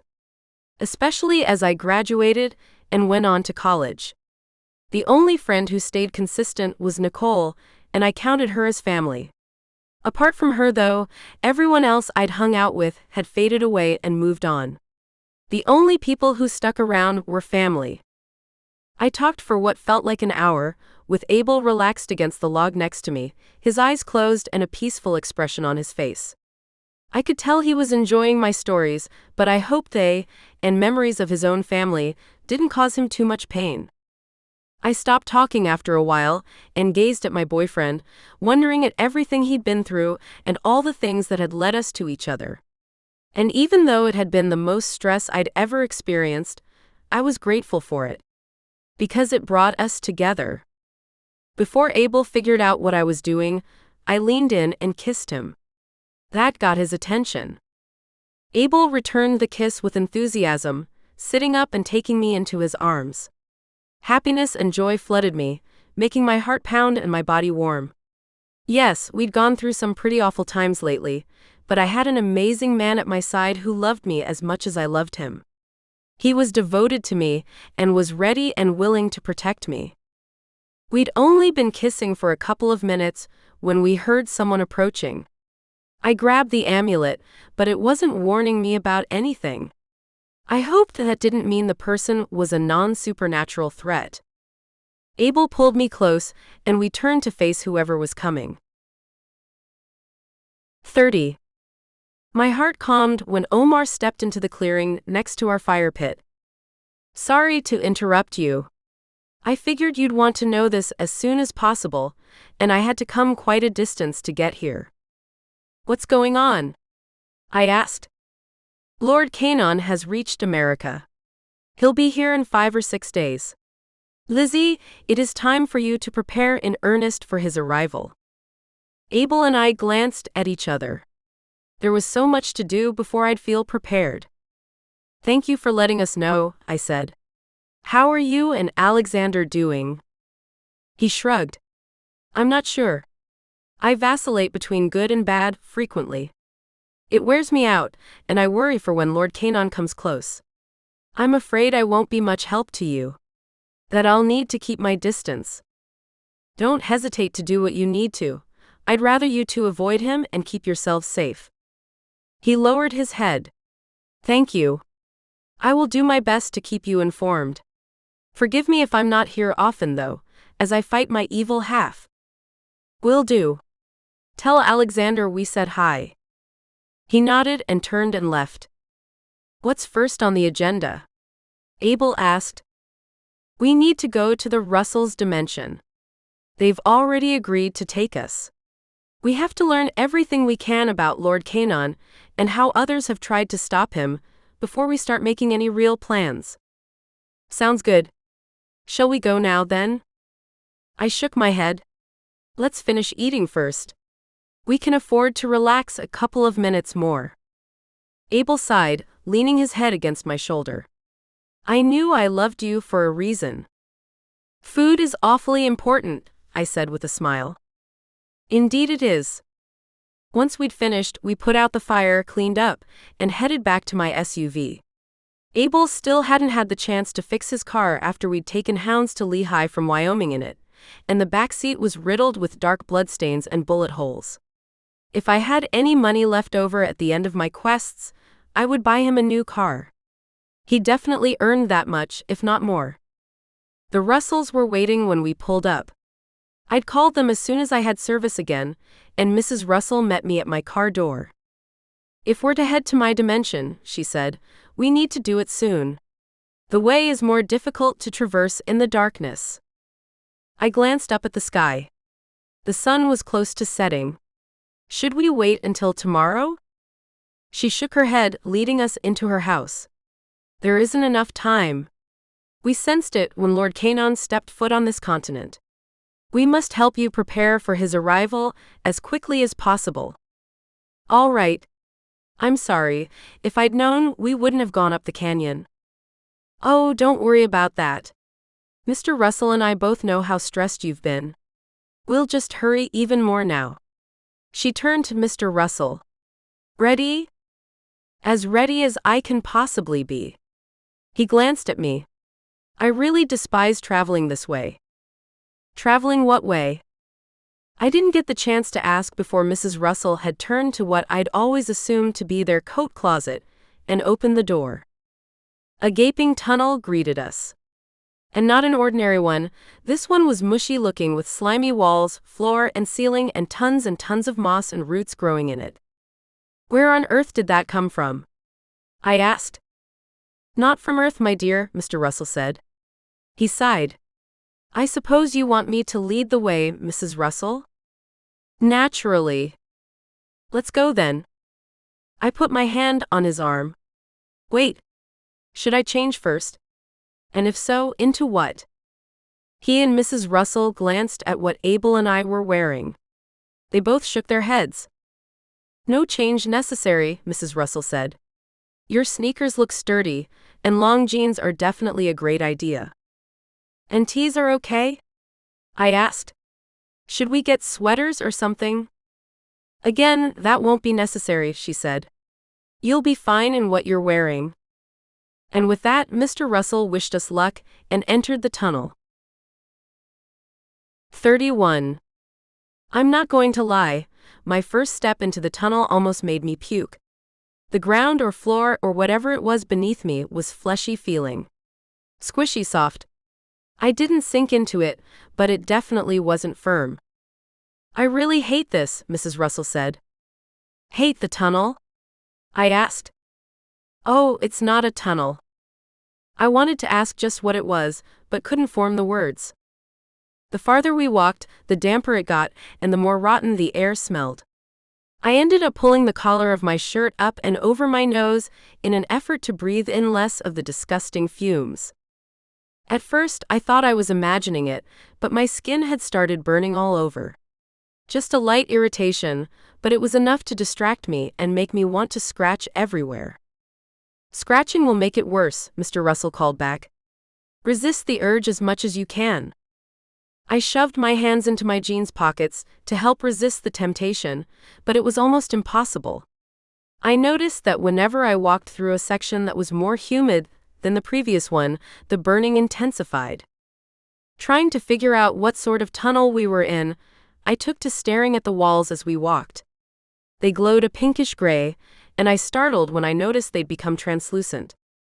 I cringed when I saw a massive worm writhing on the other side of the see-through wall. "What the heck is that?" I asked. "Glad you brought it up," Abel said.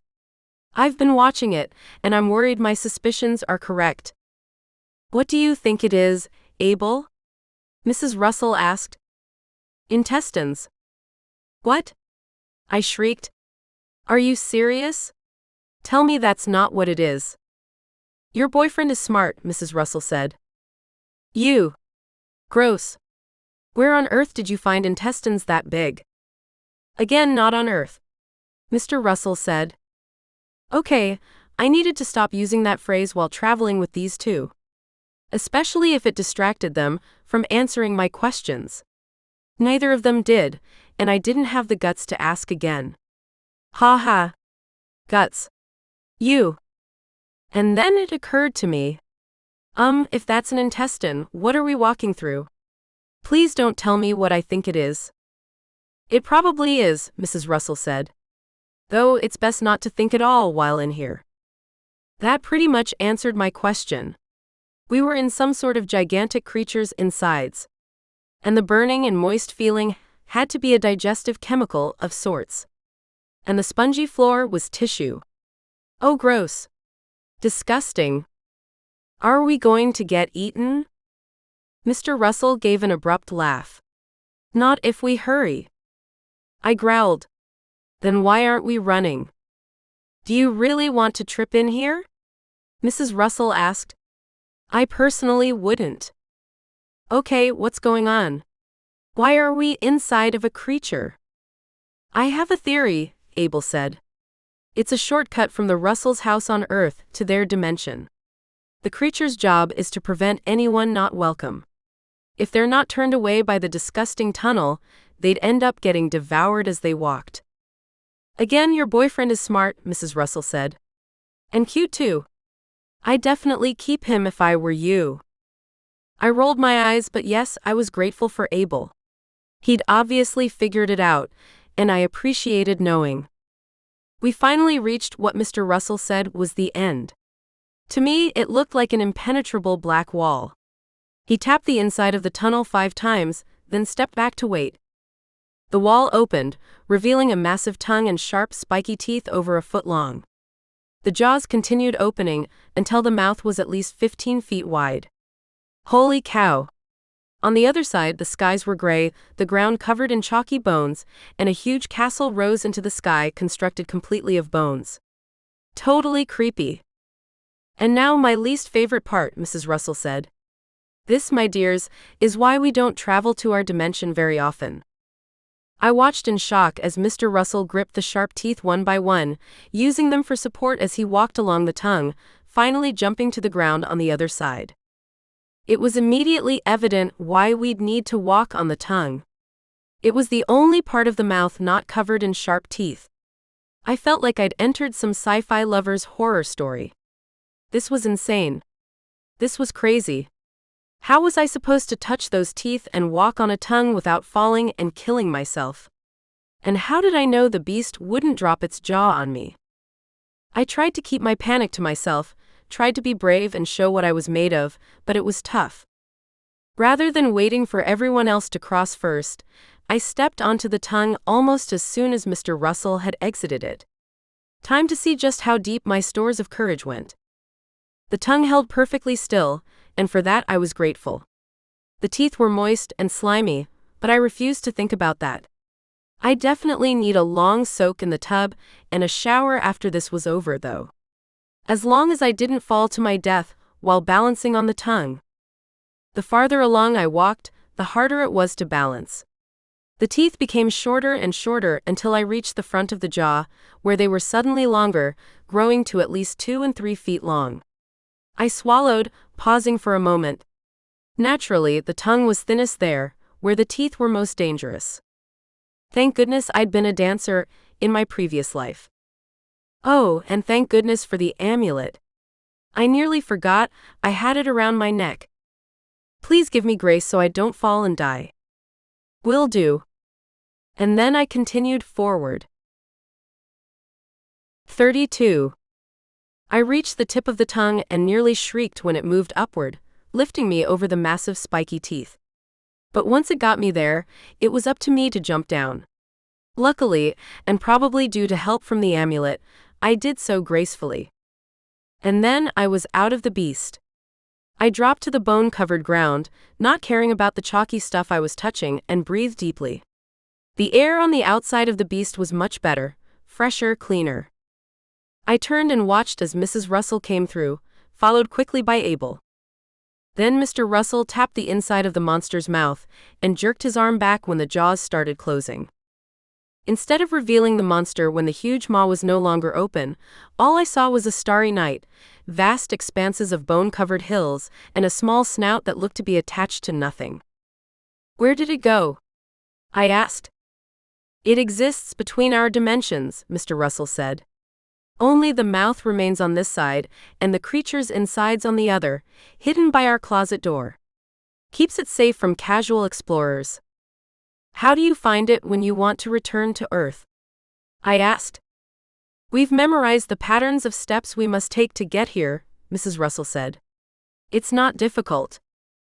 Abel helped me to my feet, and I was grateful to find that my skin no longer burned. Thank goodness. The Russells turned and led the way to the castle. Why is this place covered in bones? I asked. It would have creeped me out more had it not been for what I'd just traveled through. It's an ancient graveyard, Mr. Russell said. These bones are thousands of years old. Once the entire surface of the planet was covered in dead bodies, the old ones stopped using it as a graveyard and moved on to another planet. When did you start living here? We always have, dear, Mrs. Russell said. It's our planet.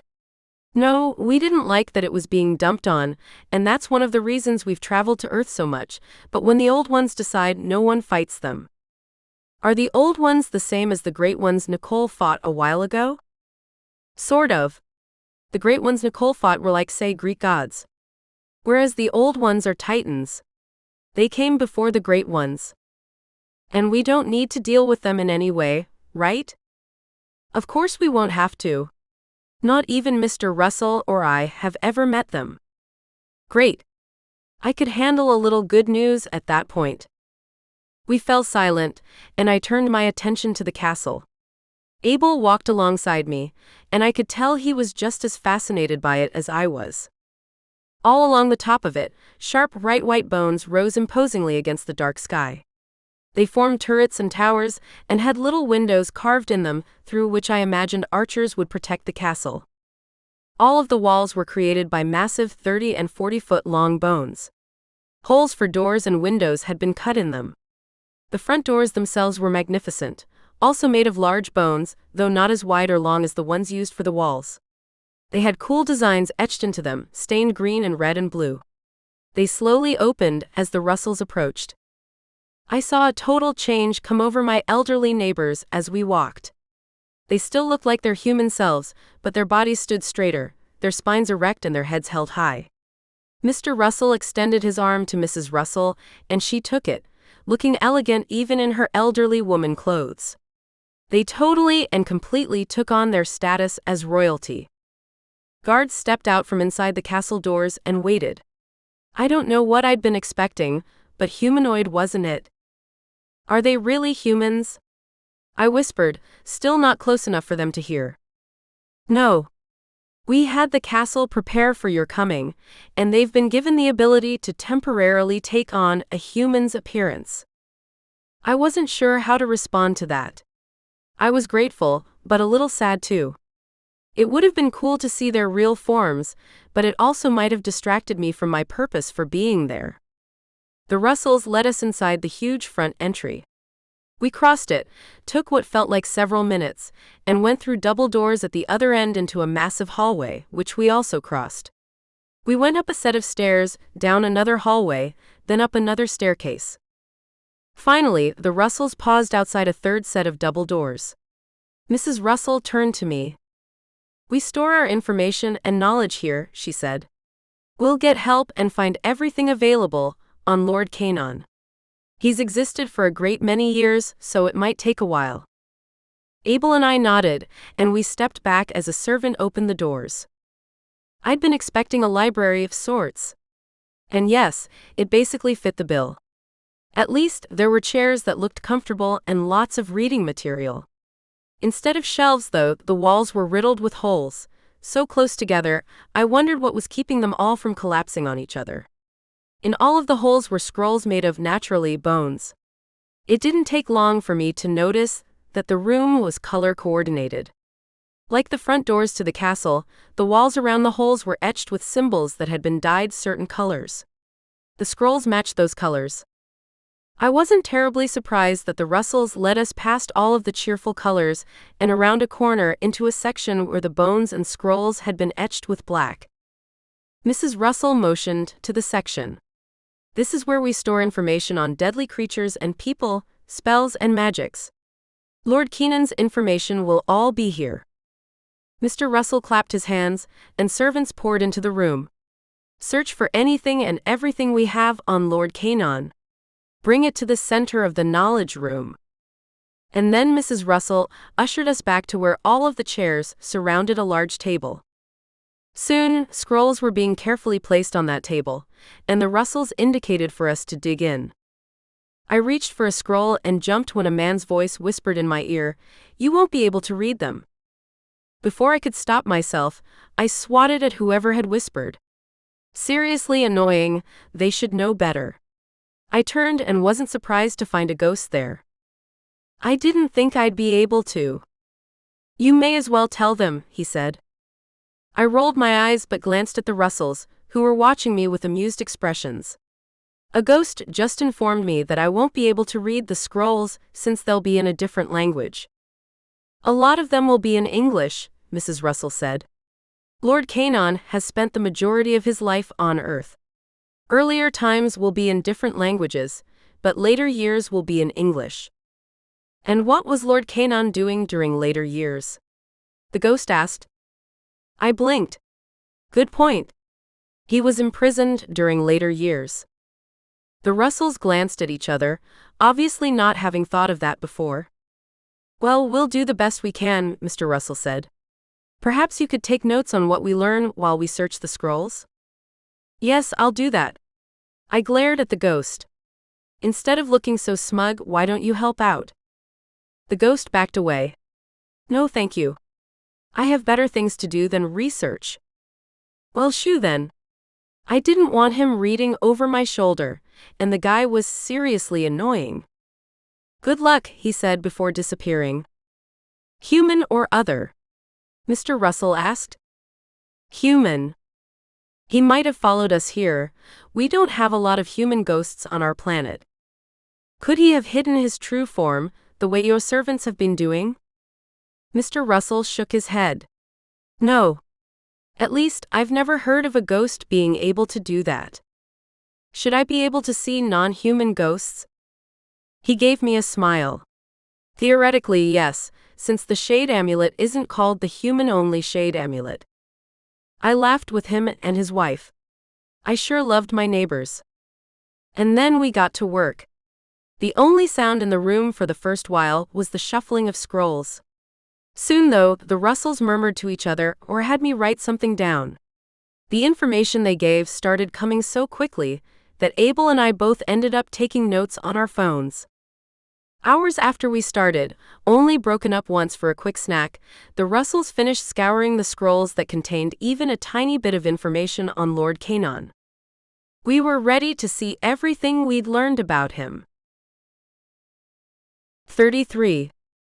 Mrs. Russell clapped her hands, asking a servant to bring paper and pens. And then we got started. We divided up the time since Lord Keenan's birth into 4 sections, with each of us taking a different one and studying the information we'd gleaned for that time. I ended up with the first section, and once everyone was ready, I began relaying what I'd learned. Lord Canaan has been around since practically the dawn of Earth. As we learned, he'd formerly been known as Cain, brother of Abel. Everyone glanced at my boyfriend when I mentioned his name. He met our gazes. "What?" he said. "I'm not that Abel, and I sure as heck am not related to Lord Canaan." "He's right," Mr. Russell said. "He'd be a fire vampire otherwise, not an arate." "But Canaan didn't start out as a vampire," I said. "He was changed at some point after murdering his brother." "Murdering his brother might have been required in order to become a vampire," Abel said. "And didn't he become a regular vampire first, and then a fire one?" "Yes, good point," Mrs. Russell said. "That happened around 3000 BC, during my section of time." "Why did he want to become a vampire, though?" I asked. "Why not something else, like an arate?" Mr. Russell glanced at me. "Because even though the transition from human to vampire is a difficult one, it's still much easier than human to another kind of creature." "Arates are humans," I said. "Indeed," Mrs. Russell said. "But you're mortal. And your powers aren't technically a curse or a punishment, as vampire abilities are. We already know he did try to become an arate later in life, but he wasn't successful." I frowned. "Are you sure? Didn't they say he wasn't ever able to test it out?" We all looked at Abel, who had been assigned everything from about 500 AD to the present time. "He needed help from a more powerful being," Abel said, "and he wasn't granted that help." Mr. Russell shook his head. "Nor would he ever be. They don't care about him or any of us." Abel nodded. When he was turned away, he tried it on his own, but he wasn't successful. I remembered hearing that. Still, though, I couldn't help but continue my argument. I can't remember who told it to me, but they were positive he'd been able to pull it off. "They were wrong," Abel said, his tone of voice final. "There is absolutely nothing that shows he did it. The only thing that resulted from his tests were a bunch of dead fire arates, and him throwing an epic fit that included destroying an entire ancient temple." "Thank goodness he wasn't successful," Mrs. Russell said. "He's powerful enough without being able to manipulate flames too." She glanced down at the papers in her lap. "Let's keep going. Lizzie, is that all?" I shook my head. "I've got more." Sometime around 4000 BC, the same time he became a vampire, Cain changed his name to Canaan. Mr. Russell nodded. "We couldn't ever find out why." "I have a theory about it," I said. "Maybe it was close enough to his real name for it to be familiar, while still distancing himself from the reputation his real name had gained." The others didn't seem to think that was a bad theory, so I glanced down at my notes and continued. "This is the first time someone tried destroying him. It obviously didn't work." Abel leaned forward. "What did they do to stop him?" "They stabbed him 20 times. Everyone cringed. "And it stopped his heart?" Abel asked. "Oh yes, of course." "Well, we know why it didn't kill him permanently," Abel said. "He was already a vampire by that point. Just stabbing a vampire doesn't kill them." "No, it doesn't. Not without the right instrument and in the right spot anyway. Before they tried to stop him, they were killing all his minions, not knowing the people were working for someone else." A sad expression crossed Mrs. Russell's face. "A very difficult time, I'm sure. All those poor people. Too weak-minded to withstand his control." "When did he learn to control others anyway?" Abel asked. "It's part of being a vampire," I said. I knew firsthand about the sort of control a vampire could have over a victim. Anyway, yes, he had quite a trail of bodies that surrounded him. Soon, people in high places started noticing the pattern, and that's when assassins were first hired to kill him. Obviously, none were successful. What were all the ways they tried to murder him? Abel asked. We might as well start a list now. Drowning, stabbing, being dragged to death, having his internal organs removed while he was alive, trampling by rhinoceros and other large animals, poison, beheading, pretty much everything you can think of, apart from guns since they weren't around yet. And that was just during my time period. Again, none of that would kill a vampire, Abel said. Mrs. Russell agreed. It bears repeating, not unless it was done with the correct weapon. When did he become a fire vampire? Mr. Russell asked. During my period of time, Mrs. Russell said. Which starts where Lizzie left off. She looked at me. Are you ready for my turn? I nodded. That's pretty much everything from my notes. Around this period of time, Mrs. Russell started, the people of Earth were figuring out just exactly what a vampire was and how difficult they were to kill. But when they finally figured out how to kill them, he learned about fire vampires. And as we already know, fire vampires come with a whole host of other powers. Abel leaned forward. I should probably know all of this, seeing as how I work closely with demons on a regular basis, but I was gone when Lizzie gained most of her knowledge on fire vampires. What makes them special? Mrs. Russell and Mr. Russell glanced at each other before Mrs. Russell said, Oh, quite a bit. 34. My elderly neighbors looked at me, motioning for me to explain. And so I did. They drain their victims of blood, then start them on fire and consume the resulting smoke. Doing so grants them the ability to walk in broad daylight. The sun is technically a big ball of fire, as you know. But consuming the smoke also magnifies all of their regular abilities, which include speed, strength, deception, and control, etc. Abel nodded. Do we know what can kill a fire vampire? Basically the same stuff, Mr. Russell said. Apart from the sun, of course. It's important to note that once they become a fire vampire, they need to drain victims and burn them to survive. Not only that, I said, but if you extinguish their flame, they don't go back to being regular vampires. They slowly starve. Like Roll while he was in the hospital. Okay, good to know. Abel glanced at Mrs. Russell. What else do you have on him from your period of time? Not a lot.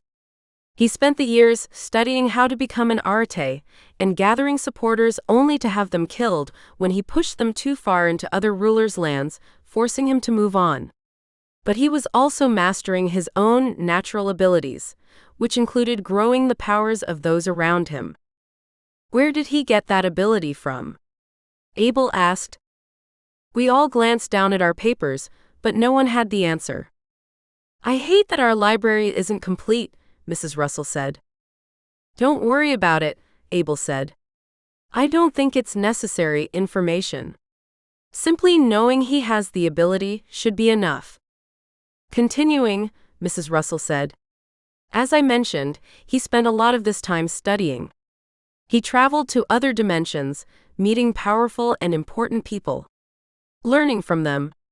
Killing them when they didn't help. Gaining powerful enemies everywhere. She looked up at us. Not many people who know him actually like him. I'd been starting to get that idea, judging by how many times people had tried to kill him. And that's pretty much everything I've got on him, she said before glancing at her husband. Your turn. Mr. Russell cleared his throat. I cover 1000 BC through 500 AD. During this time, the people of Earth and other dimensions and planets became desperate to destroy him. Rather than losing their best people, they spent their time researching and gathering knowledge on him. That insinuates there are a lot of libraries out there full of info on him, I said. Abel shook his head. No, there aren't, unfortunately. I'll explain more when it's my turn. Mr. Russell continued. People began teaming up and sharing their knowledge. They learned that the hounds of Tyndalas seemed to favor him, but no one had the ability to destroy those demons, and anyone who had that knowledge was devoured by the hounds themselves. And so it became a dead end for them. He glanced at his papers. Also, they finally figured out how to kill fire vampires, but none of that worked on him. I blinked. Are you serious? So, what is going to work on him? It wasn't ever discovered, he said. Unfortunately. Seriously unfortunate. How was I supposed to stop him if there wasn't a way to kill him? That's not actually accurate, Abel said. At least, not entirely. I have more information on the killing him aspect. Wonderful, Mr. Russell said. Let's hear it. I'll get there in a bit. First, I'll start where your time period left off. Everyone was okay with that, so Abel started. Sometime in the medieval ages, he killed a lord and officially assumed his current title. They'd been calling him Lord for a long time, but apparently he likes doing things the right way. You mean in a legitimate way, I said. Killing someone has never been the right way. True, Abel said. Regardless, no one confronted him or tried to stop him, and he was able to take over the land and servants of that previous lord. Do those still exist? I asked. I'm not sure. I'm positive they have record of his ownership having existed somewhere, but I highly doubt it's still his, given the fact that he was imprisoned for hundreds of years. Quite correct, Mr. Russell said. As part of imprisoning him, we returned his lands to the previous lord's closest relation. I found myself sort of sad about that. It would have been cool if one of us permanently killed Lord Canon and gained his lands in exchange. Oh well. Anyway, as I hinted at earlier, Abel said, he destroyed every single library and base of knowledge he knew of that existed about him. Except this one, Mrs. Russell said, beaming. We went to great lengths to prevent him from learning about it. I'm glad you did, I said. As part of his studies, Abel said, he learned about Lizzie. He glanced at me, a sad expression on his face. And of the prophecies surrounding you. He knew you would be the only person ever to destroy a hound. And so he spent years and years figuring out a way to tie his existence to theirs, making it so only one person on Earth would ever have the power to fully destroy him, thereby protecting him from death. And that person is me? I asked. An odd floating sensation hit me. I couldn't feel my limbs anymore. How was any of this possible? Could it be true? Was I the only one who could kill Lord Canon? Yes, Abel said. I stared at the wall opposite me, having a hard time believing this. It seemed I'd been mixed up with Lord Canon for a lot longer than any of us realized. What did he do to make it so he was tied to their existence? He infused a part of himself in them. While they're near him, they can't be destroyed even if you attempt to snuff their flames. That would explain why I couldn't kill Connor when I tried, I said. Abel nodded. And it would also explain why Governor Boggs did die. I frowned. What do you mean? I hadn't told him about the sharp bits I'd felt on the governor's hound body. Not only had it initially slipped my mind, but when I did remember it again, I wasn't even sure if I'd been correct. For all I knew, the scraping had been from the dog's teeth or claws. Something told me that wasn't true, though. There was something different about him, wasn't there? Abel asked. You haven't said anything, but the way you fought him was different from the hundreds of other hounds I've witnessed you killing. I fell silent for a moment. Yes, there was. He scraped me with something. I don't know what. We'll get to that in a minute, but Lord Canon changed Governor Boggs. However, because the governor wasn't around Canon as much as Connor, he didn't have the same protections. You were able to destroy him just like the other hounds you'd come across. It was a good theory. When I made that comment, Abel shook his head. It's not a theory. It follows the rules outlined here. He motioned to the pages in his lap. And once he learned Lizzie was a woman, he figured his future was secure since he so easily controlled women. He would destroy her easily, ensuring he would never be killed. As long as she was dead, no one would ever be able to stop him. 35. So I can't kill them without killing him, and I can't kill him without killing them. How am I supposed to accomplish anything? Here, let me show you what you were dealing with where Governor Boggs was concerned. Abel turned a piece of paper toward me, showing a grotesque illustration of a beast that sort of looked like a hound. All over its blood-red body were sharp spikes that looked like bone. They stood out on the beast's head, shoulders, and joints. This is what he turned Connor and Governor Boggs into. I swallowed. What about the other hounds? It says he was only able to perform the spell on 2. You already found that Governor Boggs wasn't like the others. It makes sense that Connor would be the other hound. Why on earth would Lord Canaan allow Boggs out of his sight if he only had 2 dogs like him? I asked. He wanted a powerful hound in a political position near you, Mr. Russell said. Makes sense to me. Even if doing so weakened Governor Boggs? Mrs. Russell said. Yes, even then, her husband replied. He probably never expected Lizzie to attack the governor directly. I wouldn't have if it wasn't for the plagues, I said. The darkness made it possible. There was no way I would have been able to kill him without it. Mr. Russell nodded. And Lord Canaan couldn't have predicted you'd miss your deadline. So again, things ended up turning out well for you. Yes, you made a mistake. But if you hadn't, Governor Boggs would still be alive, and he'd for sure be doing everything in his power to stop you. My neighbor was right. From what I could tell, the governor hadn't once switched into a hound the whole time he'd been married to his wife. He'd kept that part of himself very quiet and perfectly under control. If the darkness plague hadn't happened, I would never have been able to approach him as a hunter. I would have ended up in prison for attempted murder. I turned to Abel.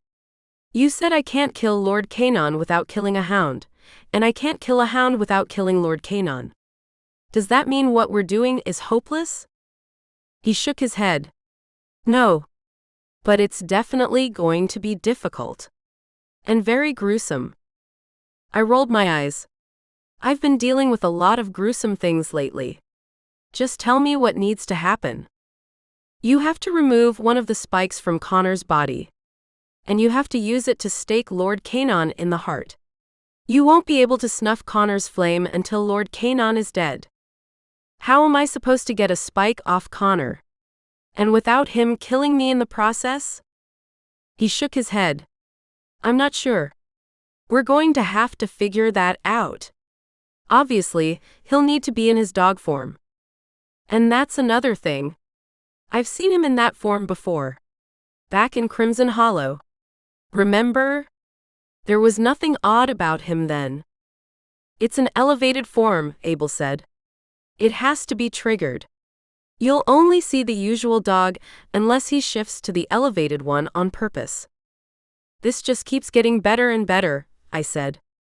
I burrowed my face in my hands before remembering they'd been touching slimy teeth earlier. Yuck. And then something occurred to me. So I didn't make a mistake in bringing Lord Canaan back. Abel and the Russells chuckled. No, you didn't, Mrs. Russell said. As it turns out, it was quite lucky that you did bring him back. If only those stupid fire vampires were here to hear all this, I said. The ones who turned on their friends to join him again. Mr. Russell motioned to Abel. Continue telling us what you learned. Well, the rest of it is stuff you already know. But Lizzie doesn't, so I'll say it anyway. He shuffled a few papers and said, a previous owner of the amulet was able to snuff Lord Canaan's fire. Spells were placed on him and the graveyard and church where he was imprisoned. Originally, they'd chosen a church since it weakened him, being a vampire, but as we know, that ended up backfiring on us all, seeing as how his powers were magnified there when we arrived to attack. Lamentable, Mr. Russell said. If we could have predicted that, we would have chosen a different location. Mrs. Russell shook her head. No, we would not have. We still would have put him in that church. Who knows how much stronger he would have been in a non-religious prison. Perhaps the church was still weakening him when we attacked.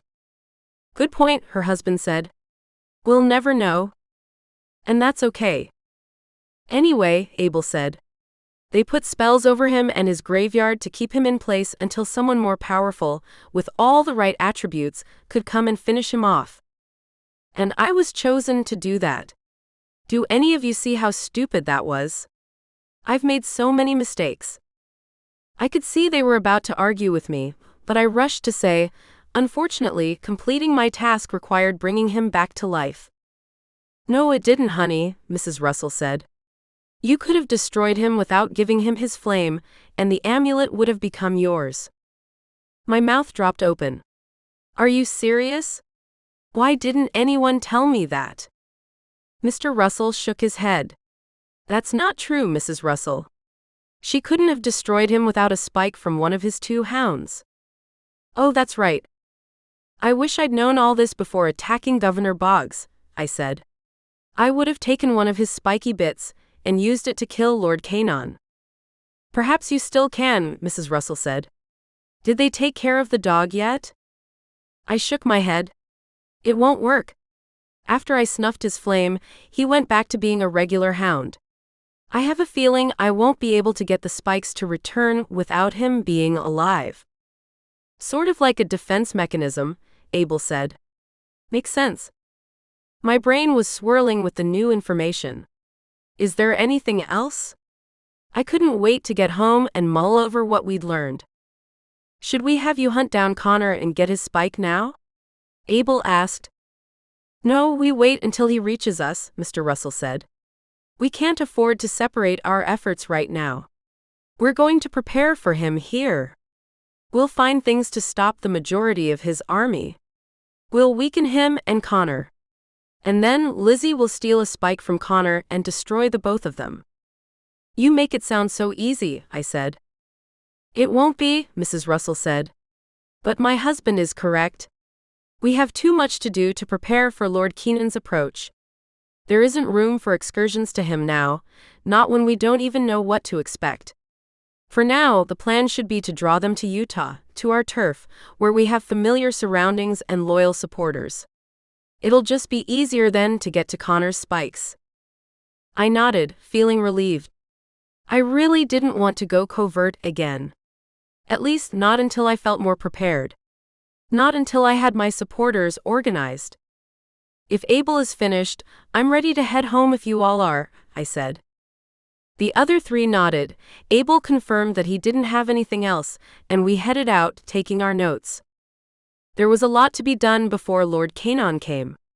I couldn't wait to dig in. I also couldn't wait to dig into some ice cream from Cold Stone. Yes, that was next on my agenda. I'd definitely earned it. 36. Returning to Earth went much the same as getting to the Russells' dimension. Abel and I followed the Russells to the spot where we'd left the snout, and I watched in fascination as Mrs. Russell tapped the top of the nose 5 times. The maw opened, and soon a gaping tunnel about 15 feet tall appeared. Entering the mouth was difficult, and Mrs. Russell and I both required help from Abel. Mr. Russell didn't look too happy about being unable to help his own wife. Abel played it cool though, and didn't do or say anything to make Mr. Russell feel worse. Abel climbed up onto the tongue, then turned and pulled me up, taking care not to dangle me over any of the teeth. I reached over and grabbed one of the spiky teeth and scooted past Abel, doing my best not to brush against him and knock him off balance. I headed far back into the mouth, trying not to think of what would happen if the beast gagged. Abel then helped Mrs. Russell up. Mr. Russell came next, not needing help, and the 4 of us headed back to Earth and the Russells' house. Abel and I excused ourselves as soon as we were in more familiar territory. We both desperately needed showers and more rest. I let Abel shower first, knowing he'd be much faster than me. He was out in 3 minutes. I'd never met a guy who showered so quickly. Most took longer showers than I did, which was odd, seeing as how they didn't have nearly as much hair and didn't shave their legs. But whatever. Once I was in the hot water, I found I didn't want to stay long either. As soon as I was clean again, I hopped out, dried, dressed, and pulled my hair into my usual high ponytail with a braid. And then Abel and I set out to find a ghost who could take me to Koven. It only took 5 minutes this time, totally surprising me. The trip itself was nearly pointless, though. I asked my question, which tools would work with the amulet to stop Lord Canon, and the ghost who answered simply told me to talk to my friend who guarded over all magical items. I would have done that first if I hadn't thought Koven would help me somehow. Either way, the moment I stepped out of Koven, I sent Nicole a text asking if she was still awake. She called me immediately. "What's up?" "A ghost in Koven told me to talk to you." "What about?" I explained to her what I needed, and she promised she'd check Shanlin and get back to me. And then we waited. Sometimes it took Nicole only a couple of minutes, and other times it was hours. Before we'd walked back to my house, Nicole called. "There are lots of tools and devices that work with your amulet," she said, "but almost all of them are out with owners and would require a lot of work to borrow or get back." Drat. Okay. Well, what is available? Thousands of spheres. They have to be activated individually by the amulet, and we'll want every single one of them. Thousands? How big are we talking? About the size of a large marble. That was better than thousands of spheres that were the size of basketballs. That would be difficult to manage. Can you get them down here? Of course, Nicole said. How much longer do you have until Lord Canon arrives? She gasped before I could answer her. And the plagues? You stopped them today. Yeah, and good thing too. That last one would have been the icing on the cake. But you know what? I said, letting Abel and myself into my house. Getting cursed with those plagues ended up working out well for us. I put my cell on speakerphone, and Abel and I relayed what we'd learned about Lord Canon. Nicole was appropriately surprised and shocked. His plan backfired due to you making a mistake with a deadline? That's the best thing I've heard all week. Seriously. I smiled at Abel, relaxing into the couch. So I couldn't have defeated the hounds without bringing Lord Canon back, and I can't destroy him without the hounds. Or without their spiky thing, Nicole said. I'm curious to see what the hounds look like in their elevated form. You won't get the chance, I said. I'm going to make sure of it. The only way I'll get Connor to shift into a hound in the first place, let alone his elevated form, is if he feels like I'm challenging him. And that's not going to happen until they're here, battling us. And there's no way I'm letting you anywhere near us during that time. I'm going to have to be there to help with the spheres, she said. You'll definitely need these things. I sighed. True. But I'm still going to do my best to keep you safe. Oh, of course. I'm with you on that. I think you and Austin automatically assume that just because of the dangerous things I did where demons were concerned in the past, I'm on a mission to get myself killed. Nothing could be further from the truth. This baby is very important to me. I know it is, I said, feeling somewhat ashamed by how closely she'd come to the truth. Of course I knew she wasn't on a mission to get herself killed, but nothing had ever stopped her from doing something necessary and dangerous in the past. Okay, I'd better go, Nicole said. It's going to take a while to gather the spheres. Shouldn't you do that when you get here? Make flying less inconvenient? You could gather them here using your sphere. Good point. Yes, I'll do that. Before you hang up, how are the hounds doing? She gave a happy sigh. So incredibly well. I can't believe how quickly most of them are picking up on English again. Not only that, but most of them have a knack for other languages. We're making sure they're getting tutored in every subject. They're incredibly smart.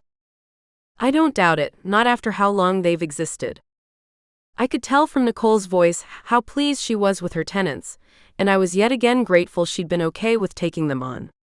This time, I was happy for her sake though. This was obviously bringing her a lot of satisfaction and happiness. And that made me happy. We ended the call, and I relaxed on the couch next to Abel. Now what?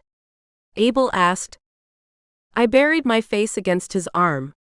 I need people who are loyal to me, right? Definitely. Before we attacked Lord Canaan in Holland, someone practically pledged his allegiance to me. He vowed he'd do anything I ever needed after what I did for him and his family.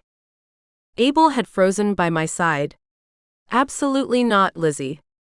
I can't believe you're even considering asking him for help. Not just asking him for help, but traveling there and meeting with him. I sat up, turning to face Abel. I know Hamza was speaking the truth after I saved his family. He really will help me with anything I need. Plus, last time I talked to Jack, he said he might need my help to convince the other Ifrits that they need to stand against Lord Canaan. That he and the 5 who'd come here might not be successful convincing them on their own. I put my hand on Abel's arm. I'm willing to do whatever it takes to get as many Ifrits on my side as possible. They can't be swayed by Lord Canaan, regardless of what he does. Abel scowled at me. I really don't like the idea of you being in Iraq again, Lizzie. Of course you don't. And I don't like it either. But Hamza really did swear his loyalty to me, and I could knock out 2 birds with 1 stone by visiting him and the Ifrits. He growled, leaning his head back against my couch. I have a lot more control over the amulet now than I did the last time I was there. You'll of course be with me, and I'll command ghosts to protect and help us. It won't be an awful situation, I promise. He growled again, covering his eyes with his arm and elbow. Fine. But only because you're obviously right about the Ifrits. I smiled and settled back into the couch, cuddling against him. You're awesome. Him. 37. After making sure Mindy didn't need anything, we booked the next flight to Turkey and then on to Iraq. Luckily, the flight didn't leave until the next morning, permitting us to get several hours of sleep. And holy cow, did we need it. I wouldn't ever feel like I'd gotten caught up after how much sleep I'd missed recently. On our way to the airport, I gave Eleonora a call. I hadn't talked to her in a while and needed to check in. Plus, she'd know how we could get a hold of Hamza. Lizzie, you ended the plagues, she said. I'd been getting that a lot lately, both in texts and over the phone from friends. Yes, thank goodness. How are you doing? Fine, just fine. Working behind the scenes to do as Abel has been doing, getting powerful people to leave the area just in case. I'm honestly not sure if it's helping or hindering. Some of them, the moment they find out why we want them gone, become more interested in staying and seeing what Lord Canaan has to offer. I chewed on the inside of my lip. That's a really good point. I closed my eyes. What should we do about it? Nothing for the time being. Getting a few to leave is better than having all coerced. Yeah, you're right. So, what can I do for you? I need you to get in contact with Hamza. Let him know we're heading to Iraq and would like him to pick us up at the airport again. We have something to discuss with him. Eleonora fell silent. Are you sure that's wise? He did kidnap you after all. I know. But he also swore loyalty to me. And he was honest about it. Are you positive you read him correctly? No, I guess not. I mean, I've seen him lie before and knew he was lying, but that doesn't mean I'd always read him correctly. Precisely. Eleonora sighed. I'll go ahead and contact him, then threaten to dismember him and feed his children to Paul if he doesn't listen to you and keep you safe this time. And I mean really safe. I chuckled. Paul was Eleonora's little yappy dog. We ended the call just as Abel pulled into long-term parking at the airport. Soon, we found ourselves on our first plane, heading toward Chicago. Our flights were uneventful. I didn't expect anything to happen on them, of course. The number of hounds in the world had been seriously reduced, and none of those who existed now would come chasing after me. They were too devoted to Lord Canaan to leave him. Or too dependent on him. Apart from Omar and Alexander, of course. Hamza met us at the airport, as Eleonora had promised he would in a voicemail. Our mutual friend says you desire to discuss something with me, he said as we pulled away from the curb. Yes, we do, I responded. We need your help fighting that demon I told you about before. You weren't successful? I shook my head. No, and we wouldn't have been. We didn't have enough information about him. What have you learned about him in the meantime?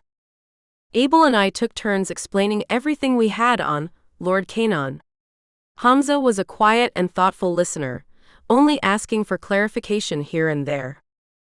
When we finished, he said, I'm not entirely sure I'm willing to fight this battle for you, Miss Ashton. I apologize, and I know I swore fealty to you, but I just got my family back and I'm unwilling to part from them, especially if it means I might never see them again. I slumped in my seat and stared out the window at the dry, way too hot for me city. Abel was worried you'd say that. I'll discuss it with my wife and confidants, of course, but I'm afraid you may have wasted your time traveling so far. 38. I shook my head. It's not a waste. I have other business here. Jack had finally gotten a hold of me when we'd landed in Turkey and confirmed what I'd told Abel. He needed my help convincing the other Ifrits to fight Lord Canaan. Hamza met my gaze in the rearview mirror. Oh. With whom, if I might ask? No one you know? Arets? No. They're not anyone you would have ever encountered before. He fell silent, and I saw his thoughtful gaze landing on me more than once.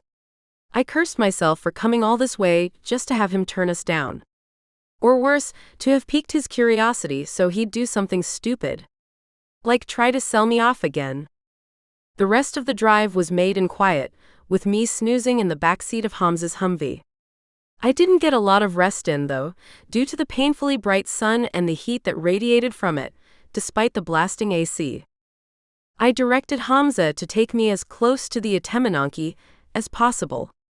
I was surprised when he was able to take us practically on top of the space where the Tower of Babel had once existed. There weren't any fences around the almost invisible ruins, as I'd discovered before, and the people of Iraq weren't trying to keep things protected, since there wasn't really anything left to protect. Abel, Hamza and I hopped out of the Humvee. Hamza circled around and joined us in staring at the place where the Atemenanki had stood. Jack had asked me to meet him there, but he hadn't showed yet, and I wasn't sure what to do while waiting. There wasn't a place to sit comfortably, and no shade. Well? Hamza asked. What now? I'm going to check it out, I said. I wanted to see if I could find the spiritual version of the temple during the daylight, and without help. Going off memory alone, I walked to the place where the stairs had existed last time I'd been there. I still couldn't believe all of what I'd seen had practically been imagined. It hadn't felt imagined. I paused, closing my eyes and feeling the gentle but hot breeze caress my face. Lizzie. The voice, while faint, was somewhat familiar. Yes? I whispered. Take my hand. I cannot help you unless you do so. I frowned, glancing around. Where? I whispered. In front of you. You only need look. I finally realized it was Jack, and sure enough, there, hovering about waist-high, was a hand extended toward me, waiting for me to grab it. It wasn't attached to anything. Creepy. Not knowing what to expect, I accepted the hand. Right as I did, I heard Abel yelp in surprise. I turned to explain what I was doing, but he wasn't there. Neither were Hamza nor the Humvee. What was going on? Turning back to the hand, I nearly shrieked when I saw it was now attached to Jack's body, and that he was standing on the first step of the very visible temple. Come on up. But do not let go of my hand. During the day, it is much more difficult for regular humans to conjure up the spiritual version of the temple. I gripped his hand tightly, and was surprised when he chuckled. Yes, that's right. I'll keep you from falling. I closed my eyes, refusing to look down. I had no desire to find out if the very solid-feeling stone steps beneath my feet didn't actually exist. Jack led me up until we reached the first landing.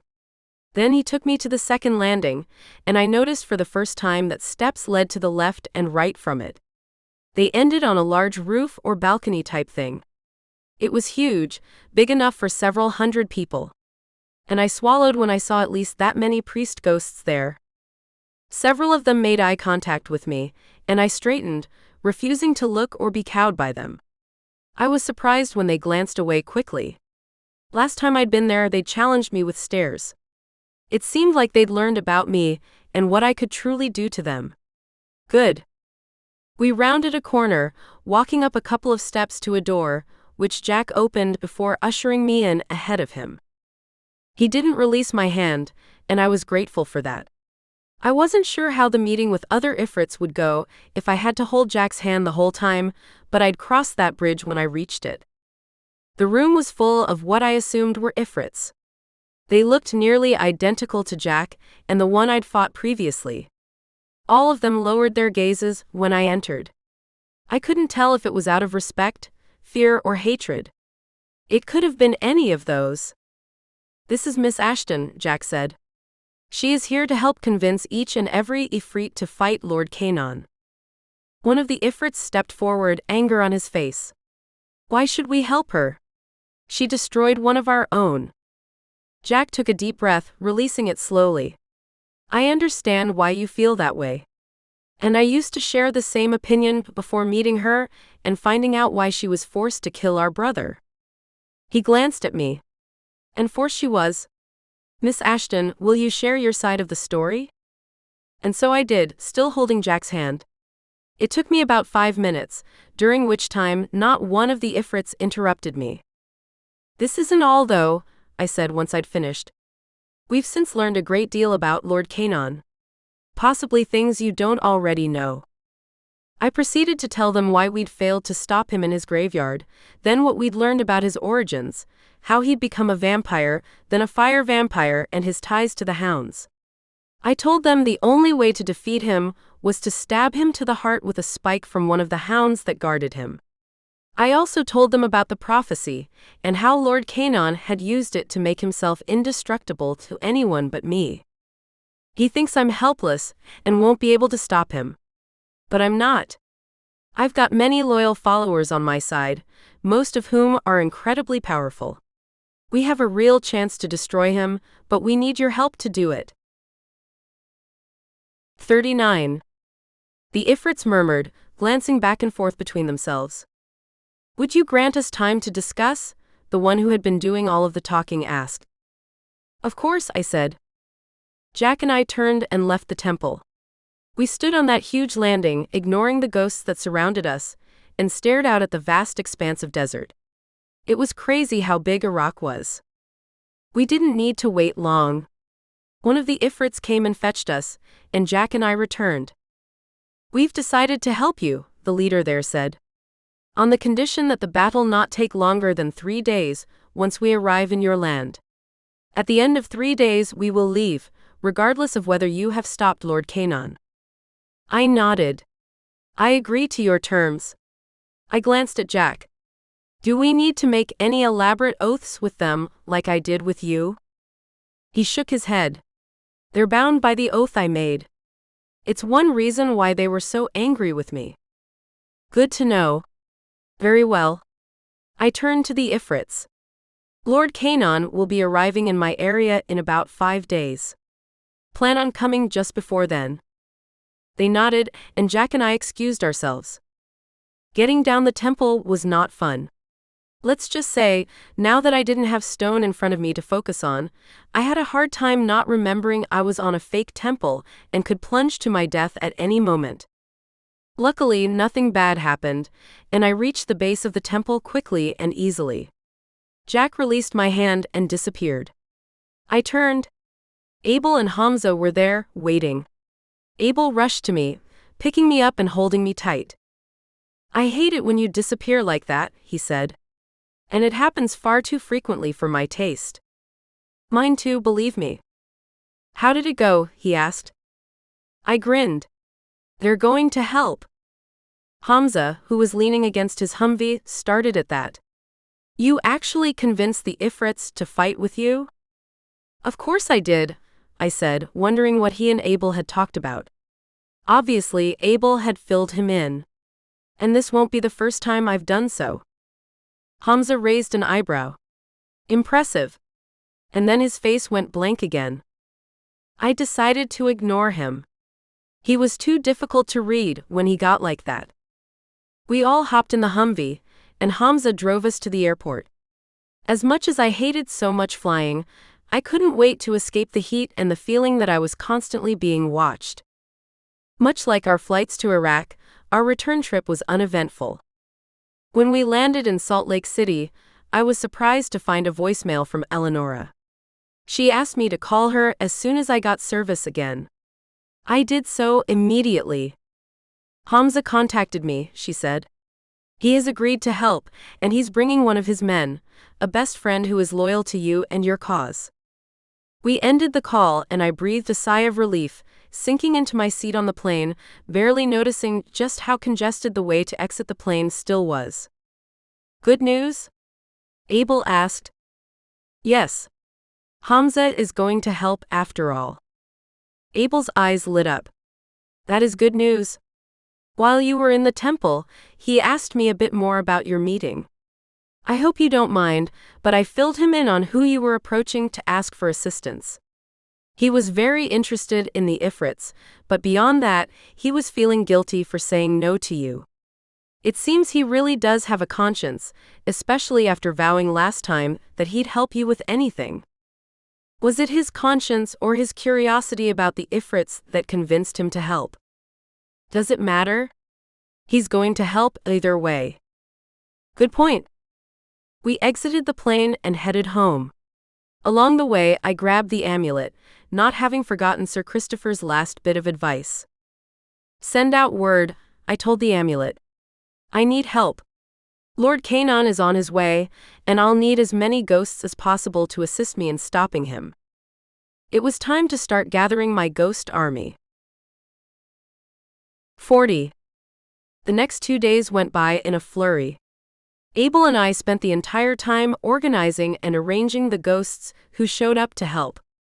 Abel couldn't see most of them. Some were powerful enough to show themselves, but most were not.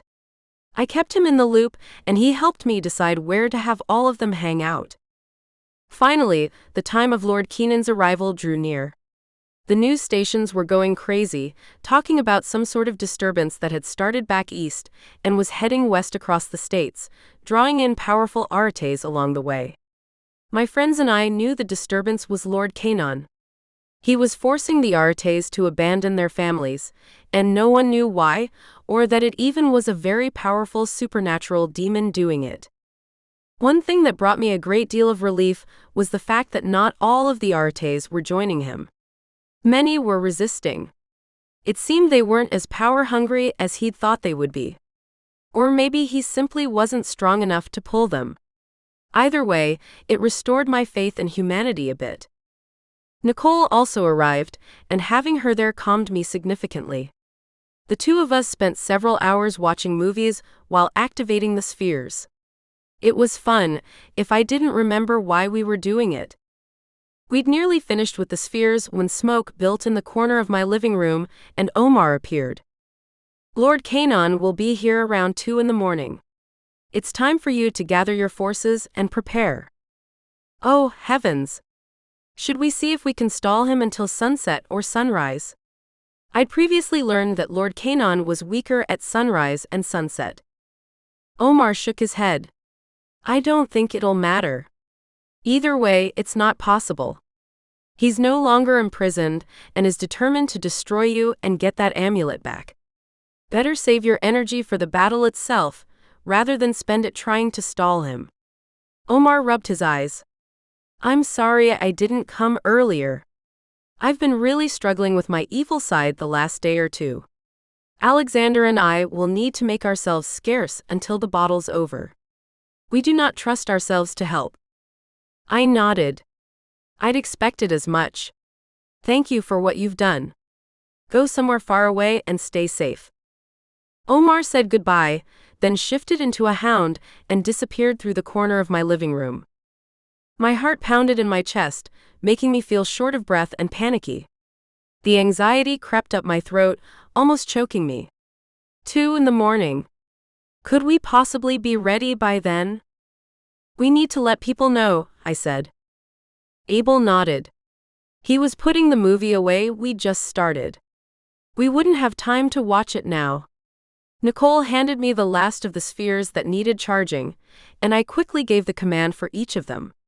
As soon as I was finished, I made phone calls. Roll Chief, Coolidge, Eleonora, Cole, the Russells, and even Jack, who now had a phone so we could get a hold of each other easier. Chief and Cole got the same instructions: keep innocent people safe. Cole still wasn't able to get around, but people listened to him, including his own chief. I let everyone know we'd be having a meeting at Abel's warehouse around 10 that evening. And then Nicole cooked dinner while I paced in my little kitchen, too nervous to do anything else. How are we going to succeed with such a small group? I asked. Well, who's on our side? Abel asked. He was sitting at the table, cleaning his guns. I leaned against the wall and stared up at the light. Fire vampires, Ifrits, and my closest friends. Not enough. We'll be facing thousands, Abel said. We need more help. No, I said, resuming my pacing. We can't ask anyone. They'll turn against us. Abel glanced at Nicole. Do you know yet what the spheres do? She shook her head. I'll be finding out tonight now that they're all activated. They haven't been used in a very long time, and depending on the situation, I've been told they act differently. I'll let you know as soon as I know. She glanced at the clock on the wall. Should be soon, though. My personal tasks looked impossible to achieve. I had to snuff Lord Keenan's fire before I could stab him with a spike that I had to steal from a hound I couldn't kill until Lord Keenan was dead. I stopped pacing, burying my face in my hands, trying not to succumb to the panic that still hadn't subsided. Impossible. It was all impossible. Abel and Nicole both sensed my anxiety. Yeah, I wasn't doing anything to hide it from either of them. Nicole set aside the serving spoon she held, and she and Abel came to me, putting their arms around me. We're going to be fine, Nicole said. You'll see. Abel placed a kiss on the top of my head. She's right. And remember, you don't have a deadline anymore. If it looks like Lord Keenan is going to win, I'll snatch you up and take you far away where we can hunker down until it's time to attack again. And hope our friends don't all die in the meantime, forcing us to come up with another army and live depressed and guilt-ridden lives. He shrugged. I'm sure we could find plenty of supporters if we ventured to other dimensions. Why didn't we do that this time? I asked. The Russells probably had hundreds of people who would be willing to fight. We definitely didn't have enough time to gather them before Lord Keenan came, though. Probably because I didn't have the idea until just now. I smiled. He pounced on his little victory that had gotten me to smile. See? Even if everyone you love dies, as long as you and I get away safely, we'll still have a backup plan. I'm not sure how I feel about this, Nicole said. I sort of want to live. I chuckled, putting my arms around the two of them. We'll beat him this time. We have to. He'll continue growing in strength and power if we don't, and who knows if a next time will ever come. Nicole had arrived early, but Austin had been tied up on the ranch. The luxury of having a personal jet allowed him and Dave, his dad, to meet up with us by the time the meeting started, though. Abel and I wandered through the warehouse, greeting and thanking those who had come to support us. And then I started the meeting. Almost immediately, the topic of where we should attack came up. I wasn't surprised that the Ifrits were the most opinionated about the location. They insisted, absolutely insisted, that the foothills where Eleanor and I had found them would be where the end of the battle would take place. So we can start fighting his people before then? Vincent asked. Just making sure we're on the same page. Jack nodded. Thinning his numbers is a good idea. We can't allow them to leave the foothills, though, otherwise the Ifrits won't be able to help nearly as much. Our powers will be strongest near the rocks. Most everyone present knew what that meant. The Ifrits were some of our most powerful fighters. We do everything we could to ensure they had the perfect opportunity to fight. Which canyon are we expecting Lord Canaan to come through? Abel asked. What if they attack first via Park City? Vincent shook his head. They're heading directly for Lizzie. That means either American Fork or Provo Canyon. He leaned forward. The vampires and I will focus on eliminating Lord Keenan's closest supporters. Disappearing at will gives us a great edge none of you have. Jack raised his hand again. Miss Ashton, I regret to inform you that we will need to start fires again, the same as before. Leading up to those stones in Pleasant Grove. But please do not worry, now that we aren't searching for you, we'll be able to make them happen quickly, and they won't burn large areas. They'll happen this evening in quick succession. And they will help us. They allow us to fully harness our power. How are we going to get Lord Canaan and his followers to the rocks? Austin asked. Everyone started talking at once, trying to come up with ideas. I raised my hand, quieting them. That has already been solved by Nicole. I stepped to a dry erase board Abel had brought into the warehouse and drew a map of the Provo and American Fork canyons and the foothills on Timpanogos. Then I drew the spot where the rocks Eleanor and I had spotted were. I glanced at Nicole. Will we have enough spheres for all of this? I asked. She nodded. We should, especially with their radius of power. Then I suggest we use them as a way to force Lord Canaan where we want him. I looked at my best friend again. Would you show everyone what they are, and how they'll work? Nicole got to her feet. Austin picked up the duffel bag by her chair, and they approached a table we'd set up. Austin set the duffel on the table, and Nicole opened it, pulling out a handful of the little glowing balls. Lizzie has already activated them with the amulet, Nicole said. We weren't entirely sure how they'd function, but after a bit of testing on random people in the streets before coming here, we figured out they'll stop and hold anyone who is not loyal to her cause, including Lord Keenan's followers. Due to their strength and radius, they should hold at least 1,000 or two. Unfortunately, they also prevent regular people who don't know Lizzie from passing from their reach, so things will get a bit interesting. How do they work? Vincent asked. I'm not entirely sure, Nicole said.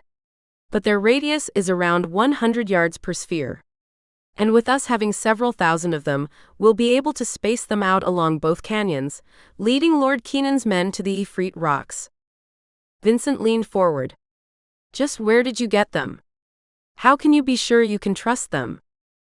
Coolidge met Vincent's gaze, and my eyebrows raised. Very brave of him when the vampire could control him. Nicole is guardian of magical items. She got them from Shanlin, the library where a record is kept of every single magical item ever created, and where extra things are stored. Nicole nodded. Apparently, back in the old days, militaries used them to keep civilians away when they were practicing and doing exercises. The amulet allows them to target only those who aren't loyal to Lizzie. How long will their effects last? Jack asked. Their effects start over fresh with each new person, Nicole said. They aren't based on the time they're placed. And for how long they'll hold someone? Anywhere between 5 to 12 hours. 5 hours? I rubbed my forehead. Let's hope it's closer to 12. That isn't very much time. But remember, she said, we'll be putting them all along the mountainside, leading Keenan's army to the place where the Ifrits want the battle to happen. If they don't get caught by the first one, they'll most likely get caught by one or more of the rest of them as they march. Those in the front will be caught by the first traps. Those in the middle will probably figure out what's going on and avoid the radius of the spheres, but they'll eventually reach a point where the spheres haven't caught anyone yet. Yes, we'll still have a ton make it through, but that's why we've got fire vampires and Ifrits. I got to my feet again. So we use the spheres to stop large portions of Lord Keenan's armies and to force the rest to where the Ifrits will fight. And along the way, the fire vampires and Artes will reduce their numbers, with ghosts harassing and slowing them down. Does this sound good? What about you? Coolidge asked. You're the most important person in our group. You won't be fighting until it's absolutely necessary, correct? Yes. I'll wait until I can easily approach Lord Canon and his hounds. Please don't ask for more detail than that. I still had no idea just how I'd do my part. 41. I thanked everyone, then said, "Let's get the spheres placed." I nodded at Vincent. "As we decided earlier, if you and your vampires will help with that, it'll go much faster." Everyone dispersed from the meeting. Once the spheres had been placed, the fire vampires would be gathering along the Timpanuki Trail that ran behind the western foothills of Mount Timpanogos. We planned to draw Lord Kenan's army from Provo Canyon and along that trail, passing Battle Creek and ending up near Grove Canyon. The fire vampires would start picking off those who didn't get stopped by Nicole's traps. Any they couldn't reach would be stopped by the Arates and Ifrits. My friends and I would wait for Lord Canon and his hounds near the Ifrits. If Theory were a city, I'd want to move there, I whispered to Abel while waiting for everyone to exit the warehouse. Huh? Because everything works there. A brief smile flashed across his face before it disappeared, replaced by his usual stoic expression. We'll be fine, Lizzie. Abel and I hopped in my SUV while Austin, Nicole, and Austin's dad went with Coolidge. We hurried to Provo Canyon, where we would start placing the balls. The little spheres were both opaque and translucent, depending on how you looked at them. They glimmered and shone, but we quickly learned that when we set them down, they became invisible.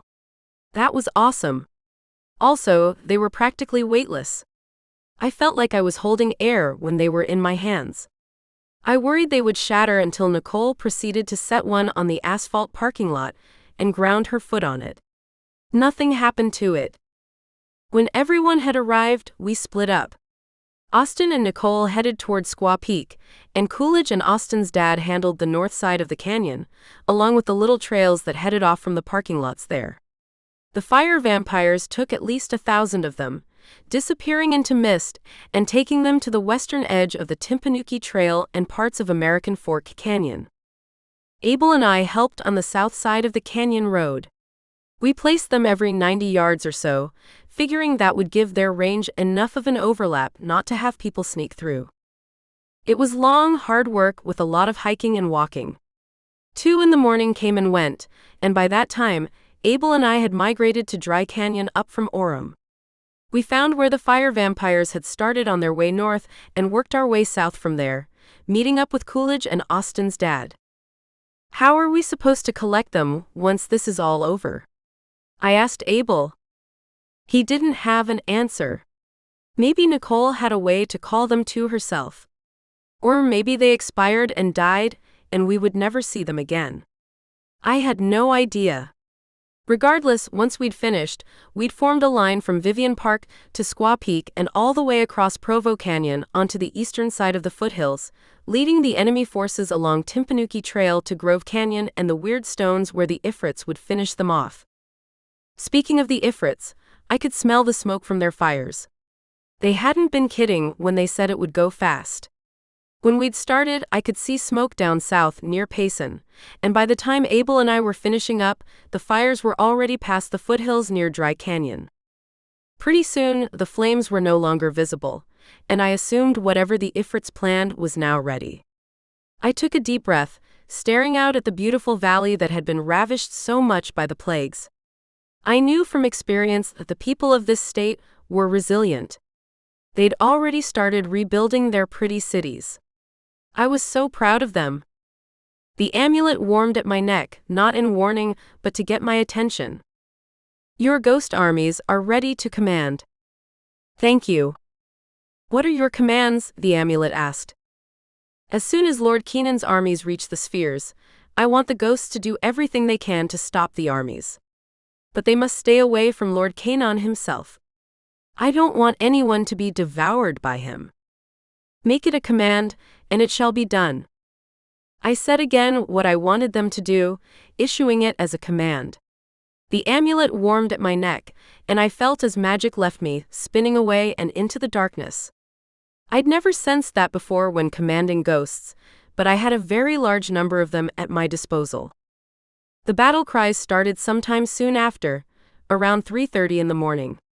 By this point, Abel and I had nearly reached Grove Canyon, where the battle was supposed to come.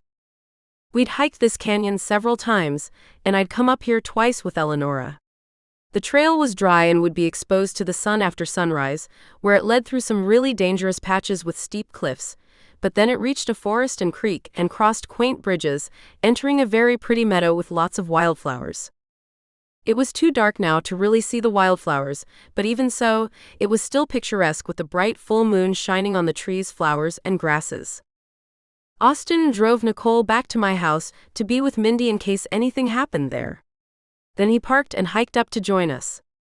Soon, Professor Coolidge and Austin's dad joined us as well. We were all exhausted, starving, and out of breath. Even though I could hear the sounds of battle, I knew it would be a while before anyone reached us due to the fact that at nighttime, sound traveled faster and easier. That odd bit of trivia was due to my acoustic physics class. But hey, it served me now, letting me know we could afford to relax a bit. We decided to take turns sleeping after we'd eaten food and cleaned up, storing everything in Ziploc bags in Austin's backpack. Well, I decided we'd take turns. The others had different plans, and no one woke me up when it was my turn. Abel had assured me that I didn't need an alarm clock. The traitor. I fell asleep with my head on a blanket in his lap.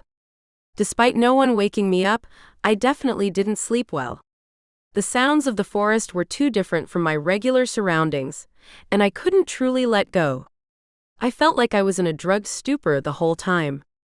I knew I'd need to wake up at any moment, and I expected someone to nudge me, to let me know it was my turn. I was entirely unsure of how much time was passing. It was awful and disorienting. Sometime later, when the sun was about to rise and the air was tinged with pink, the sounds of the battle got loud enough to truly wake me. Abel brushed my hair out of my face. "We need to get moving." I nodded. He helped me up, and our group headed back to the trail. I paused a couple moments later when the amulet warmed at my chest. This time in warning. "Something's coming," I whispered. The artes around me froze. I stepped into the shadows of the trees and commanded the amulet to hide me. Coolidge gasped when I disappeared. Had I not told him I could do that? Well, now he knew. "You guys go ahead," I whispered. "I'll see if it follows you." Abel looked unconvinced for a moment, then nodded. He knew I was trying to use them as bait. They started down the trail again, not bothering to mask their noises. Faint noises reached my ears as something approached. Something experienced at tracking. I only noticed it because the amulet had warned me. I held perfectly still. A hound stepped into view, sniffing the air, his eyes sweeping the meadow where we'd just been sleeping. He could feel my presence. I was sure of that. His eyes passed right over me. My team had headed toward the trail, walking right past where I was now hiding, and the hound, following their scent, cautiously walked in that direction as well. He was right next to me when I decided to do something that was probably very stupid. I jumped from my hiding place and tackled the large dog. "Kill! Kill!" The dog slumped to the ground. I wasn't surprised that I'd been able to snuff his flame, but I was a tad disappointed. If he had been Connor, I might have been able to aggravate him enough to get him to shift into his elevated form, allowing me to steal a spike.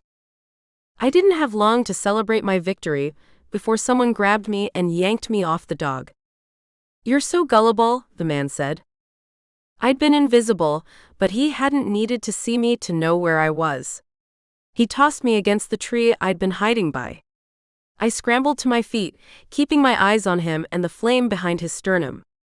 I didn't recognize him. He pulled a gun from his waistband and trained it on me. I raised an eyebrow at him. "And you're an idiot if you think that'll do any good against me."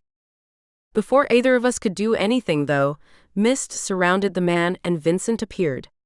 He stabbed the hound to the heart, then turned to me. "They're coming this way."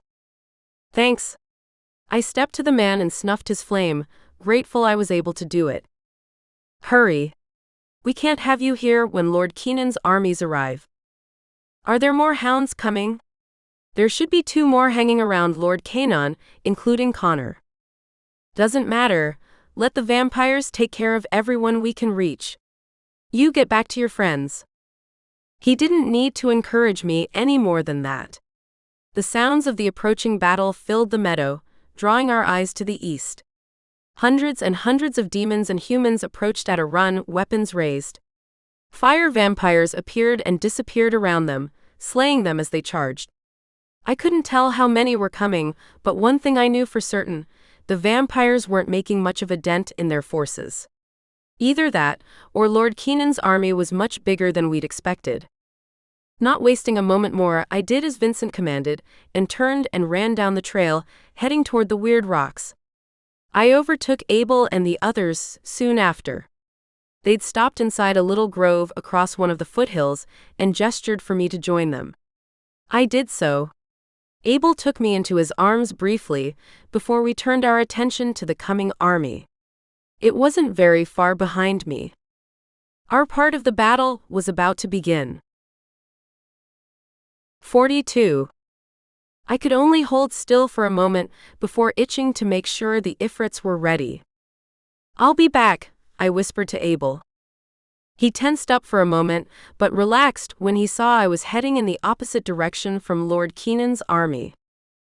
The Ifrits were already at the rocks, still in their human forms.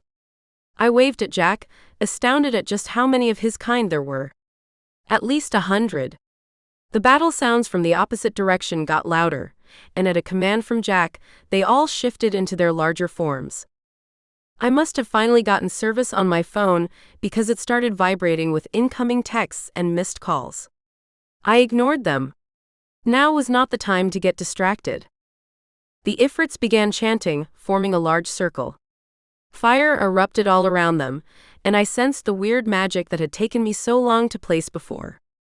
As they chanted, the smoke in the air above from the fires they'd burned all night rushed down toward them in great swirls of gray, white, and brown. More flames sprang up from the ground, and I returned to Abel and my Arate friends, watching and feeling as magic and energy were pulled from south of us. Immense waves of energy pulsed over us, stronger than I'd ever felt. And still, the Ifrits chanted. The flames spread outward, hot but not close enough to burn us. The chanting grew louder, and my eyes widened as I saw everything converging, swirling in the middle of the Ifrit circle. Soon, a form began taking shape there. It grew, gaining substance, towering high above the chanting Ifrits. And then, the largest, angriest Ifrit I'd ever seen solidified in the smoke. He was engulfed completely in flames, the outside of his body blackened lava with bright red underneath. Horns curled at the sides of his head and came to a sharp point facing forward. The beast had spiky ridges trailing down its back all the way to a long tail with a ball of spikes at the end. I reached out with my magic, sensing fire, power, and strength flowing through him. I couldn't help but grin. This guy was amazing. I couldn't believe how lucky we were to have him and the Ifrits on our side. My friends and I waited for him to do something, but he didn't do anything. He just stood there. But then I sensed that magic was still gathering around him as the Ifrits continued chanting. My phone rang. I pulled it from my hoodie pocket out of habit, wishing I'd thought to silence it. I hadn't had the need while I'd been out of service, though. It was Mrs. Russell. "Yes? Where are you?" "We're on our way now." We decided to let them get rest, so I'd have someone on my side with more energy once Lord Kenan neared. I gave her quick instructions. She promised they would be there soon, and we ended the call. I turned and looked the other way. Lord Kenan's armies were coming. But where was he? And where were his hounds? I tried not to wring my hands, not wanting to show my friends just how nervous and stressed I was. We still didn't have a plan for how to get the spike from Connor. Every time we'd tried to make one, too many unknown variables kept it from happening. Like, how much of his army would be left? Would they prevent me from reaching him? Would he even be there? Would he be at the start, or the end, or even the middle? Where would we be when he found me, or vice versa? At least I knew that Lord Keenan's hounds were down to 2. Connor and one other. It wasn't Governor Boggs, I knew that for sure. I also knew it was most likely not one I'd met before, since I'd managed to kill pretty much all of the hounds I'd interacted with, apart from Omar, Alexander, and Connor. Abel grabbed my arm, startling me, pulling me back into the thicket. He took out a duffel bag he'd hidden there when I'd been contacting everyone for the meeting. Inside it was a very familiar-looking machete, which he handed to me. I couldn't help the grin that crossed my face. This was seriously my favorite weapon of all time. It had helped me so much when I'd been at the Temple of Flames, fighting the Ifrit. "How did you get this?" I asked. "Is it the actual one?" Abel smiled. "I didn't get it for you, Hamza brought it." He whistled, and 2 men stepped around the thicket, big smiles on their faces. "Hamza," I squealed. "You really did come." He shrugged. "Once I knew you had Ifrits on your side, I couldn't help it. I wouldn't miss this battle for the world." His expression sobered. "I didn't think you had a chance to win. I'd just barely gotten my family back and wasn't willing to destroy their happiness. But knowing you have Ifrits changed a lot of things. You actually have a chance." I tried not to feel offended, especially since he was right. The Ifrits would probably change the course of the fight. At least, I hoped they would. Abel tapped me on the shoulder, and before I ended my conversation with Hamza, I said, "The other Arates here can help you know what's going on." "They already have, Martin and I are prepared." Abel gave me a bunch of guns, knives, and magazines, which I strapped to various appendages, hiding them under my hoodie and in the big front pockets. I would be well armed. He similarly outfitted the others, though Austin and Coolidge both gave him a smirk, obviously thinking they were too powerful to need weapons. "Hey, you never know if you'll need backup when your magic wears out," I said. "And I've seen both of you hit your threshold multiple times. One of these weapons just might save you." That wiped the smirks off their faces. Now fully armed, we turned to face the oncoming army. Our little team was ready. 43. We didn't have long to wait. Either the vampires were tiring or they were getting wiped out, because soon, Keenan's army started rushing through without really being stopped. From what I could tell, there were a few hundred left. How big had it been at the start, when Nicole's traps were catching them? I searched the army for Lord Keenan, wondering where he was. Probably at the back, like a coward. The army rushed at us, and I stepped forward to meet them, but Abel pulled me back. "Don't even think about it," he said. "You are not to fight these grunts." He then motioned to the beast the Ifrits had created. Flaming eyes had opened, and the monster spotted his enemies. He deftly stepped over the Ifrits. In one hand he held a massive club, and in the other, a heavy stick with a sword attached at the end of it. I'd have to ask Abel what that latter one was, if I remembered. He only needed to take 3 giant steps before he reached Lord Keenan's army and began his attack, swiping and flinging demons everywhere. Battle cries started up in earnest as the demons converged on the massive Ifrit, hacking at his ankles and calves, dodging the swipes of his weapons. Austin, Dave, Coolidge, Martin, and Hamza stepped forward. "Our turn," Coolidge said, a wicked grin on his face. The ground rumbled beneath us, the earth turning over on itself and burying the demons. Undeterred, more demons rushed forward, trampling the freshly turned earth. The Arates continued attacking, using the elements. Tornadoes rushed through the demons, flinging them in all directions. More dirt piled on top of other enemies.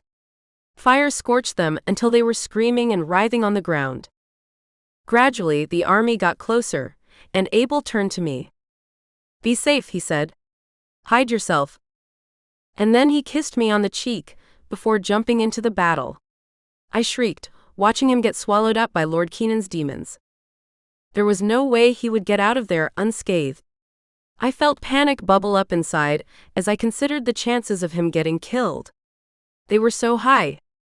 "Please be okay." Then I turned my thoughts to the amulet, commanding it to hide me. My body tingled and I breathed deeply, forcing my attention back to the battle as a whole, watching and waiting for my turn to come. The sun had nearly cleared the mountain, and dawn was now fully on us. If I hadn't been so stressed, I probably would have admired the beautiful sunrise. As it was, I could barely tear my attention away from the action before me. Mist built and whisked in and out as the vampires continued attacking. I marveled at their ability to stay energized. But then I noticed several creatures fall to the ground, quickly shriveling up before getting burned to a crisp. The vampires were obviously getting the strength they needed from those they attacked. Only moments later, Mr. and Mrs. Russell joined the battle. I couldn't see them. They'd gone invisible, one of their greatest strengths, but two empty spots soon appeared, moving around, enemies falling swiftly wherever those empty spots paused. Now was the best time for me to find Lord Canon and Connor. Hide me. I already am. I won't have much power with the sun coming, though. That's fine. Do your best, and let me know when it's about to run out. I will. And then I walked through the thicket, observing, searching the crowds of enemies, staying well enough away from the action not to become a part of it accidentally. Lord Kenan's forces fought much harder than I expected them to. Even regular Arates, who were fighting on his side, didn't seem to be using their powers normally. Unfortunately for Lord Canon, though, he didn't have very many silvers on his side, and Austin and the others seemed to find and dispatch them fast. By that point, Kenan's Arates had probably grown so exhausted from using their magic that it wouldn't have been hard to stop them anyway, despite whatever he was doing to strengthen them. It had been a long night for them all. Staying in the trees, occasionally clawing my way through scrub oak, I finally reached the trail and saw Lord Canon up it a bit, standing motionless, eyes closed. Two hounds flanked him, guarding him and warily looking around them. I recognized one as Connor, in his regular dog form. I'd seen him enough now to know him anywhere. I didn't recognize the other. Lord Canon was unscathed. Fresh. He didn't look tired or exhausted in any way. What to do now? How to attack? How to get Connor to shift into his elevated form? How to remove a spike and stab Lord Canon with it? Too many questions. I started panicking again. Can you help me ignore my emotions? Keep a clear mind? I can try. I haven't done that before. I felt two things happen at once. My stress and fear melted away, and the amulet started losing the power to hide me. The sun was too bright now, and I only had moments left before the hound spotted me. I had to do something drastic and unexpected. There was no way I would survive if I didn't. Trusting that Canon wanted me alive more than dead at that moment, I stepped out into the sunshine, asking the amulet to reveal me. I was only 20 feet from Canon. He immediately opened his eyes, his hands resting on the heads of the growling dogs on either side of him. Lizzie, he said. The sound of my name on his lips stirred my heart and made me remember the last time I'd been this close to him. I felt as his magic tentatively washed over me. He was testing out the waters, trying to see if he could seduce me again. Putting aside my tension, I casually put the machete in a sheath on my back. I need to understand something, I said, unable to keep my eyes off his still very attractive face. Why do you want me to join you? Lord Canon stayed where he was. His face was blank. I had no idea what he was thinking. It should be obvious to you, my dear. We could be quite powerful together. I felt as his powers washed over me again. I took a step in his direction. It is not obvious to me. I don't have hundreds of years of experience behind me to understand the strategies and tactics powerful rulers like you employ. If what I said flattered him, he didn't let on. I hoped it did. I'd much rather discuss it with you in more pleasant circumstances. His hands didn't leave the heads of the dogs. I ignored them completely. I was starting to figure something out. I would need to kill him temporarily before I could do anything with the hounds. Connor probably wouldn't shift into his elevated form unless he thought Lord Canon was dead. I took a step toward him and glanced at my feet, scowling, hoping he would buy my ruse, that he would think I didn't have full control over myself. Here is as good as anywhere, Canon. Our last discussion took place in a graveyard, for crying out loud. Excellent point, Lizzie, he said. I felt as he pushed his magic over me again. What was he doing? Was he really trying to seduce me?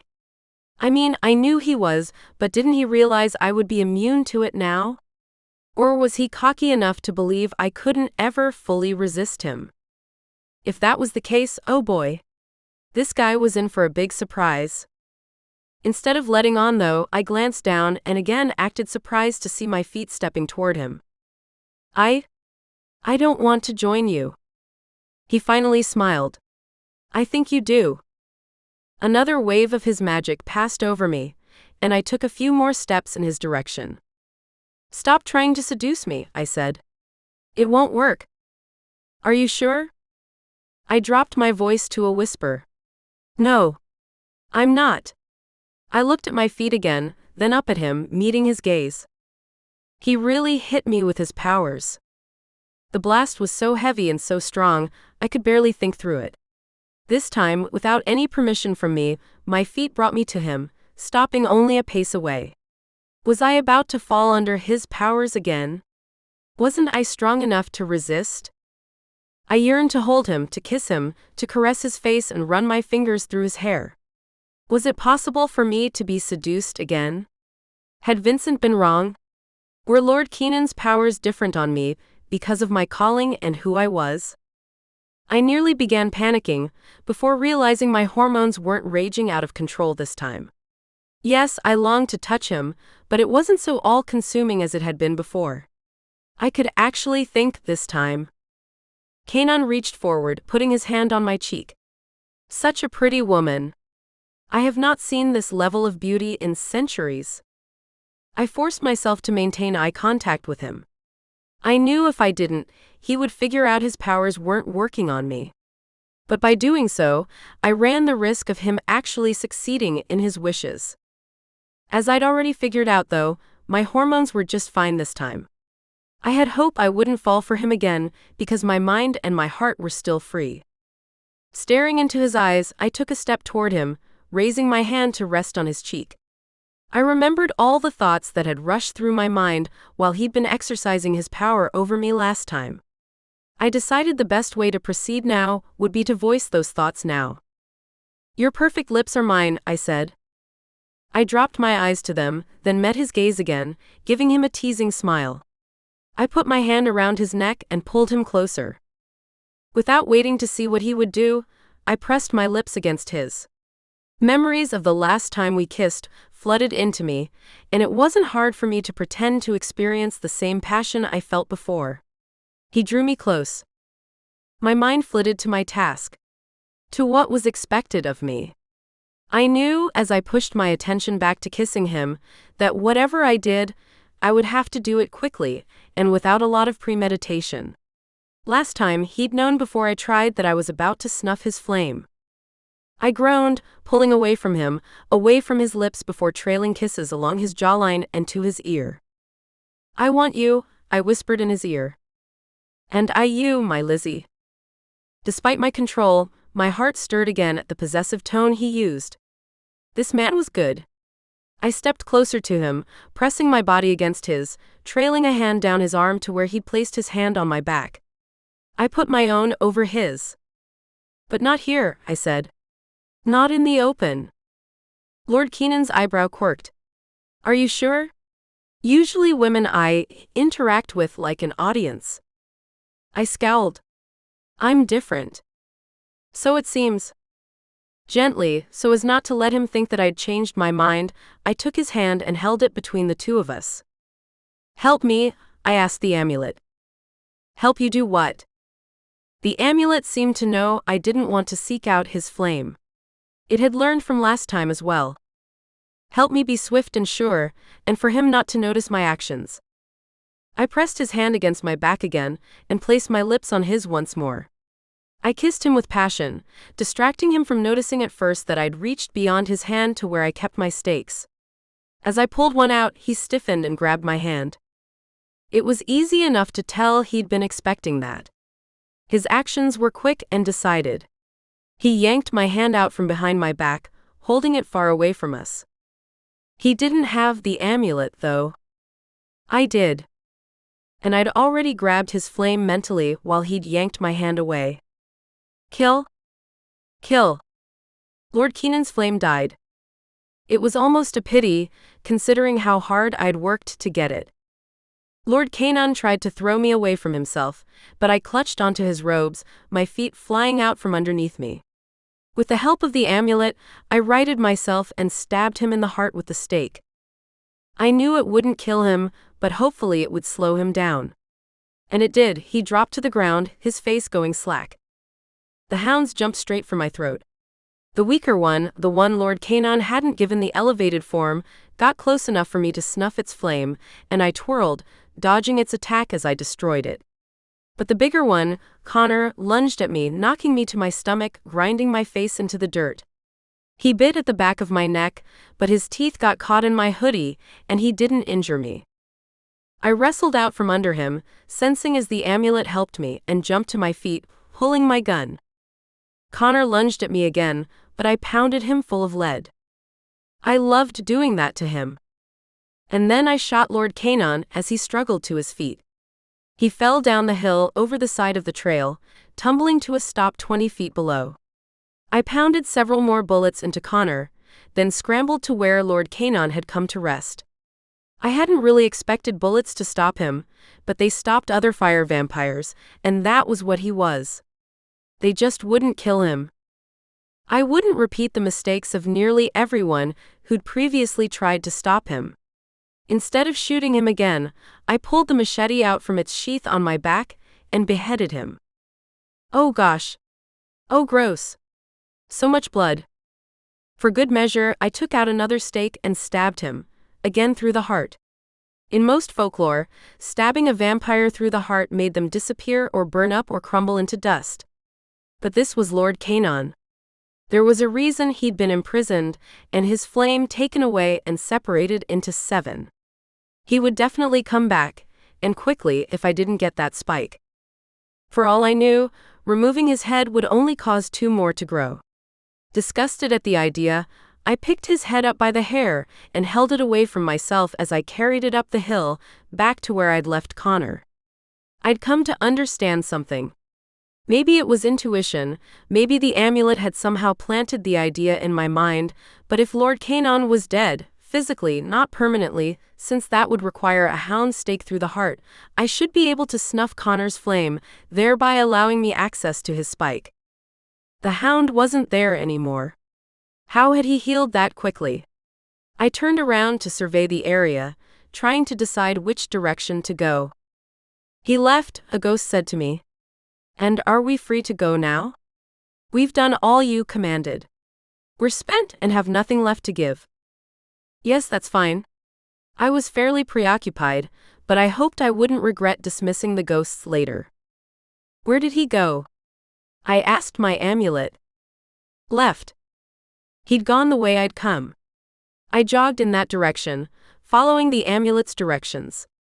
It guided me through the thicket where my friends and I had hidden earlier, and then back to where the battle was still raging. Many of Lord Keenan's most devout demons pressed onward, and I saw several fire vampires, Artes and the Ifrit demon still battling. He's in there. I felt the amulet guide my attention to where the Ifrits were still chanting. A ring of fire surrounded them, going 30 feet into the air. Hounds aren't immune to fire, are they? No. He was relying on his ability to heal, hoping I wouldn't find him before then. Deadly risk to take. I stepped through the flames, unafraid, knowing they wouldn't hurt me. Magical fires didn't.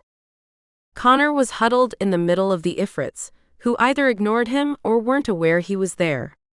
The hair and skin on his hide had been melted. His eyes were crazed. I could only imagine the amount of pain he was in. His roving eyes landed on me, and he yelped. Magical fire doesn't stop me, I said. I frowned at him. I need something from you.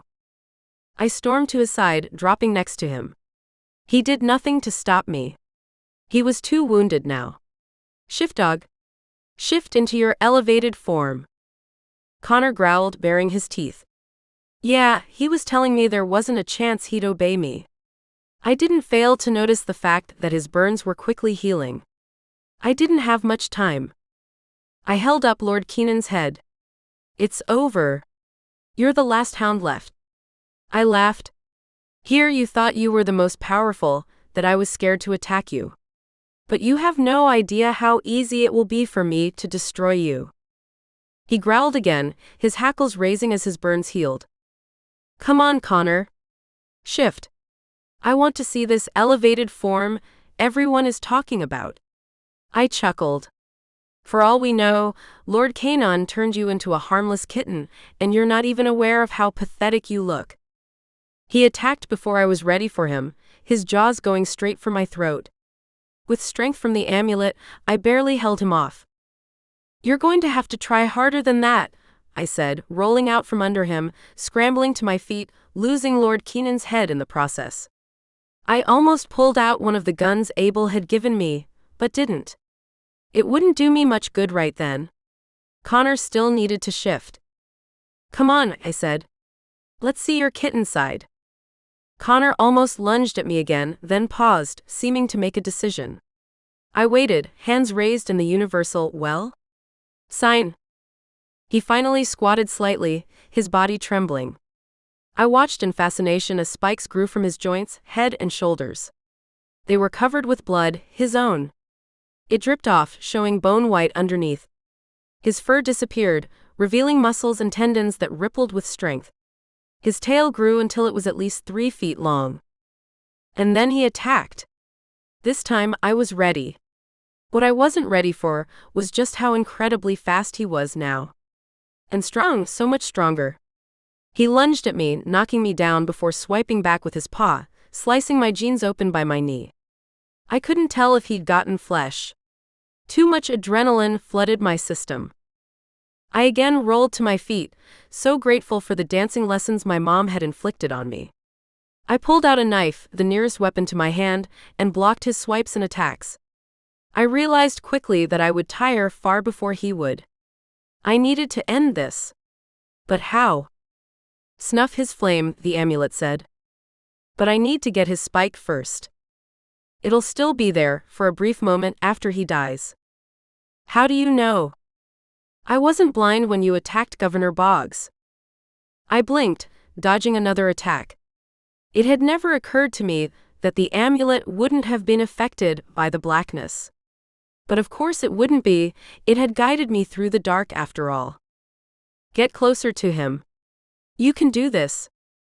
I tightened my grip on the knife. Taking a deep breath, I relied fully on my dance training, letting the amulet help me. And then I danced complicated steps around Connor, keeping up with him, springing within his grasp and getting out just as easily. We whirled around one another, me getting closer to him each time. And then when the hound lunged at me, I reached for his fire instead of trying to stop him. Kill? Kill. I saw the panic in his eyes just as his fire snuffed out. Connor slumped to the ground. I was done. I'd taken care of all the evil hounds. A sense of victory flooded over me. Connor was dead. Before the spikes disappeared, I scrambled around the massive creature and cut the longest spike from his shoulder blade. It broke off from the bone easier than I expected. Had it not finished fusing to his skeletal structure?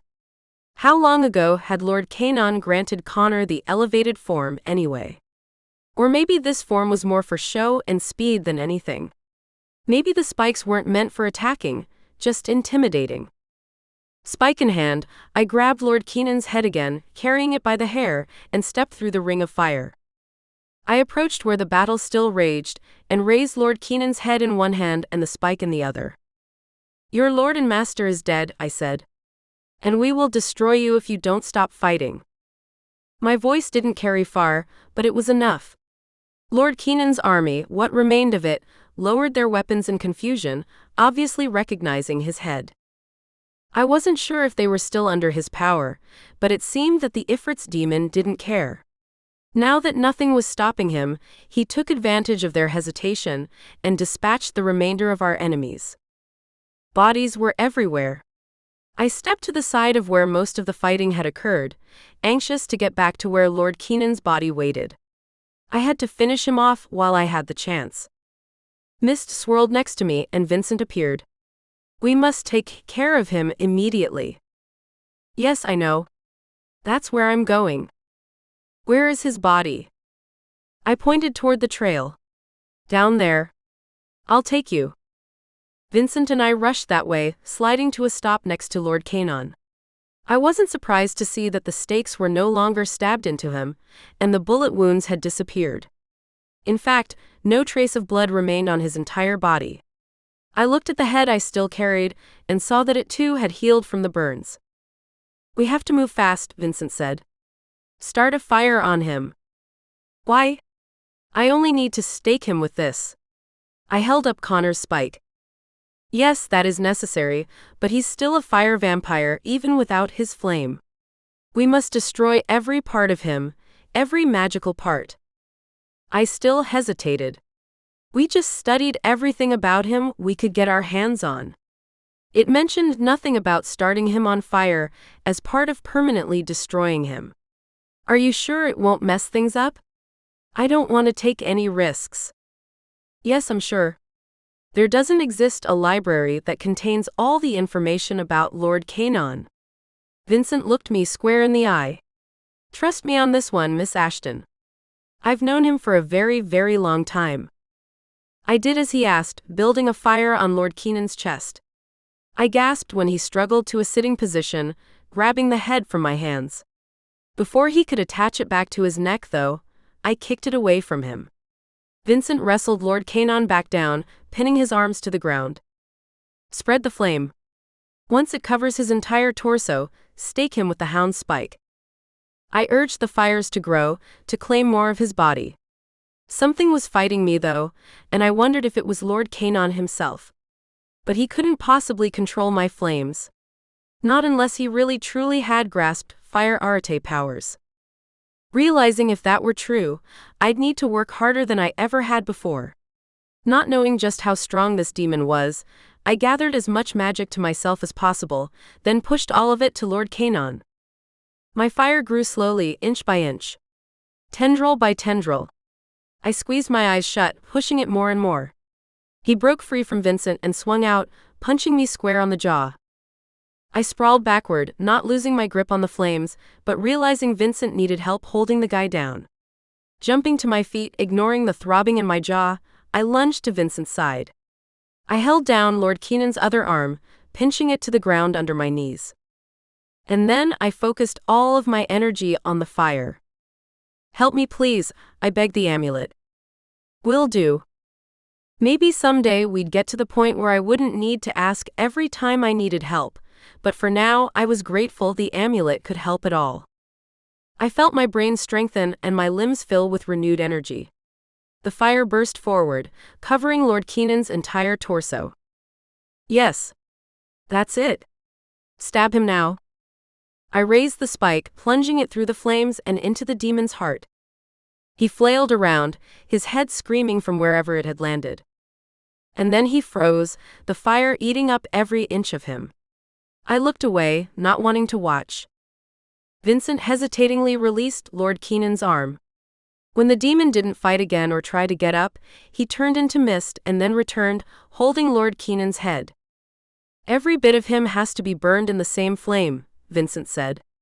But we'd better wait until enough damage is done to where he can't reattach his head. The two of us stood there, watching. Well, Vincent watched and I glanced occasionally. I didn't want to remember any of this. I itched to go find Abel and my friends, but that had to wait until I was absolutely positive Lord Canon had been taken care of. He was my priority. Finally, Vincent declared the body ready. He glanced at me. Would you like to do the honors? No, thank you. I carried that thing around long enough. Besides, I stabbed him to the heart. That was plenty exciting for me. Vincent tossed the head into the flames. At that point, Lord Keenan's body was unrecognizable. I appreciated that. Soon, all that remained were ashes. I urged the fire to continue, though. Moments later, Vincent put a hand on my shoulder. It is done. You may release your flames. I did so, feeling as my magic abandoned the flames. They died quickly. Pulling out several leather bags and a little shovel from a knapsack, Vincent separated the ashes into the bags, tying them up. Here, take it, he said, handing me one. I'll let you know what to do with it later. I accepted the bag, holding it away from me. I wanted nothing to do with it. But I was willing to go along with whatever Vincent planned. He hadn't led me astray yet. Finally, we headed back up to the battle. It had ended. None of Lord Keenan's army appeared to have survived. I suppose that shouldn't have surprised me, not with the Ifrit's demon taking so many out when I'd yelled about Lord Keenan being dead. Coolidge and Austin were shouting at each other. I had to smile. They'd both obviously met their thresholds. Coolidge was telling Austin who he was, and Austin was yelling that he didn't care. But where was Abel? I started climbing through the wreckage, looking everywhere. I couldn't find him. I asked for help from the fire vampires, and they willingly assisted me, disappearing and reappearing, turning over bodies, hunting and helping. We finally found him. I dropped to my knees next to him, visibly examining him, before placing a finger against his neck. He didn't have a pulse. Abel was dead. 44. Tears poured down my face. The only person I truly loved was gone. He's dead, I whispered. I choked on a sob when I realized something else. I can't sense his magic. He's dead. Hamza stumbled up next to me, his arm hanging loosely by his side, an expression of pain on his face. Are you certain? I nodded, sobbing. He doesn't have a pulse. But he doesn't look dead. And trust me, I know death. With great effort, Hamza squatted down next to me. Are you certain he doesn't have a pulse? I put my finger to the correct spot on his neck again, and this time I held it there for a long while. Finally, something ticked under my finger. Oh my gosh, I think I felt it. He's gravely wounded, Vincent said. But as your friend mentioned, he doesn't look dead. I clung to hope that he would pull through. But how? He had so many injuries and wounds. I was amazed he had a pulse at all. No wonder I hadn't felt it at first. He must have lost so much blood. We need paramedics and ambulances, I said. With shaking hands, I pulled my phone from my pocket and dialed Chief's number. Lizzie, are you okay? We were just trying to decide if I should send up a squadron to help with the battle. I shook my head, my eyes not leaving Abel's face. No, don't do that. It's all over now. We need ambulances, though. And as much first responder help as you can send. We're still up Grove Canyon. I'll do my best. Thank you. My voice caught, and I quickly ended the call, not wanting to start crying again. Coolidge found us then, dropping to his knees next to me. Is he alive? He yelled. I nodded. Yes, but barely. Finally pushing aside my stress and panic, I started thinking the way Abel would. We needed to bandage him, to stop the flow of blood. Pulling out one of the many knives Abel had given me, I began cutting off his clothes. Coolidge and I both gasped at what we saw. He was slashed everywhere. And some of those wounds were incredibly deep. There was no way he'd survive this. No way at all. Fresh tears threatened to come, but I pushed them aside. Abel needed my help. He wouldn't pull through if I didn't get a grip and patch him up. With Coolidge's help, we started bandaging him, using strips of gauze and medical tape that Vincent brought from Abel's duffel. I was grateful my boyfriend was always so well prepared. I felt as Coolidge began sending magic to Abel. What are you doing?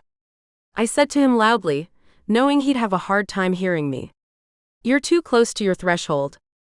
If you do this, it'll cause permanent damage." Coolidge put a hand on my arm, his eyes serious. "His wounds need to clot." He took a breath. "I've been around for a long time, and if I overdo it, yes, it would be awful, but I'd still have a functioning life and a family. This man has barely started his life, Lizzie. And I know how much he means to you. I'm not about to let him die, even if it destroys my ability to use magic." Not waiting for my response, Coolidge turned back to Abel and started sending his powers to the cuts again. I hadn't even been aware that Arate magic had the ability to do what he was doing. He started with the most serious injuries and focused outward from there. Austin and Dave joined us a moment later, and Austin insisted on taking over. Coolidge collapsed, unconscious. I fretted, not sure how to help, wishing I could clot wounds too, and checking Abel's pulse frequently. It wasn't getting stronger. 45. By the time the ambulances finally arrived, Abel was no longer bleeding. His breathing was so shallow I almost couldn't detect it, and I knew if he didn't get a transfusion soon, he wouldn't make it. Paramedics and cops rushed up the hill, and a helicopter was radioed in. Abel was the most critically injured, and they allowed me to ride in the helicopter with him. I held his hand the whole way, no longer fighting the tears. He was taken to the nearest hospital and wheeled on a gurney into the OR, where I couldn't follow. Instead, I paced the waiting room, knowing I needed to relax and rest, but unable to do so. I hadn't been there for very long when other injured people from the battle started arriving. Hamza and Martin were both brought in ambulances. Austin, his dad, and Coolidge got there, wanting to keep me company. None of the fire vampires or ifrits came, but I hadn't expected them to. They would care for their own. I didn't think the ifrits had even been directly involved in the battle. And what had happened to their demon? I hadn't stayed around long enough to find out. I had to wait a long time for an update. And after I heard what the nurse had to say, I realized that waiting at the hospital was pointless. They'd just finished fixing up one wound and had started another. He had at least 7 major surgeries still ahead of him. According to the nurse, things were looking grim. She informed me that in a couple of hours, another doctor would take over, and the operation would continue. I know this might be hard to gauge, but do you know about how much longer until he's out of the OR? I asked. She shook her head. We don't even understand how he's still alive. The amount of damage he's endured is phenomenal. It'll be at least 12 hours, if not more, before he's finished. And I'm betting on it taking longer than that. The nurse put a hand on my shoulder and said, "Go home, Miss Ashton, and get some food and rest. Our citizens need you to be healthy and whole. We can't bounce back without your help." I nodded, feeling tears spring to my eyes. I sent a silent thank you to the elderly man for helping turn the opinions of the citizens where I was concerned. What a blessing. I checked in on Hamza and thanked him, then let him know I was heading home to rest. He waved me off with his good arm. My return flight is in a few hours. Martin and I plan to ask to be discharged so we can head home and finish healing there. I stepped to his side. Thank you so much for coming. I really appreciate it. It was no problem. A favor for a favor, eh?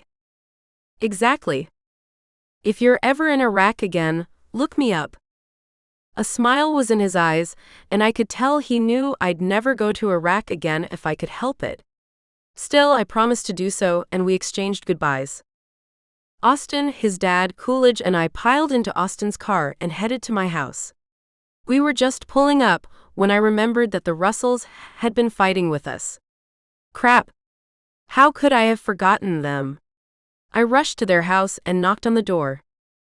Mr. Russell answered. His hair was disheveled, his clothes were dirty, and a cheeseburger was in one hand. "Boy, you look like you've seen a lot," he said with a smile. I returned the smile. "You don't look much better yourself. Are you and Mrs. Russell okay?" Tell her we're fine, Mrs. Russell called from somewhere in the house. And that she'd better get home and rest before I make her. I chuckled. Knowing my neighbors were safe and that I couldn't do anything more for Abel, I headed back to my house. My eyelids began feeling heavy, and I didn't want food. I didn't want to talk or examine what had happened. I only wanted sleep. But first, I had to take a shower. Because ew. 46. I'd been awake for a couple of minutes when a soft knock sounded at my door. Come in, I called, pulling myself to a sitting position. Nicole entered. I heard you stirring. How are you feeling? I shrugged. Better than expected, honestly. And I feel guilty for that. Why? Because I barely got a few scratches while Abel almost died. Is he okay then? Nicole asked. I don't know. Last I heard, he was still in surgery. I grabbed my phone, eager to see if there were any updates. I'd given the nurse my number and asked her to pass on any news about Abel. She'd sent several texts, all of them with the message that Abel was still in critical condition. He was on surgery number 5 now and had 2 more to go. They'd kept him under general anesthesia the whole time, fearing that if they awakened him, it would be too much for his system and he wouldn't make it. I quickly grabbed a bite to eat and made sure my friends were all okay. Mindy and Nicole were watching movies while Coolidge Austin and his dad chatted.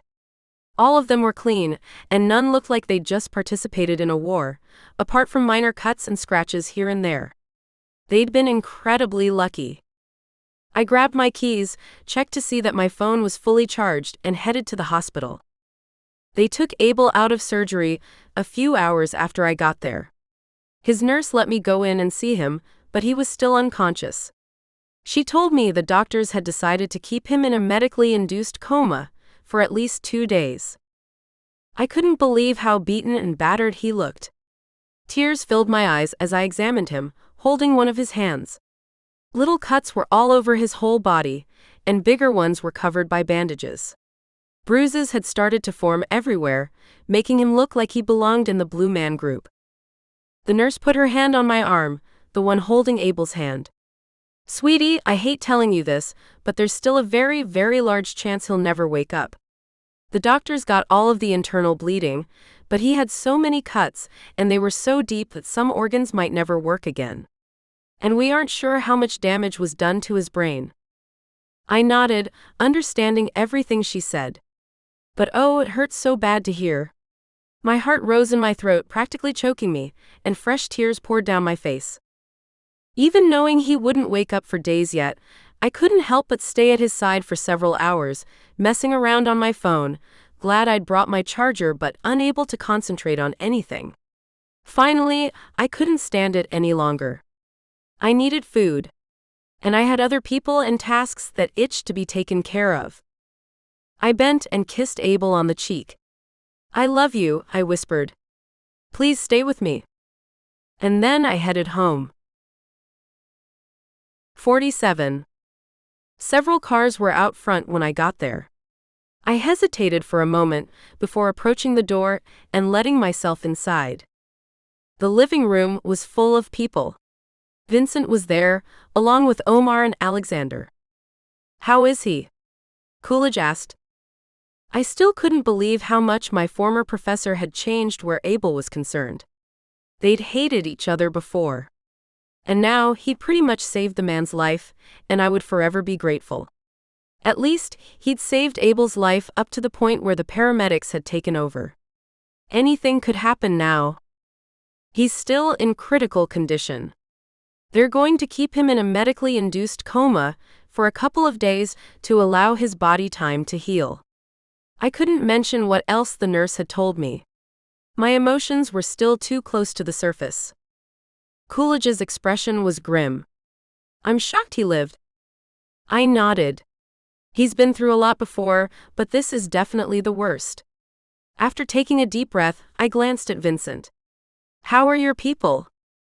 About half of my vampires were killed, he said, his expression downcast. He glanced at me, obviously still upset. Including Roll. Oh no.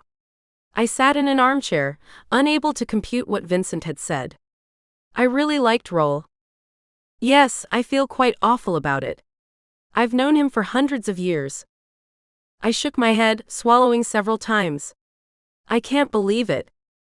No one said anything, then I glanced at Nicole, needing to change the topic. What about the people who got caught in the traps? Did we ever find out what happened to them? Nicole nodded. Apparently, once Lord Canon was unconscious, those he controlled slipped out from under him, leaving on their own. He wasn't close enough to them to maintain a connection, especially while unconscious. Oh, and your ghosts helped quite a bit where his army was concerned, tripping them up, freaking them out. That sort of thing. Glad to hear it. I turned my phone over and over in my hands. What are you going to do about the spheres? Do we leave them there, or should we gather them all up again? My weary body ached to think of trekking all over the mountain again so soon, but I'd do it if we needed to. They're already back in Shanlin. I didn't even need to go get them, or anything like that. I told Shanlin they were done being used, and they disappeared, reappearing in the same spot where I'd found them. Wow. That's convenient. No kidding. The Ifrits had already gone home. I wasn't surprised they'd done so without saying goodbye, and it didn't bother me. I knew that Hamza and Martin had left too. I glanced at Vincent. What will you do now? We're planning on moving to Europe, where we belong.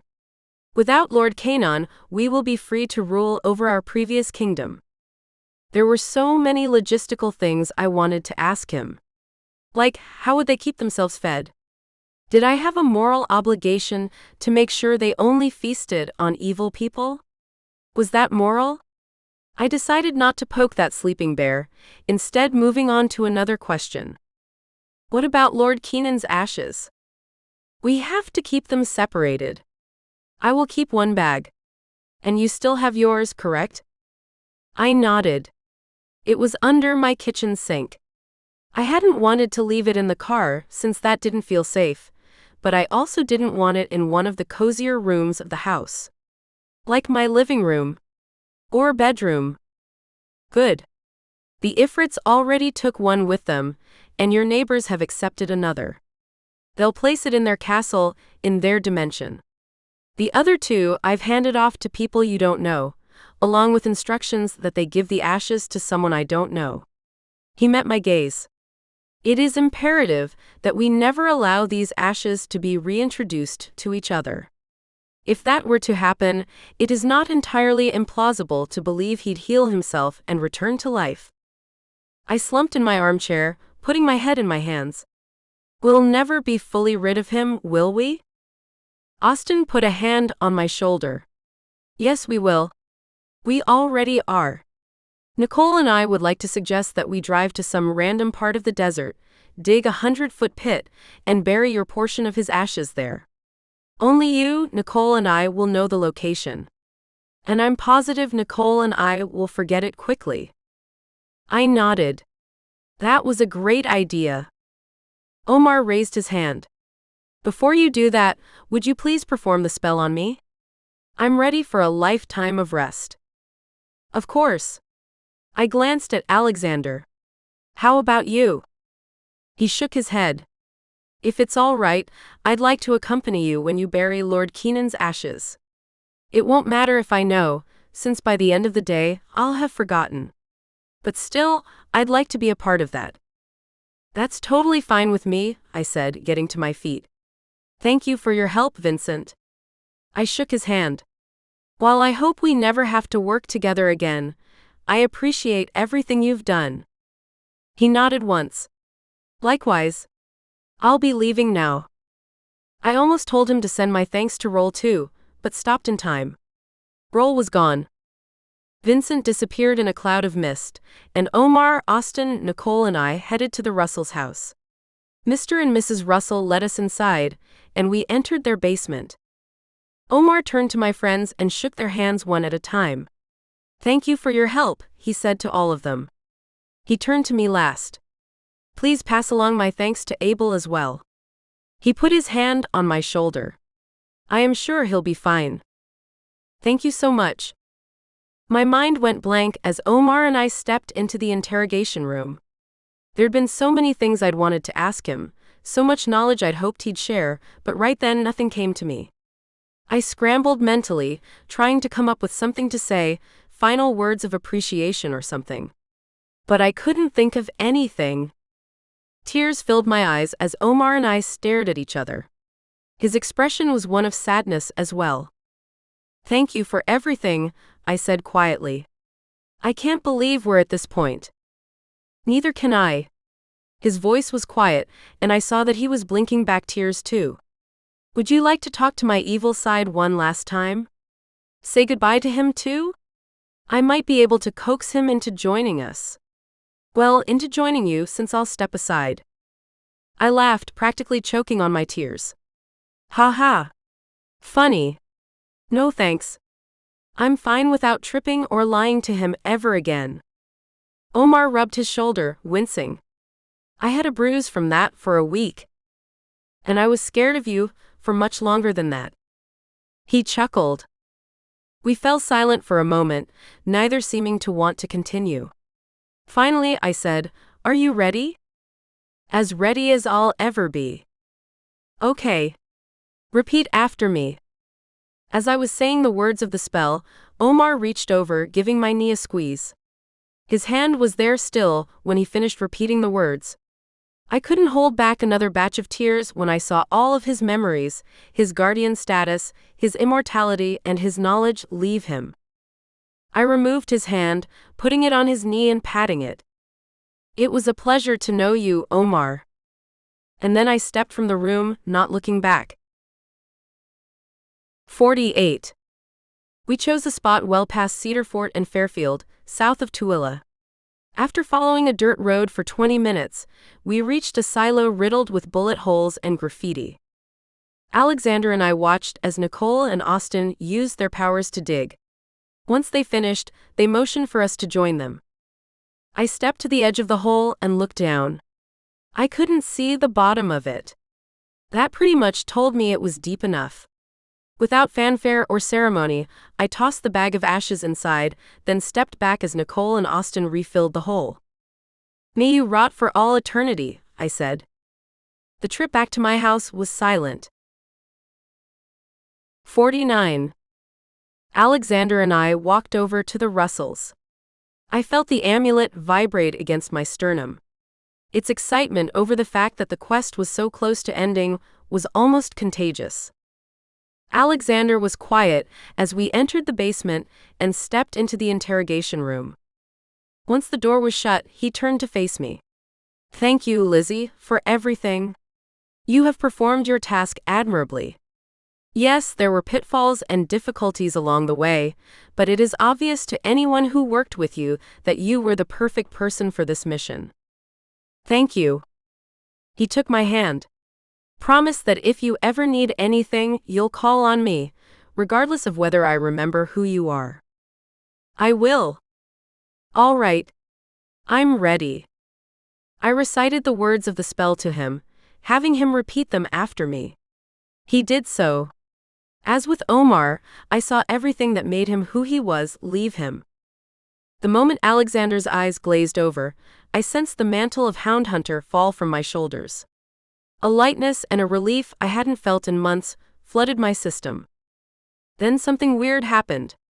A pin-pricking sensation crossed my body, starting from my toes and working its way upward and out. It felt like dust flowing through my veins. I realized it was the spell leaving my system. It built in pressure, gaining speed as it raised into my heart, passed through my neck and entered my brain. And then dust flew from my eyes, dispersing into the air around me. It didn't hurt, and I didn't need to blink. It was an odd sensation, sort of drying but not uncomfortable. The moment the dust had exited my system, all knowledge of the spell left me. I knew I'd done something magical, but I could no longer remember what. Alexander stood in front of me, his eyes glazed over. I'd done something to wipe his memory, but whatever it was seemed just outside my grasp. I took him by the hand and led him from the room, handing him over to Austin and Nicole. 50.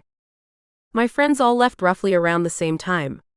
Hugs and goodbyes were exchanged, and soon it was just Mindy, Sia, and me in my house. I still couldn't believe it. All the hounds had been taken care of. I no longer had to hunt them. That didn't mean all of my duties had been accomplished, though. I was bound and determined to help Abel find his mom, regardless of anything we might come across in the process. I owed him that much. I knocked on the door of the governor's mansion, hoping Mrs. Boggs was home. Was this still her home? Or had they kicked her out to make way for the new governor? Had they realized Governor Boggs was dead? I hoped to get my questions answered. More importantly, though, I hoped to help a good friend get through what was probably proving to be a very tough experience. Mrs. Boggs opened the door, and I could see she wasn't handling things well.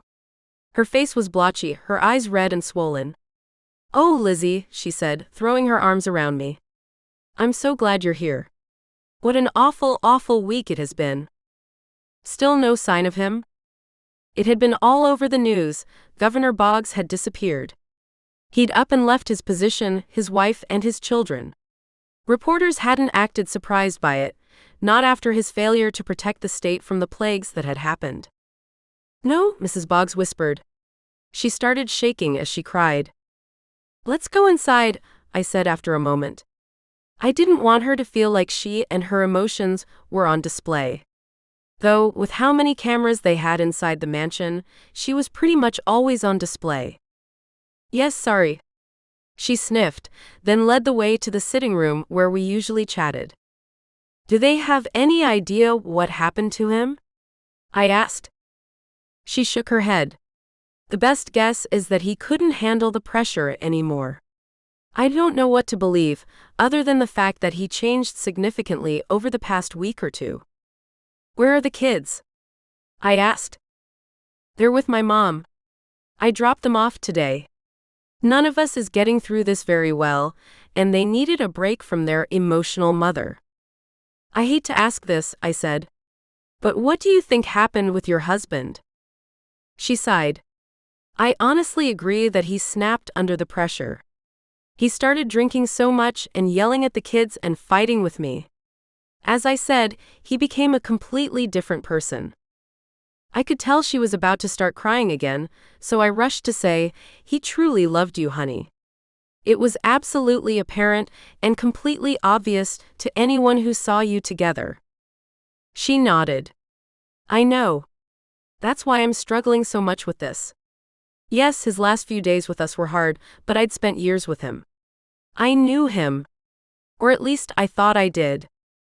I didn't want to lie, but I hated seeing her so miserable. Maybe there's still the chance." She shook her head. "No, Lizzie. There isn't." She glanced around the room, then leaned over and whispered, "He's not alive anymore." My eyes widened. Did she know? "How? What do you mean?" Mrs. Boggs took a deep breath. "It's something I feel. Call it women's intuition. He's disappeared in the past for a few days, before he was governor, and I always felt comfort during those times, like he'd be back. But this time, I feel nothing. It's like he no longer exists. How will that affect things moving forward?" "I don't know. I'm still married to him, I still love him, and I still need to grieve him. I'll take it one day at a time." I nodded. "And I'll be here as much as you need me." 51. I got a call the next day that they were going to wake up Abel soon. I rushed out to my SUV, hopped in, and sped to the hospital, not wanting to miss it when he gained consciousness. A doctor was in the room, waiting for me. "He's healed much faster than we thought possible. We believe he's ready to come out now." "Oh, thank goodness," I said. He nodded at the nurse, who twisted some switches on Abel's IV bags. "It'll take him a while," the doctor said. "Possibly up to several hours. It depends on just how much damage remains." He glanced at the nurse. "Let me know when he's awake." She promised to do so. He left, and the nurse turned to me. "You might as well have a seat." It really can take a while for these things to happen. I did as she suggested, my eyes not leaving Abel's face. He looked so peaceful, so relaxed. It only took him an hour to wake up. The moment he turned his head, struggling to move, I was by his side, holding his hand. Abel, it's me, Lizzie. I'm right here. He squeezed my fingers. Good, he said, his voice raspy. The nurse returned just then, probably having noticed over the camera that he was moving. She started running several tests, checking all of his vitals, and it was a while before he and I were alone again. By that point, he was sitting up higher in his bed, his eyes were open, and he was ready to talk. You healed much faster than the doctors thought possible, I said. I dropped my voice to a whisper. You should have died up there. I'll never forget what you looked like. So much blood. So many wounds. Abel rubbed his thumb on the back of my hand. He sent me a smile and motioned to the bag where his belongings had been stored. There should be a necklace in there somewhere. I dug through the bag and pulled out the necklace. Attached to the chain was a bit of metal that looked sort of like a question mark. What's this? Nicole got it for me. It's the only one of its kind and is a magical antique, even older than your amulet. What does it do? It prolonged my life. Protected me. Helped me survive things normal people wouldn't. And then sped up my healing. He closed his eyes. It was Coolidge's idea. It took him several days to track down its owner and arrange to borrow it for a week. He knew I would be the only Arte who engaged in hand-to-hand combat. Abel reached for me with his other hand, holding both of mine. And he knew it would kill you if something happened to me. It was his gift to you. Tears filled my eyes. That seemed to be happening a lot lately, especially where Abel was concerned. I bent and kissed his forehead, unable to believe that my former professor, who had obviously disliked Abel, would do something like that for him. If it wasn't for Coolidge, Abel would have died. I sniffled for a moment and said, I guess you can't hate Coolidge anymore, huh? Nah, this doesn't change anything. I laughed, knowing he was teasing. I love you, I said. I love you too. He hooked a hand around my waist and pulled me close. And then, being careful not to mess up his bandages, he pulled me onto the bed next to him, kissing my face and jaw and neck, his hands massaging my back. I really, really, really love you. I chuckled, enjoying the tingles that erupted from his touch. This man was sexy, even when severely injured. Wait, I said. Doesn't this hurt? He laughed. Don't you know, sweetie? I'm high on love. And morphine. Yeah. I nodded knowingly. You're definitely high on something. Still, it was hard not to take several minutes to make out with the most wonderful man in the world. One who loved me and cared for me and liked me as much as I did him. One who had been through everything with me. I couldn't believe how lucky I was to have him on my side. After a few moments, I sensed it as Abel tired. I placed a careful kiss on his lips, then returned to my chair when his eyelids started drooping. He needed his rest, and I had a ton of books on my phone to read while he slept. Abel was going to be fine. We had each other, and I'd completed my missions to destroy hounds and stop Lord Canon. I was ready to start living my life. The end. Would you like to find out how a hound permanently kills a hound? During the time when Lizzie is asleep healing, a hound attacks. Defending Lizzie is available only to members of Andrea's Readers Group. Click the link in the description to learn more.